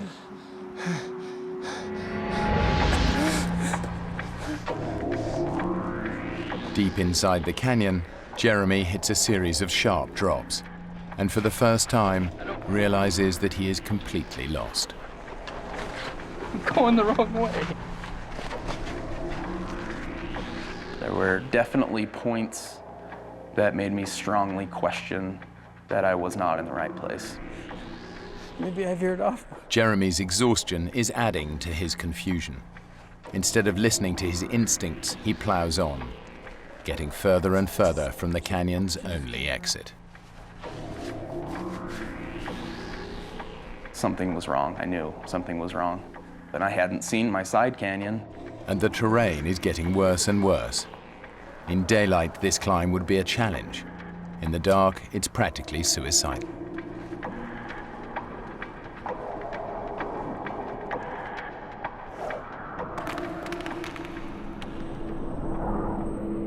Patricia Harris. April 5th, 2000. Mackenzie Susan Harris. Mackenzie Susan Harris. May 1st, 1995. Skylar Christopher Harris. December 3rd. Patricia Harris. I got stuck. And all of a sudden I realized that one of my worst fears is happening, that I might be starting to lose grip on the situation. And that really scared me. And so as painful as it was, I pretty much forced myself to stand up and endure some pain to try and get my system in check.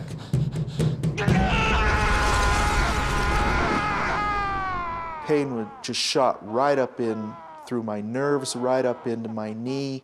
It was terrible, but it woke me up.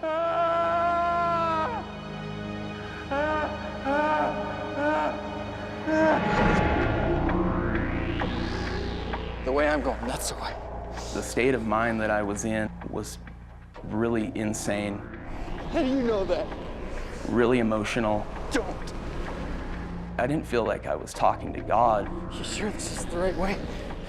But I had to talk to somebody. I'm going the wrong way. You know, I'd have moments consumed by negative thoughts. What if Justin hasn't made it? You know, why is he sitting there and not me? I'm out there, and it seems like it's been forever since Jeremy's left. And ever so subtly, I start to see changes in the light. And high above me, it looks maybe a little bit differently. And unless I'm hallucinating at this point, unless I'm starting to see things, I've probably made it through the night.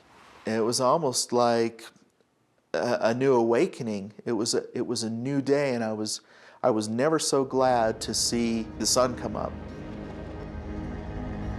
Jeremy has somehow survived the series of perilous climbs.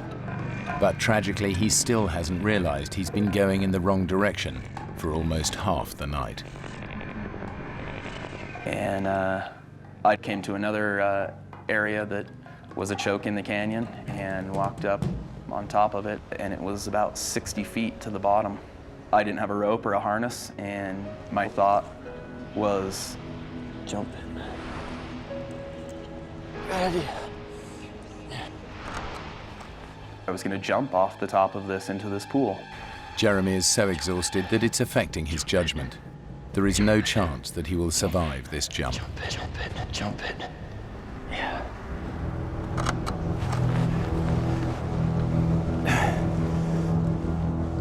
And I picked up this rock and threw it off. I remember watching that rock fall through the air and hit the pool.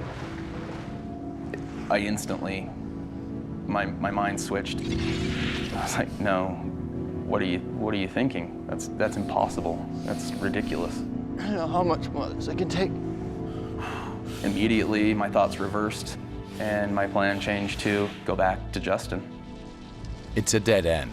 All that Jeremy wants to do now is get back to his brother.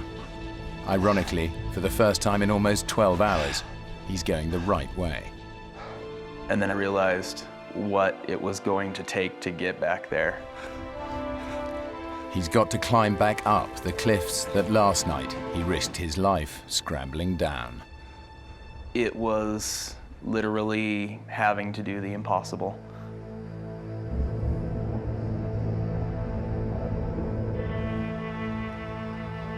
For Justin, daylight brings a new sense of hope that rescue is on its way. I could see the sunlight on the cliffs above me changing, and it's getting closer to me. And it's warming up a little bit. For the first time since I had been out there, it was almost bearable.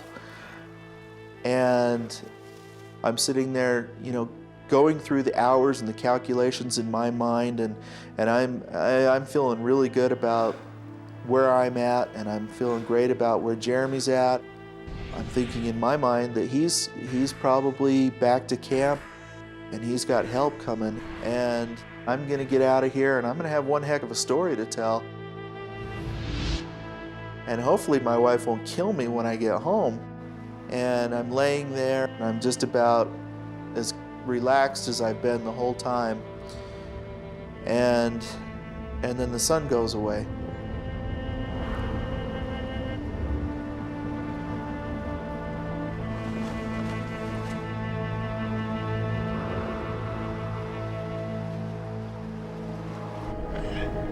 Jeremy has now been climbing through the canyon for over 24 hours.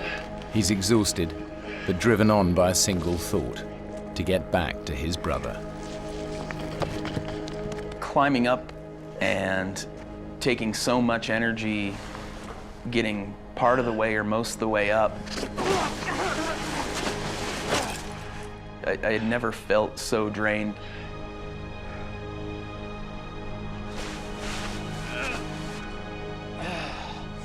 It was extremely hard to climb. Some of the hardest things that I've ever had to climb up in my life.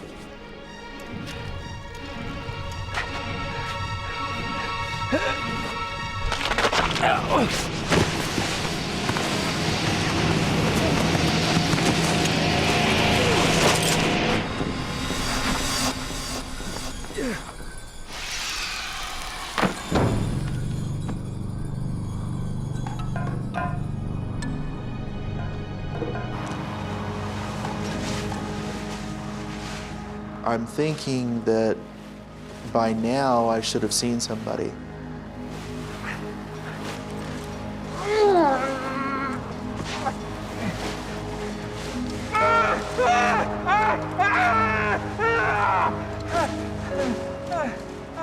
I had to accept the fact that as positive as I was about the situation and as hopeful as I was about my situation, that it wasn't looking really good for Jeremy.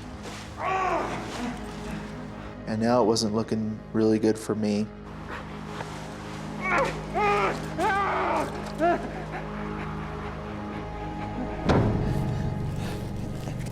Looking back on it, climbing up these pour-offs, what I remember of it, maybe faced with knowing that it was impossible, I was able to find strength inside me somewhere and abilities that I didn't believe I had or existed.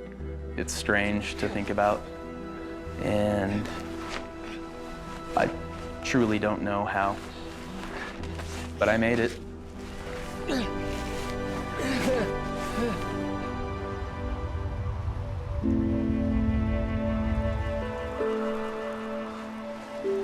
Jeremy?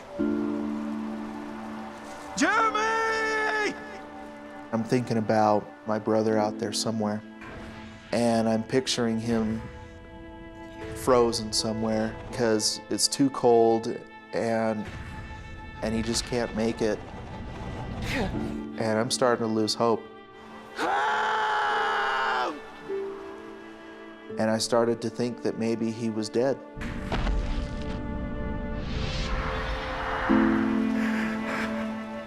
as Justin struggles with his fears, miles down the canyon, Jeremy is suddenly confronted by his terrible mistake. He stumbles across the side canyon exit. Disoriented by the darkness, he simply missed it the night before. It was so obvious. I can't conceive how I would have missed it, other than just the state of mind that I was in. I definitely should have seen it.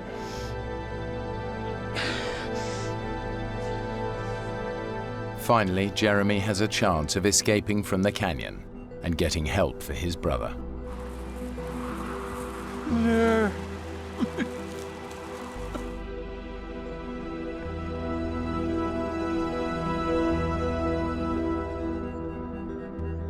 The brothers' camp should be 20 minutes from the side canyon exit, but after 2 hours of searching, he still can't find it. I really wasn't sure where camp was at.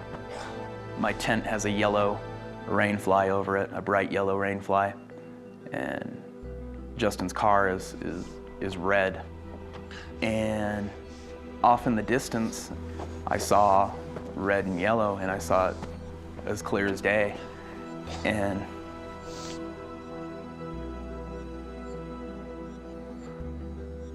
literally dropped to my knees and was so thankful that I was back. And I'm on my knees and I look up and it wasn't there. I wasn't seeing what I thought I saw. It was kind of just the roller coaster ride continuing. Jeremy may be out of the main canyon, but he cannot find the trail back to his camp, and in just 2 hours the sun will set. At the bottom of the canyon, Justin's battle for survival has become one of sheer will and faith in his brother. I knew he would do everything that he possibly could to get out of that canyon and to get help in for me. I knew he wouldn't give up, no matter what. It's really hard to convey to someone how exhausted I was. I'd gone so far beyond what I had imagined my limits were. I wasn't sure whether I should believe that it was really there or not.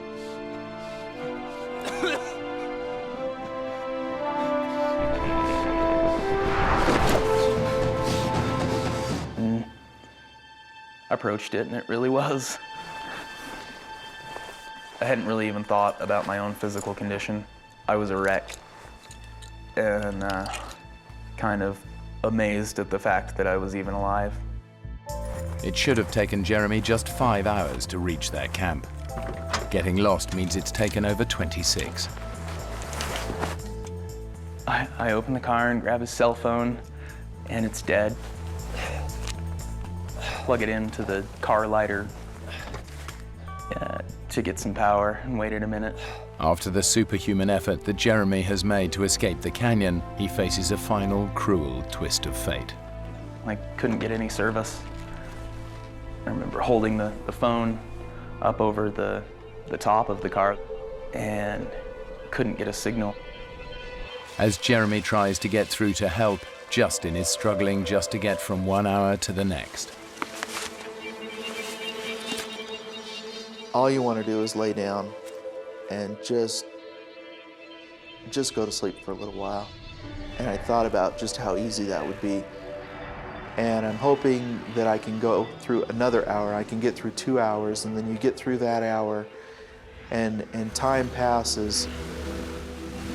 Justin is beginning to realize that he faces another night in the canyon, a night he does not expect to survive.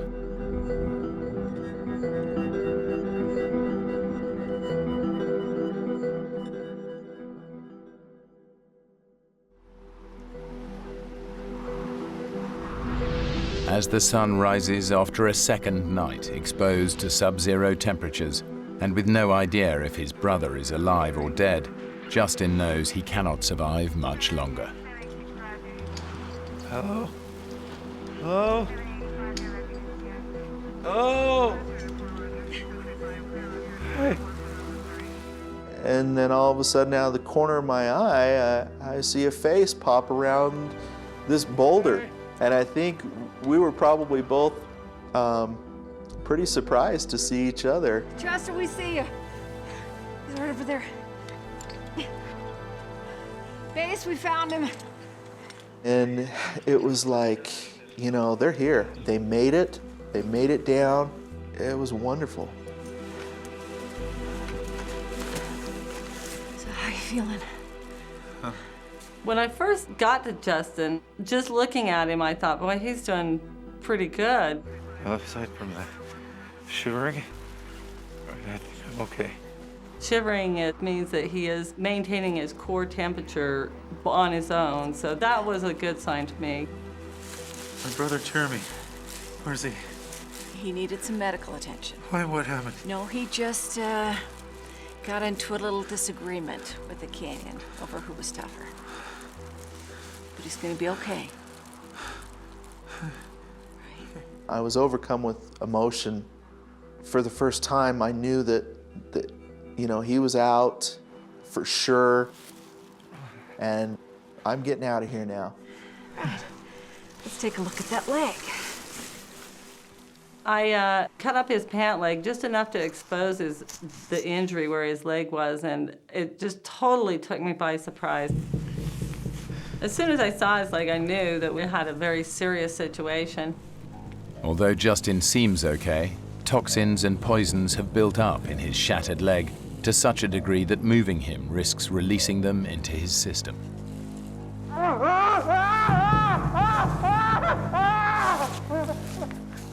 When your blood doesn't circulate down through your body continuously, acids build up in your body, and if they are rapidly released back into the system, they'll go to your heart and it'll kill you. I really thought at that time, he has a really high potential of losing his leg, but even more so of losing his life.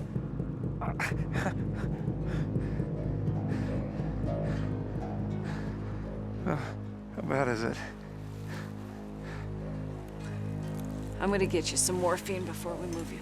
At that point, I knew that it really was bad.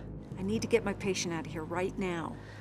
And I was probably a lot worse off than I thought I was. Yeah, thanks. And that was kind of a tough pill to swallow. Good to go.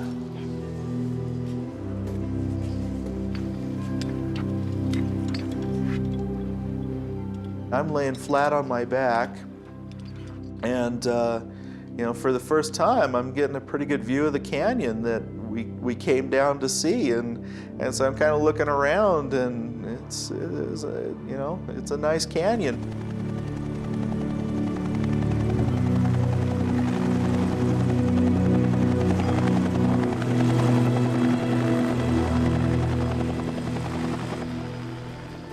When we finally got up over the lip of the canyon wall, all I could see was a bunch of faces that I didn't know, and they were all looking at me and smiling.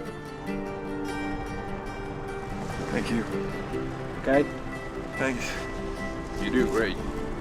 Thank you, guys. Hey, Justin, would you like to speak to your wife? I says, yeah, I want to talk to her. Trish? And Tricia says, hey, are you okay? And I says, yeah, I'm alive. I love you, and I'm alive.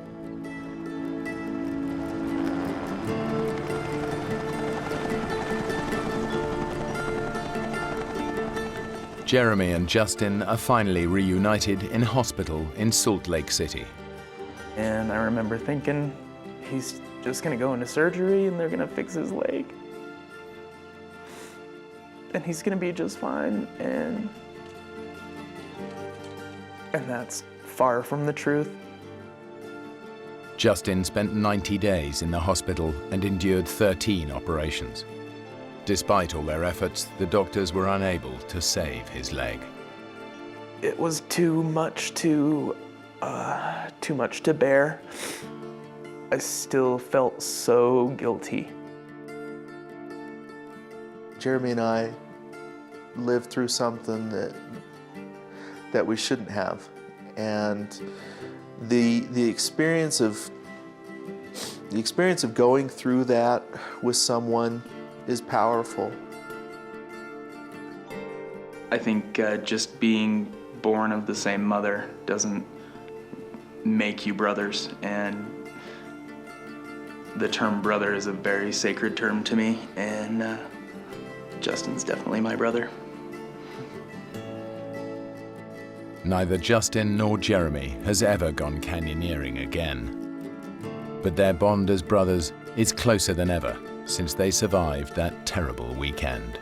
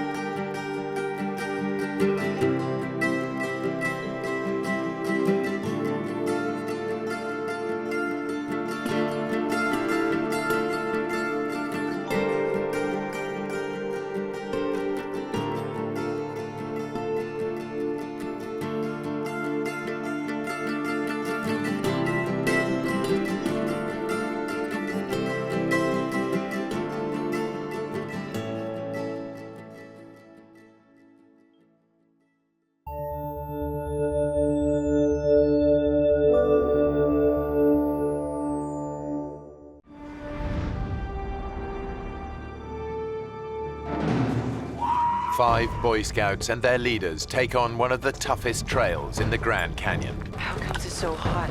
But they're soon at the mercy of a freak heat wave. And as their water runs out, what started out as a fun adventure quickly turns into a fight for survival. Three 15-year-old boys risk their lives in a desperate race to find water.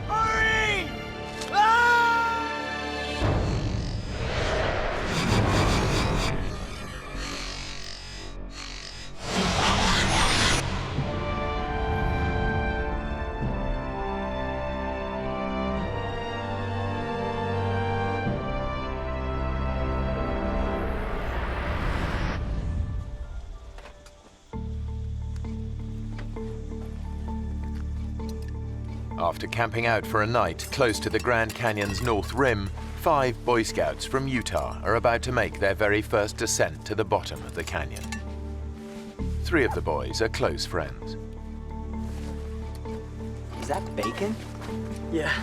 15-year-old Mark Coons has been a scout for 4 years. Could have done with some of that this morning. I was saving it for a big breakfast tomorrow. Scouting was really a big thing for me. I'm an Eagle Scout, which is the highest rank in the Boy Scouting program, and so it's meant a lot in my life.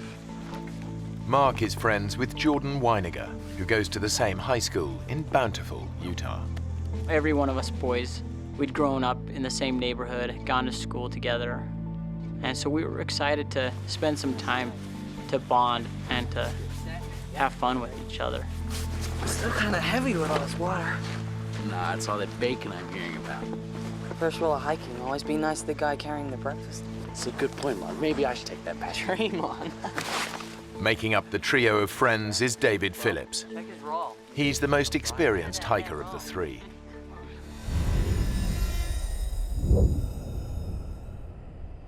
It's June, and the day is shaping up to be blisteringly hot. The leaders are following the first rule of Grand Canyon hiking. Take water and plenty of it. Okay, boys, don't leave anything behind. It's a real deal today. We're going over the rim. Guy Davis is the Scouts' leader. Most of the boys that went, I knew very well. They were about as high as kites. They were excited for the experience. I still remember my first time in the canyon. Veteran hiker Lauren Pace is in charge of navigation. Earl. He's also brought his brother Earl along. They're having a good time. Yeah, why not? Time of their lives. After a couple of hours hiking, the boys reach the canyon's north rim. When you walk around that corner and you see a huge panoramic view of cliffs, that go a mile down, there's nothing like it.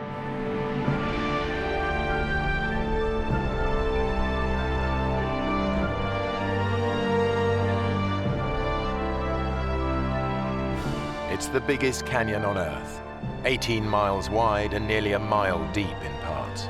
Its sheer size makes it one of the world's most extreme hiking environments. That's where we're going. All the way. Whoa. It's amazing. This place is incredible. The scale of what they're taking on hits home. We're going all the way down there. If you get bored of hiking, there's always the fast way down.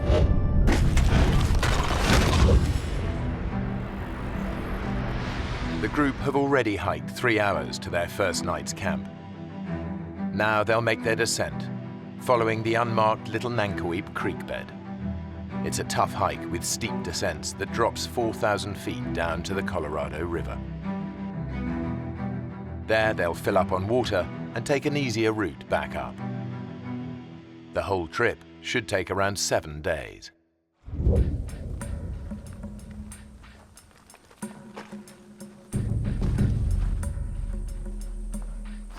An hour on from the canyon rim, the group reaches the end of the official route. From here on, they'll be off trail all the way down. The trail ended, and then it got very rocky. That's when we saw the difficulty of what the hike was going to be. Jordan is right to be wary. Every year, some 300 hikers get into trouble here, and about 200 of them have to be airlifted out by rescue services. Around 10 more aren't so lucky and die here.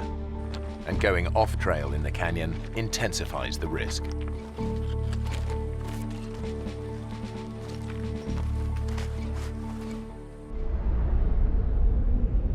Yep, this is it, fellas. The big chute. The chute is a rocky gully over a mile long, an extreme descent over boulders, loose rock, and gravel. Jordan immediately sees how tough this will be. It was turning into a hike that, was getting a little more dangerous. They have no radio, and they're out of mobile phone range. If anyone gets hurt, they're on their own. It was really steep.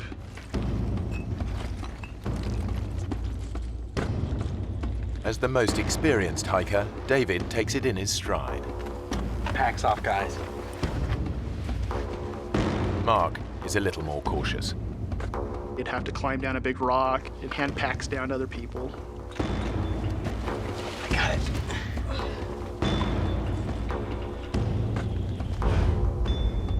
So at that point, it wasn't just a hike, it was more of a climb. A section of loose shale makes the going even tougher. If you did put your foot wrong or something, you definitely could take a nasty fall, maybe not stop until you go all the way down to the bottom of the Grand Canyon. After an hour of hot and exhausting scrambling, even Scout leader Guy is struggling. It's very difficult to keep your footing as you were sliding down.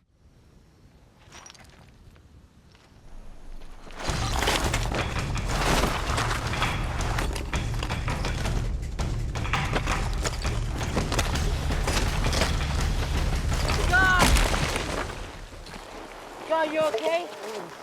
I hit a log straight on, and it just, I managed to catch it with a part of the body you should never hit a log with, and literally knocked the wind out of me considerably. You okay to stand? Come on, let me take this pack. On 3, 2, 3. Careful. It's a lucky escape. It could have been much worse.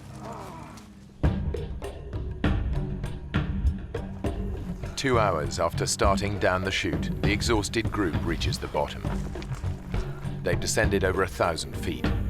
Now, there's no going back.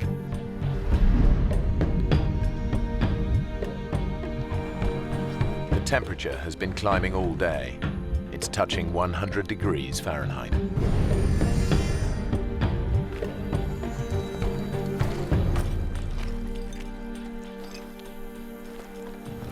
How comes it's so hot? It's gotta be a freak thing. It'll be cooler tomorrow. In fact, a freak heat wave has hit the canyon.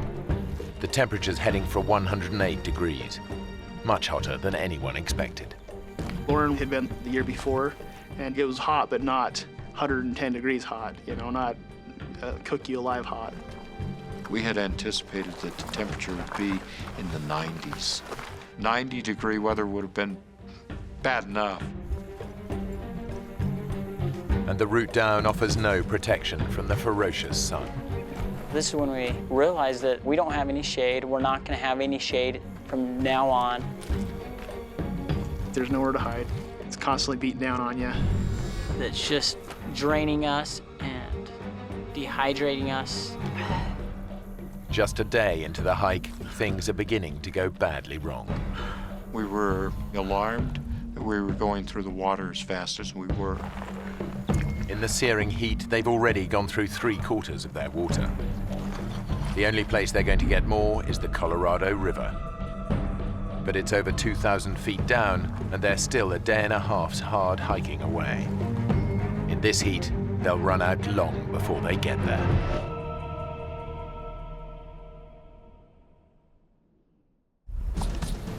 As we were hiking, that's all we could think about was the river, of getting to the river. But the boys are about to find out that blistering heat isn't the only hazard they face. Dave, don't move.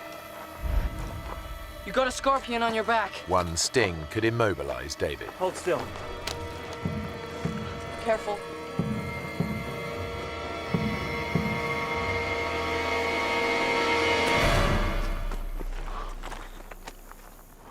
You think it could kill you? I don't know. I don't really want to find out. It's a reminder of just how hostile the canyon is. As well as scorpions, there are thousands of rattlesnakes. Stepping on one would be all too easy. And getting bitten out here miles from medical help could be fatal. Come on, let's go.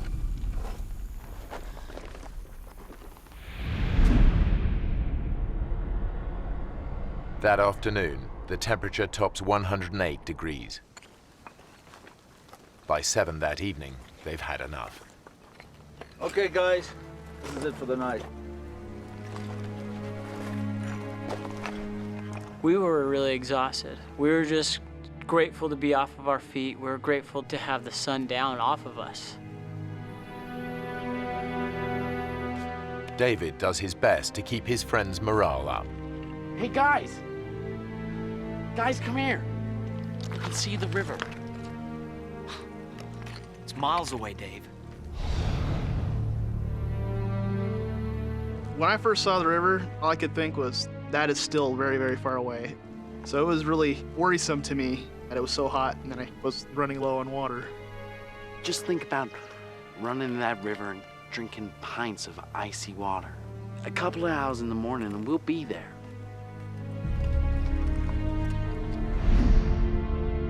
In fact, they're still a tough day's hike from the river, and their water is almost gone. We begin to say, gee whiz, am I going to be able to make it down to the river tomorrow? Have I got enough water?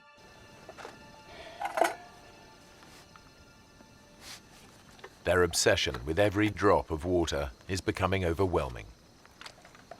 Hey, Jordan, don't let it boil. It's a waste. Just gonna heat it a little.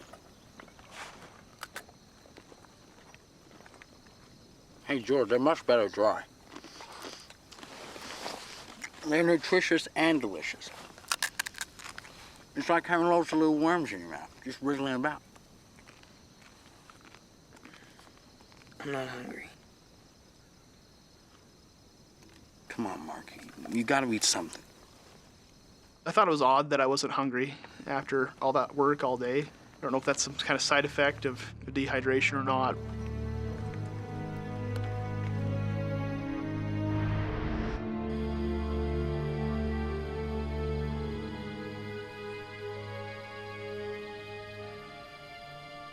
Definitely that night I was starting to feel a little shocked and surprised that something I thought would be so fun was starting to turn into something that was so scary and so worrisome to me. And I felt like I had started to lose control of the situation that I was in. Dave? Yeah? Are we gonna get through this? Come on. We'll get up early before the sun gets down on us. And by the afternoon, we'll be at the river.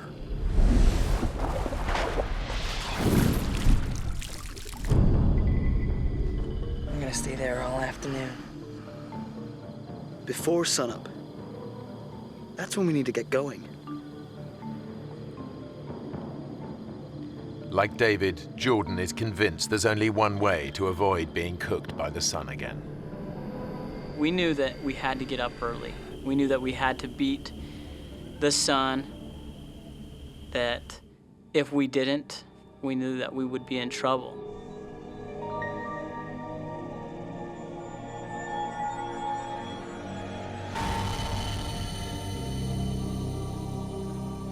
But by the time the exhausted group is ready to go, the day is already blisteringly hot.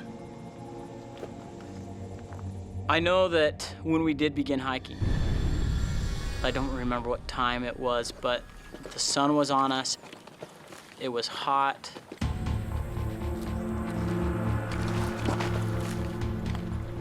We could feel our bodies were dehydrating. We could feel the heat. They're sweating up to 4 pints of water an hour and dehydrating fast. They face exhaustion, hallucinations, and as their blood pressure drops, collapse.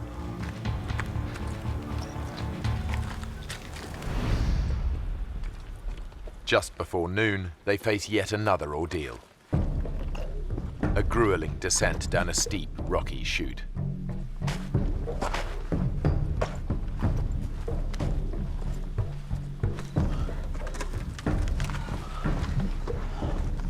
The few hours the boys hoped it would take to reach the river have long passed, and they're not even close.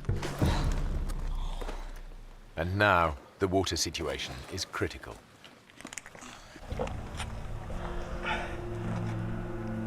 Is that it? You? Not a drop. David shared a lot of his water. Who wants it? He gave the most of his water to anybody. Go on, Jordan.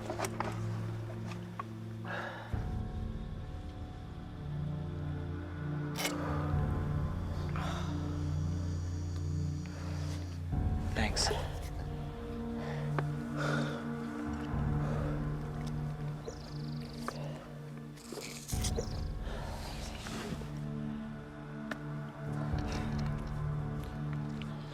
That's it. Their life-saving water has gone, and they're still a good half day from the river. I knew that we were out of water. I knew that, if we fooled around or wasted our time, I knew that we would run into trouble. Come on. Let's get to the river.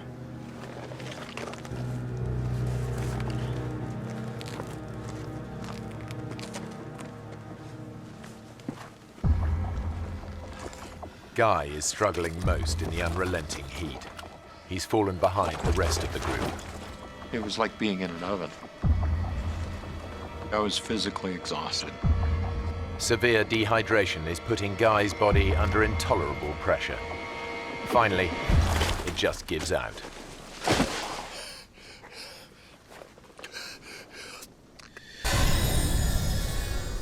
If you take a deep breath, that sensation that you have where you can feel the oxygen going through your body, I couldn't do that. The best I could do is reach a shallow breath, basically.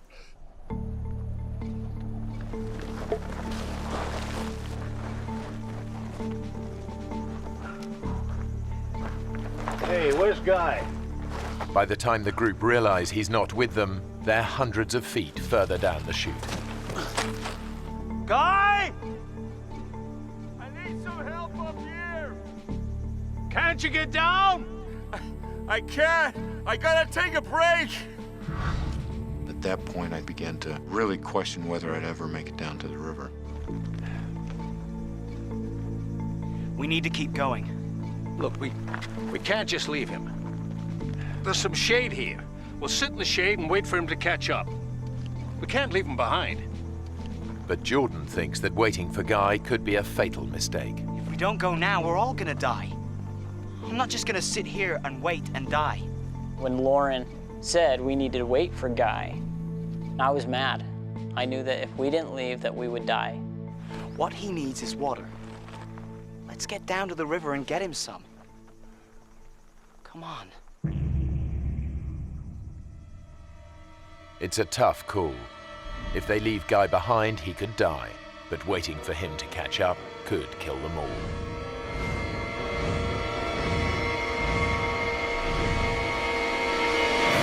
Okay. Guy! We gotta get down! Get some water! We're coming back! We're coming back with water! I'll look after the boys! I had never heard a tone like that in anyone's voice before. That kind of fear or anything like that ever in my life. Just, it changes you when you hear something like that. It's difficult to leave somebody behind, but when it's your own life, you need to do what you need to do.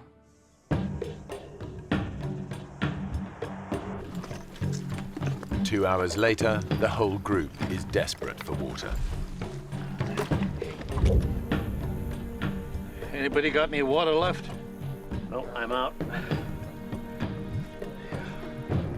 Then Lauren remembers something that might just save their lives. Hey, wait a minute. Wait a minute. There's a creek runs up there. Half a mile along the ridge. There was water in that creek last June. I'll go. Give me some cans. See trees along the creek bank, okay? In these conditions, the extra hour of hiking puts a huge strain on David's dehydrated body. But if he finds water, it'll be worth it.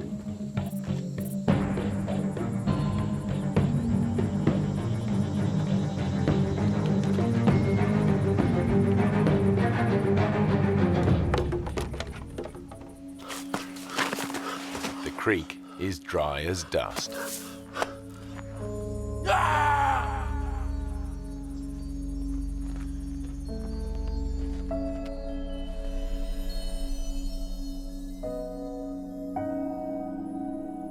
Hey, Mark. Mark, wake up.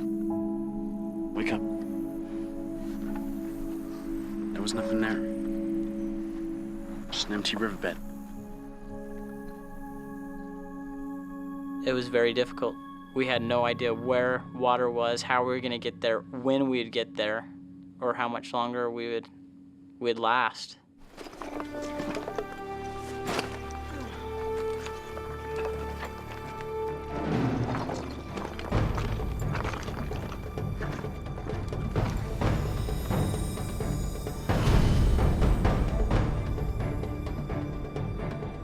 After 6 hours tough hiking, they're still a long way from the river. The temperature has climbed to a searing 112 degrees Fahrenheit. Dehydration and exhaustion are taking their toll. Our bodies became weak very fast. Our pace that we were walking slowed down extremely.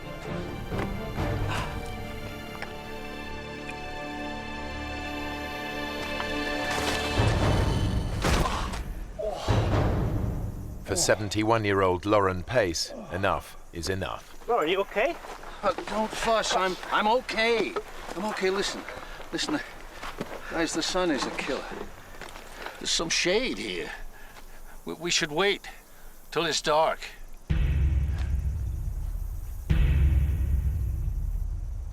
Lauren reckons that hiking at night will be less strain on their dehydrated bodies. But the boys think that if they stay here, it could be the last thing they ever do. There's no easy answer. There was a feeling among the boys that if we stayed there, that we would die, and it was urgent, not something that we could just sit around and wait for. It's hours till sunset. We stay here till night, we're all dead. Well, Lauren knows where to go. Right, so he can tell us where to go. Come on. You want to just sit here, or do you want to do something? Let's do it. Mark? Okay. Going against their leader's advice is a big decision for the boys. Lauren, we need to go on. You shouldn't travel in this heat. We're going. When we left Lauren and Earl under that rock in the shade, it didn't feel like even a decision at all. It was more like, we have to.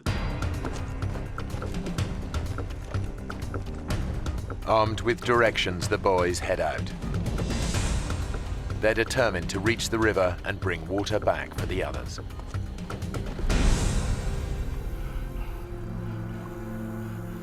Back up the canyon, Guy is deteriorating. His fluid levels are so low that his body has cut off the supply to his sweat glands. I can't believe a time in my life when I wanted to sweat. I knew that if I could sweat, that it would cool down my body. And I physically tried to will myself to do that, and I couldn't do it. Without cooling sweat, any physical exertion could send his temperature spiraling out of control. If it reaches 108 degrees Fahrenheit, his brain will begin to die. Guy is trapped. If he tries to hike out, it could kill him. Come on, guys. Let's go. Further down the canyon, Lauren is worried about the three boys hiking alone and sends his brother and the other scouts after them. But the three boys are making good progress, and they're now way ahead. They're less than a mile from the river. They just need to make the final descent.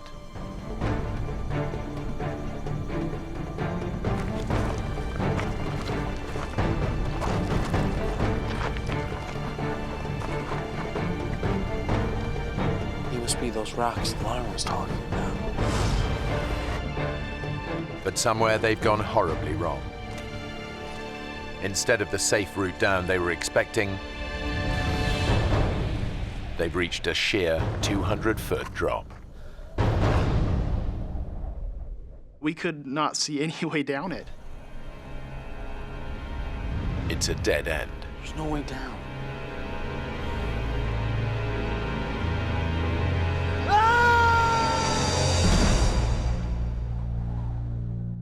Their water has run out, their leader has collapsed, and the three 15-year-old boys are on their own. Their desperate bid to reach the Colorado River is over. It's the final straw. They've run into a dead end, a sheer 200-foot drop. What do we do? I don't know, Mark. Nothing, I guess.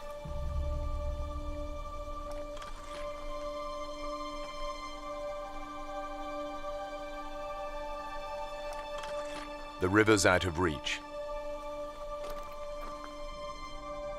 And with the group not expected back for 6 more days, there's no hope of anyone sending out a search party in time. Now, all they can think of is getting out of the sun.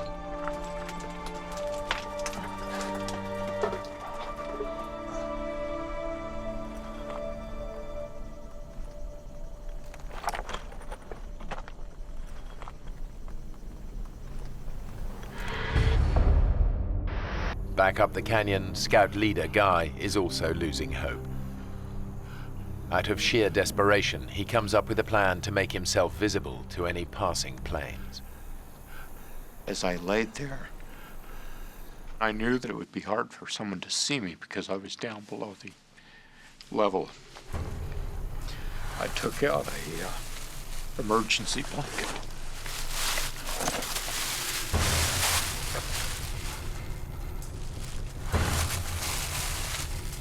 Guy is totally alone and virtually helpless. It's his darkest hour. When I realized how much of my strength it took just to do that, I was absolutely certain that there was no way out without help from somebody else. Sheltering under cliff-top boulders, the boys realize they face a slow and painful death from dehydration. In my mind, I knew we were gonna die.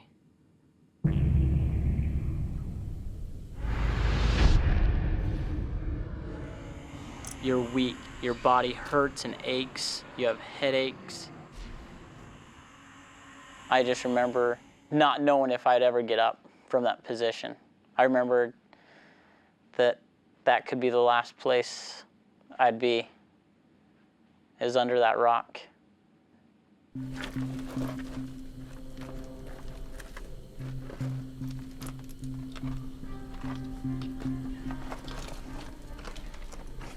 It was a pretty sad situation there, you know. And I was almost turned 16. I wasn't gonna get to drive or anything. You know, you think about your family, that you're not gonna see your mom again or your dad, and it's really sad.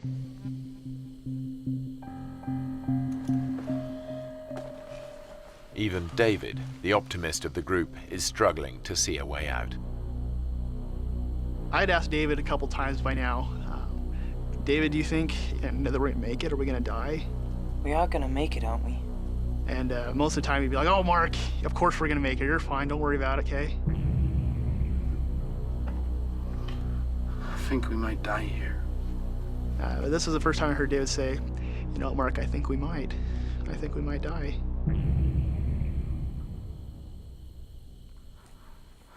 Hey, George, can you get me a pen? Why?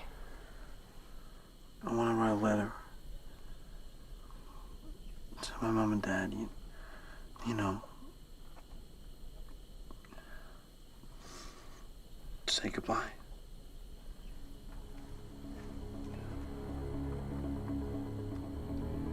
Don't be stupid, Dave. We're not gonna die. I was telling him that, not to give us confidence or not to give us hope, but I almost said it just so that I didn't have to go get him one. So I didn't want to move from that spot. I physically couldn't. I was just gonna lay there to die, and I didn't want to do anything else. The boys start to drift in and out of consciousness. I had a dream of myself in a coffin. You know, my family walked by, but my littlest brother just broke down in tears, covered his eyes.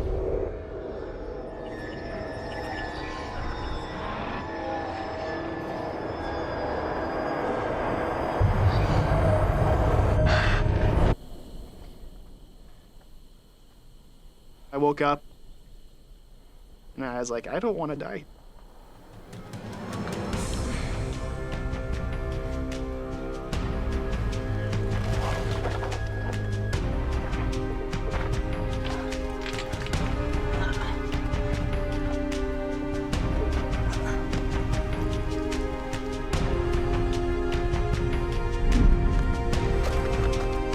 I had no idea where I was going, and I'm not a mountaineer or anything like that, but I decided we can't stay here.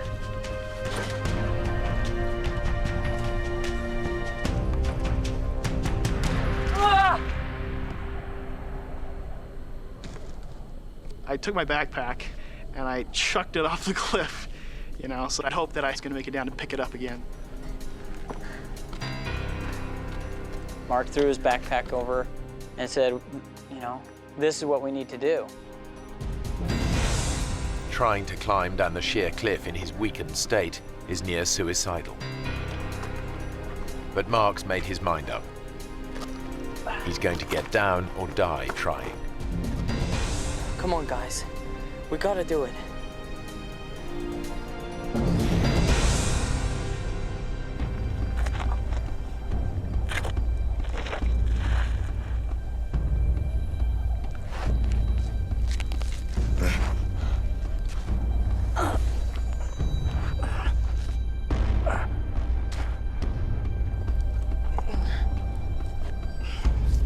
Even for experienced climbers, this would be a dangerous descent. But Mark has no ropes and has never rock climbed in his life.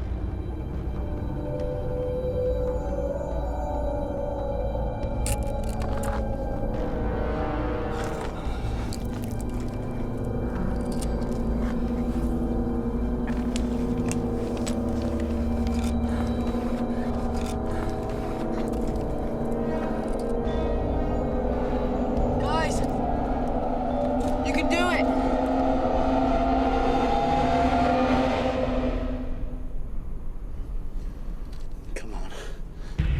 I thought we were gonna die anyways. To me, death was gonna happen.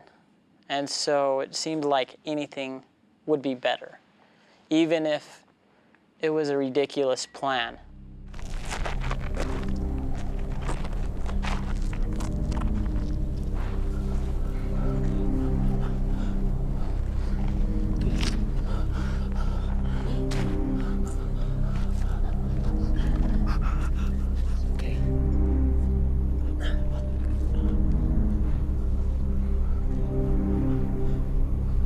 Hey, Dave. How are we gonna get back up this? To the others.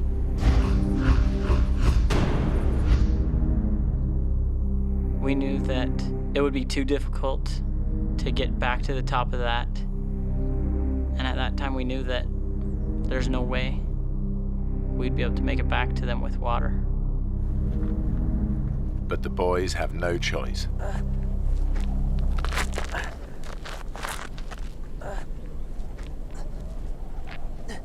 We climbed down that cliff, which was very frightening to me, because I knew that if any of us fell, we would die.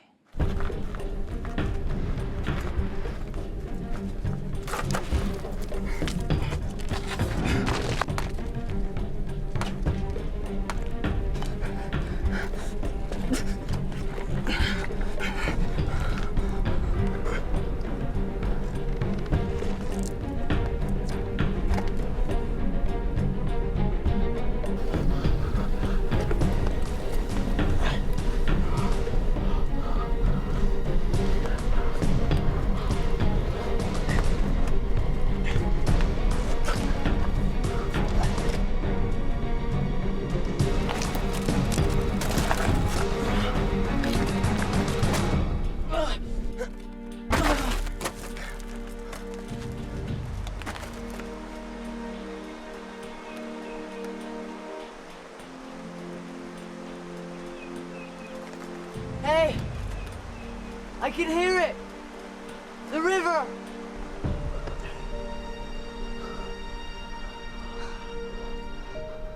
You okay, Dave? My eyes are going funny.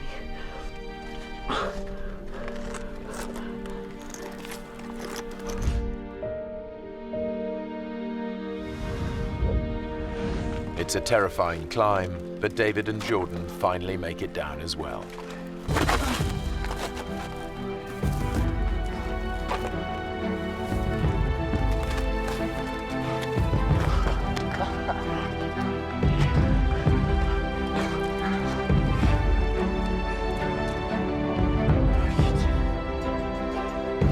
It was a sheer cliff that I couldn't do again. I think we were all amazed that we were still alive, I guess. But David is in trouble. You okay, Dave? He's showing early symptoms of heat stroke. He needs water fast. I'm cool. Come on. Back up the chute, Guy is so dehydrated he can barely move. He's now at the mercy of the canyon and its inhabitants. There was a rather large rattlesnake that was a few feet away from me. The western diamondback rattlesnake is one of the most aggressive snakes in the US.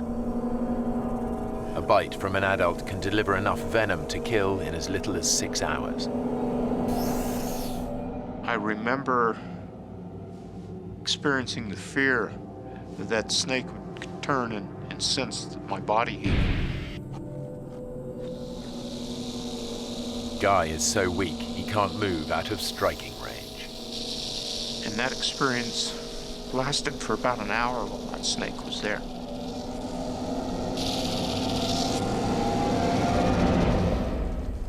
At last, the snake moves away.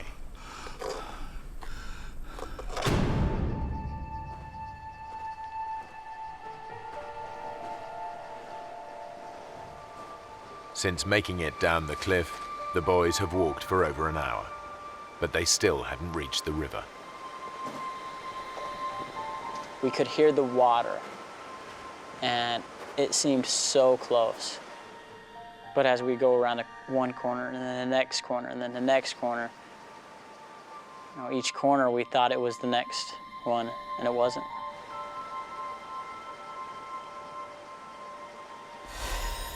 I just remember how bad we wanted the water.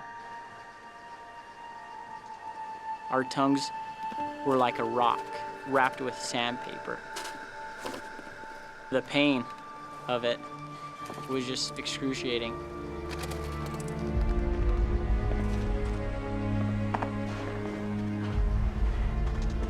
I remember Dave complaining about his vision. Come on, Dave. You're nearly there. And he was shaking. All of us were.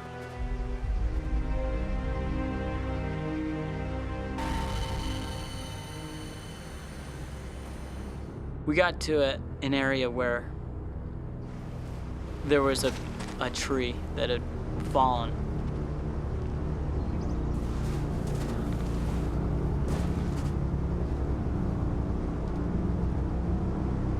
David was leaning against a tree, and I was like, hey, we're almost there, guys. And at that point, David collapsed. David? Dave? You okay? Me and Mark went over to him. Dave. And I remember seeing Dave's eyes roll back in his head, and his breathing is really jumpy. Hear us.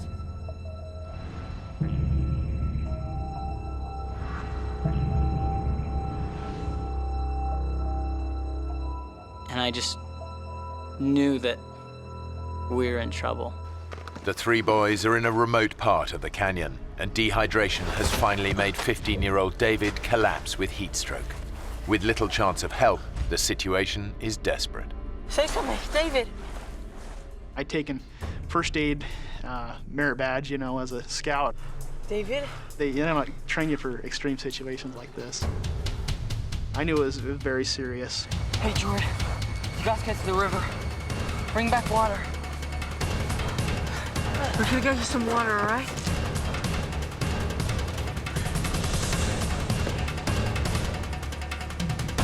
And as I went around the first corner,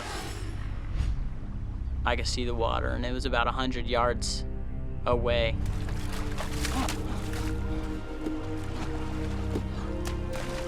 And I remember getting to the water and just being so grateful. I just knew I needed a drink. I wanted it so bad. And so I took a drink out of the water, but I knew that there was a higher priority, that Dave needed the water.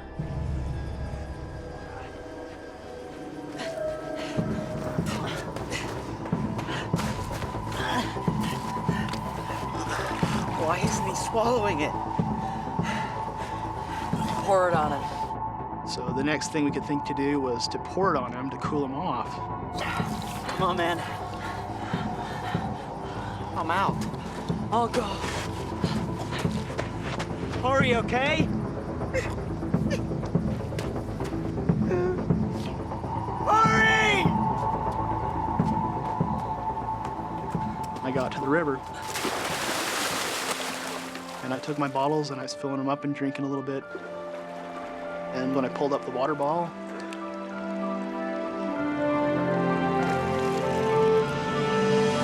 I could not believe it. I saw 2 big yellow rafts coming around the corner. Hey! Hey, over here, help! Hey! My friend is dying! Help me! The next thing I knew is I hear Mark yelling help from the distance, and I was just hoping for something. It's an incredible stroke of luck. A minute earlier or later, and the rafters would have passed by without finding the boys.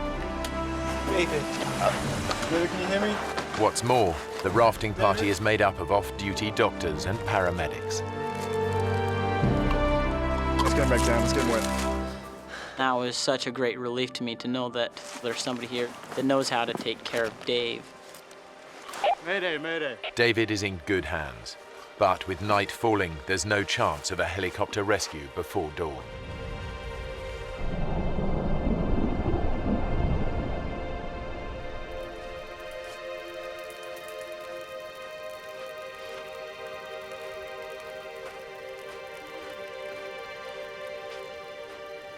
Seemed forever that they were working on him, not knowing if he's gonna make it, not knowing if he'll die. He's still hypothermic.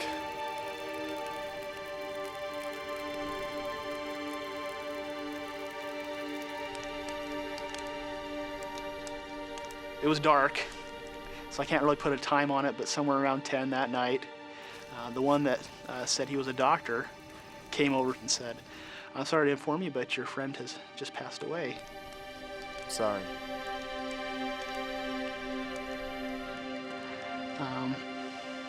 And it was a hard experience.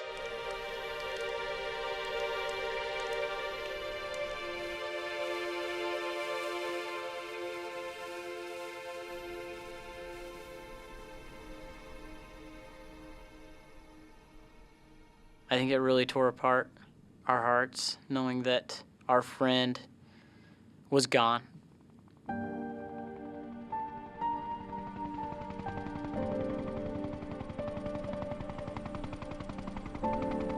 By the time rescue helicopters arrive the next morning, Earl and the other boys have made it down to the river.